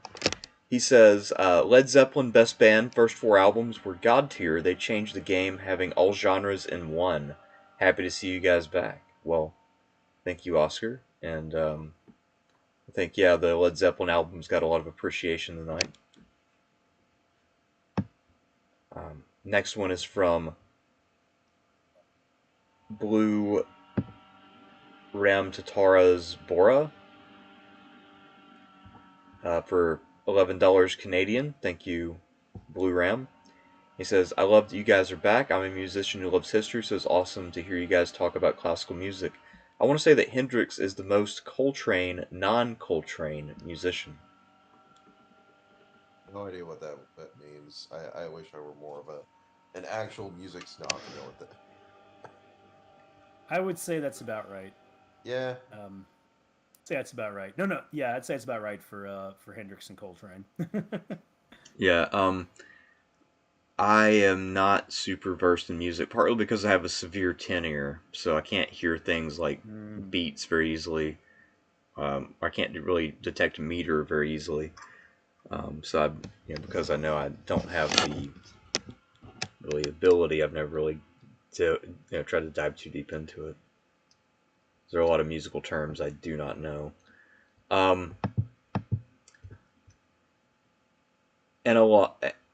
Analogonian, okay, like person who does analog, I guess. $5, thank you, Analogonian.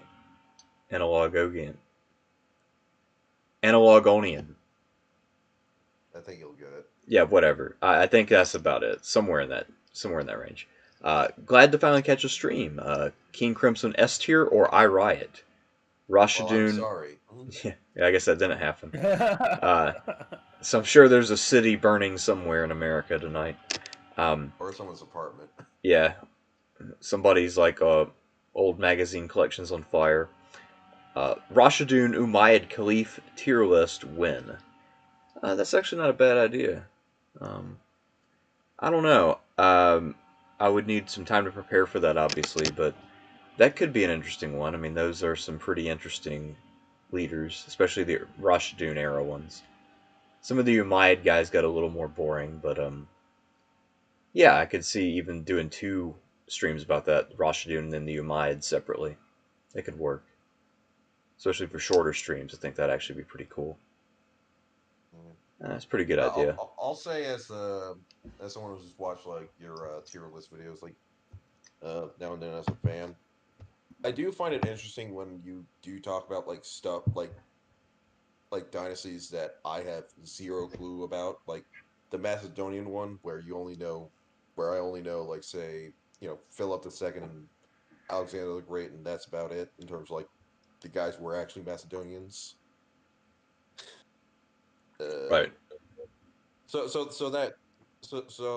I don't know how that would like translate to like actual like people watching it. Probably very little. I mean, I've done a lot of streams where, the popularity of the topic is not necessarily that high. Yeah. But some of the ones I find more interesting. So basically, I just try to do things I find interesting, and hopefully they succeed. Like I know there are people who just do a lot of World War II shit for history, but Yeah. I would just get bored and hate my life, so I don't really want to go that route. I appreciate that. There's also another one from Blue Ram Tatara Zbora. Thank you, sir. $5 Canadian. There were a couple of streams where you talked war films. Have any of you seen the Human Condition trilogy? It's a Japanese trilogy set in Manchuria. I haven't. I have not. Never heard of it, but I'll definitely look into it. Sounds interesting.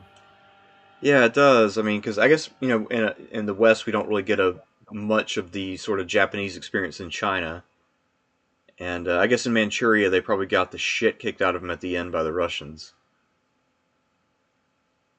Yeah. All right, we have one from Old Man from Berlin, who someone I recognize has been on here a number of times. $5, thank you, Old Man. He says, Thersites, if you got transported back in time and placed there, how would you go about planning the defense of Atlanta now that you live there? Well, almost a trick question, because I would not defend Atlanta. Agreed. I'd just be like, yeah, you can have it, just please impose some urban planning. Mandate that the road layout makes sense, and mandate that parking lots connect to each other. If you're going to conquer it, and if you promise to do those things, I'll just let you have the motherfucker. But no, for real though, like if I were actually a Confederate general and I thought, I got to defend this area, save the Confederacy, save slavery, blah blah blah. I think the key mistake Johnston made, aside from Snake Creek Gap, which was really dumb. When the Union Army was crossing the Chattahoochee River, he should have just counterattacked and gone just all in, balls out. So attack the army while it's midstream. Just charge the fucking banks with bayonets. I'll mention this one. Dave Powell, who's writing about Atlanta right now, is arguing that the real lost opportunity was a river crossing that they did after the Battle of Resaca. That was the real lost opportunity. For a counterattack. Usually people say Altoona Pass, but he's making a really good case for that not being as big deal has been made out to be. Castro, you mean? Yeah. Yeah, I'm agreeing with Powell so far. That's from what his book's not out. He's just doing these blog posts. Yeah, I've seen those on Facebook. I've talked to him a couple times. Yeah. I think he's making a good case there. And I think his Atlanta work's gonna be really, really good. Me and him may not agree on Shiloh stuff though.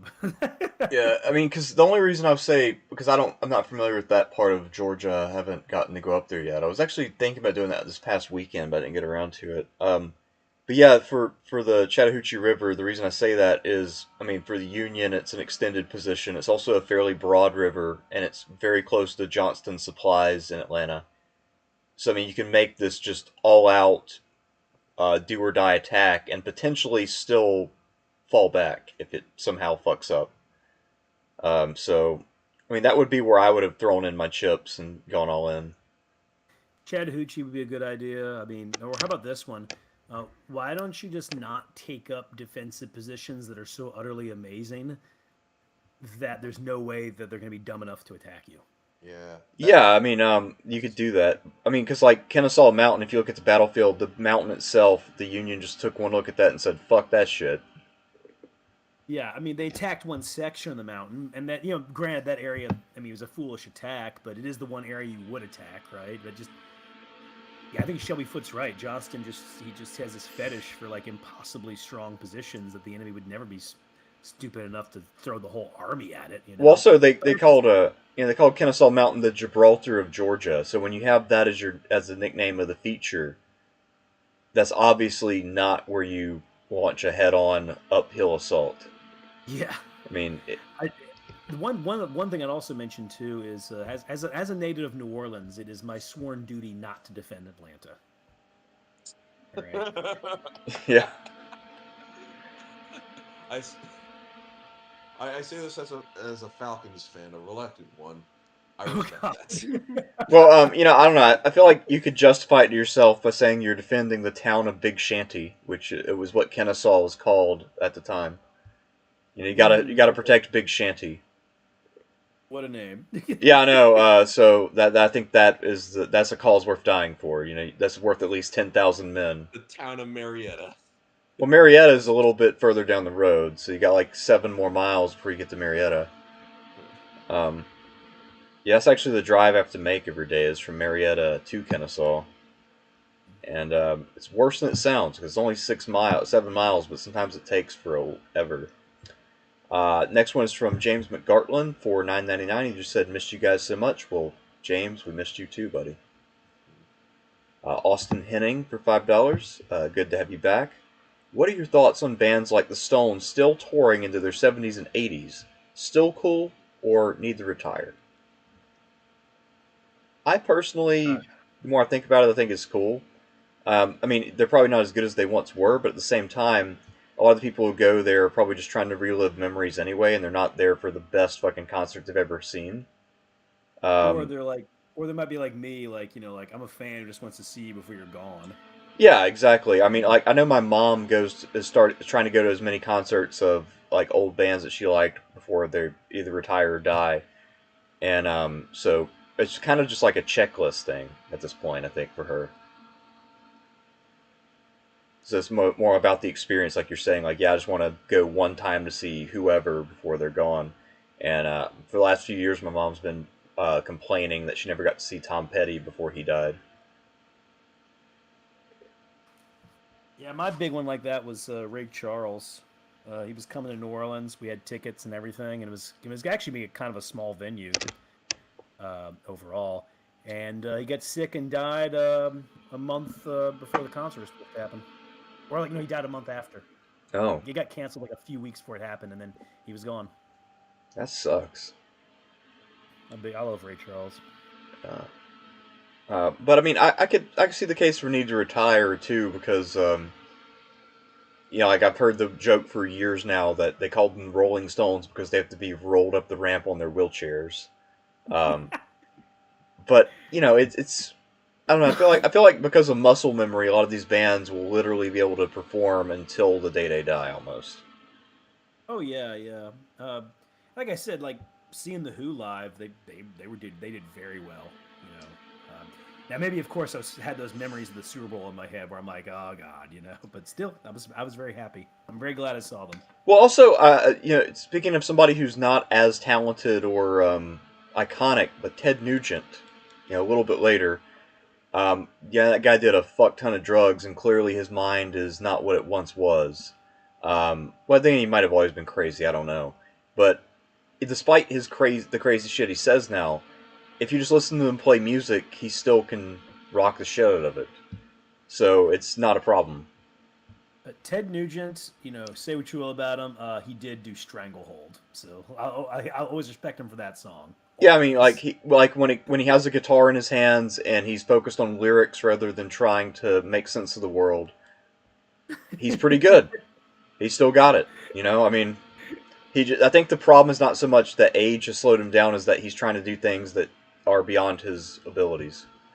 Because Oh, you he mean like has when a talent. He just he's using it for something else now. And you mean like when actors start giving you like their opinion on what's going to happen in the Ukraine war, or yeah, because that's kind of uh, what Nugent's doing. things? Yeah, Nugent's just the right wing version, like right wing conspiracist version of that. Yeah. Um, So, and he also talks about like how he's deeply inspired by meeting Trump. I'm like, dude, you're a rock star. You're not supposed to be that impressed by meeting like some fat businessman who sold buildings in Brooklyn. I mean, for fuck's sake, you did goddamn rock concerts. Have some It's mostly pride. men. It was mostly Manhattan, to be clear. Yeah. Okay. Well, same difference as far as I'm concerned. Oh, What's next? Next we have Emperor Tiger Star for $5. Thank you, Tiger Star.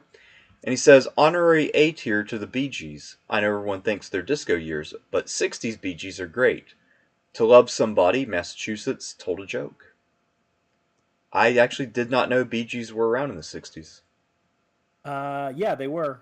They had a little moment there, and then they faded out before they came in with the disco stuff. And they had some good '60s stuff. Told a joke. That's it. That is a good. I like that song. That's a good one. My favorite Bee Gees song though does come from the '70s. How do you mend a broken heart? That's a. I don't know. Bee Gees did great stuff in the '70s though. Night Fever, great disco song. But yeah, no, they had good '60s stuff. All right. And it looks like our last super chat of the evening comes to us from Zan Looney, $10 Australian, and he wants to know, do you think all this music helped end the Vietnam War? No. No. There Yeah, were a reaction to there were a lot of music in reaction to the Vietnam War. But to say any of it had actual effects on the policies of the stuffy, like, old men in politics, no. No. I doubt it. Extremely. I mean, some of it inspires a protest movement, but I'm of the opinion that the Vietnam protests, at least, were not as effective as sold. God damn it, I'm not saying they had Henry. no effect. I don't like those long-haired hippies, but have you heard the music? It moves my soul. It also be kept in mind too that like I would make a case in some ways music might even be more politicized now. Like most '60s music was not about Nam. You Yeah, know. that's the thing. Like, I did a paper about, like, music in Vietnam for, like, a 1960s America class I took last year. And I thought it'd be super easy because, everyone, like, because there's a lot of songs that people immediately think of. The problem is there's very little if you look under the surface. Like, there's some that are just vaguely anti-war, but it could be about basically anything. Yeah, Uh, and then you or and then you got groups like Led Zeppelin and the Stones, which are just they're not political. They've refused to do anything with that. I mean, Uh, "Give Me Shelter," like, implies a lot, certainly, but that's more like a mood song for like an era, like how you're feeling at the time, right? yeah, As it opposed certainly to like is. like we're not talking like, and I love the album Times Are Changing, because I think if you're gonna do a protest album, like that's the way to do it. It's great lyrics, and even that album, like Boots of Spanish Leather, has nothing to do with protesting anything. Okay. Yeah. Yeah, nah, it Yeah, didn't happen. actually, I do like the idea, and I think about it of like Nixon sitting down to listen to a full album of protest music and then reacting. Hmm. Well, Empress Tiger Star's right. Rock until you die. That's how you Oh do it. God! Yeah, Oh God! You say that, Sir Sicey, so now I'm thinking of, those, like, AI, like, presidents things that are now up all over YouTube nowadays. I'm now yeah, thinking about that for, like, Nixon just reacting to, like, hippie bullshit. yeah. I That got. that is good. That I would be shocked if no one has actually tried something like that yet. Like, I've Right. seen them do it with, like, include, like, JFK and shit in some Yeah, of those, I can but just Yeah, imagine Nixon like this "Fortunate Son" song is just class, uh, raising class consciousness in a way that's just designed to arouse the rebel. Oh, I think that I do love those president tier list things, and I'm thinking like a Candy Johnson Nixon one could be fun. yeah. I think anything with Lyndon Johnson would take the cake. yeah. Because he would just threaten other people and threaten to kick their asses until they Yeah. gave in to his opinions. So for those, do people actually write scripts for him, or do they have the AI like make up opinions? How does that actually work? I think they write scripts and they make the AI voices, like, read them, Ah, like, okay. do the voices and stuff. Uh, yeah. Yeah, yeah. Because I know Yeah. like whoever writes those though, they have a lot of random knowledge about franchises, but Yeah. like where did you? Who the Yeah. They fuck have a knows this much very about great all sense these of, like, the franchises? voices. Yeah, but Yeah. also like who has all this random knowledge about every game franchise? Well, usually it's done by, like, individual, like, nerds. Like, like, I'm a Zelda nerd, so I'm gonna, like, just, like, do this AI person shit and have them tier rank Zelda games. Yeah, Oh, that shit was funny, man. I don't even play that many Zelda games. I thought this shit was fucking funny. yeah. Just, like, listening to them, like, complaining about the amount of dungeons in, like, certain games. That's like like, trying to be objective about, like, what they like and not like about certain games. Yeah, cause I really like because normally they have Obama play the mediator role where he's like, "Come on, guys, let's be reasonable here and make a deal," and then Trump or Biden will take a harder stance, or sometimes Obama soft agrees with Biden but won't really say that much. And then there was one time they were doing the Fallout series, and Obama was bitching about New Vegas, and because he couldn't figure out how to get out of the caravan game, and so he had fucked up his playing the game, and then Trump and Biden joined forces, and they're just exasperated beyond belief. They're like, "What in the fuck is wrong with you, Obama?" It's like, no, just put the goddamn game in S tier right now before we rage quit. Just go ahead and do it. We're moving on. We're not talking about this anymore. Like, you don't fucking get it. We got to move on though, because this is ridiculous. So. Oh, we got well. Usually, yeah, you usually have like they like Trump and Biden usually ones fighting, right? And Obama's mediator. But there's one where like like one of the Zelda games, and Obama's like, "This is an easy S tier," and then like Trump's like, "Not so fast." And Biden's like, "I agree," and he's like, Trump's like, "Finally, you've said something intelligent." Yeah, exactly. Yeah, I remember that too. I was like, "I give up." Yeah, it's also interesting that in those tier lists, as a lot of people have observed in the comments, the Trump of those tier lists is a million times smarter than the real Trump. Yeah, and I don't know. Is the Biden of those tier lists more coherent than current Biden? Yeah, I would say Barely that's more. it's more like a 2012 Biden. Yeah, it's more like if 2012 Biden came back. Yeah, the Trump of those is a lot wittier than real Trump. But I mean, it's. But he also is still staying too true to like the Trump contrarian interrupting thing, So it feels like a more ultimate version of Trump. Yeah, like in a alternate reality where like Trump is on his game that day like a motherfucker. He's had a smoothie that morning and got a lot of sleep, and he's gunning for this. Sudafed. He's taking a lot of Sudafed. Yeah, or Adderall or whatever it is. Like Trump likes that Sudafed, man. Well, the European stuff at least. Yes, I mean it's basically Trump living his best life, and then Biden often just losing the thread completely. Which I kind of like those moments, though. I do think it's fucking funny when they team up. It kills me, man. Yeah, when they actually agree. Yeah, that's pretty good. But anyway, still, I think the king of the internet is still the old Alex Jones Sega CD videos. Oh, that's amazing. Oh, fucking great, Yeah. man. Fucking great. But anyway, I'm going to be going All right, yeah, same. a long time tier ranking. I do want to. I know May, late May is probably better, like after May 15th. And I know you were raring to do Austro-Hungarians. Yeah. So just give me what dates are good for you after May 15th for next month, and I can come in. All right. All right. Yeah, we'll do some Austro-Hungarian commanders next month. I still got to add a couple people to it. I know I missed one guy, Wenzel von Verm, but there's someone else I missed that I got to figure out who the fuck it was. Yeah. This tier list is that's gonna be interesting because I know basically fuck all about like the Austro-Hungarian commanders besides the really terrible ones or the really decent ones. Well, yeah, they only really have a couple commanders who are well known outside of Austria-Hungary. I think hell, because I actually struggled to find resources even on the German Wikipedia page. So even in Austria today, a lot of these guys, nobody cares about them. Yeah. So they were very much a product of a time and place, and once the Empire was gone, they were forgotten. Yeah, I checked the Wikipedia pages for like a bunch of these guys, and yeah, there's some only have like a section about their World War One career in just a single like brief like 3 sentence paragraph. And that's about it. Like really very little, no detail, not talking about their achievements or whatnot, if they had any at all.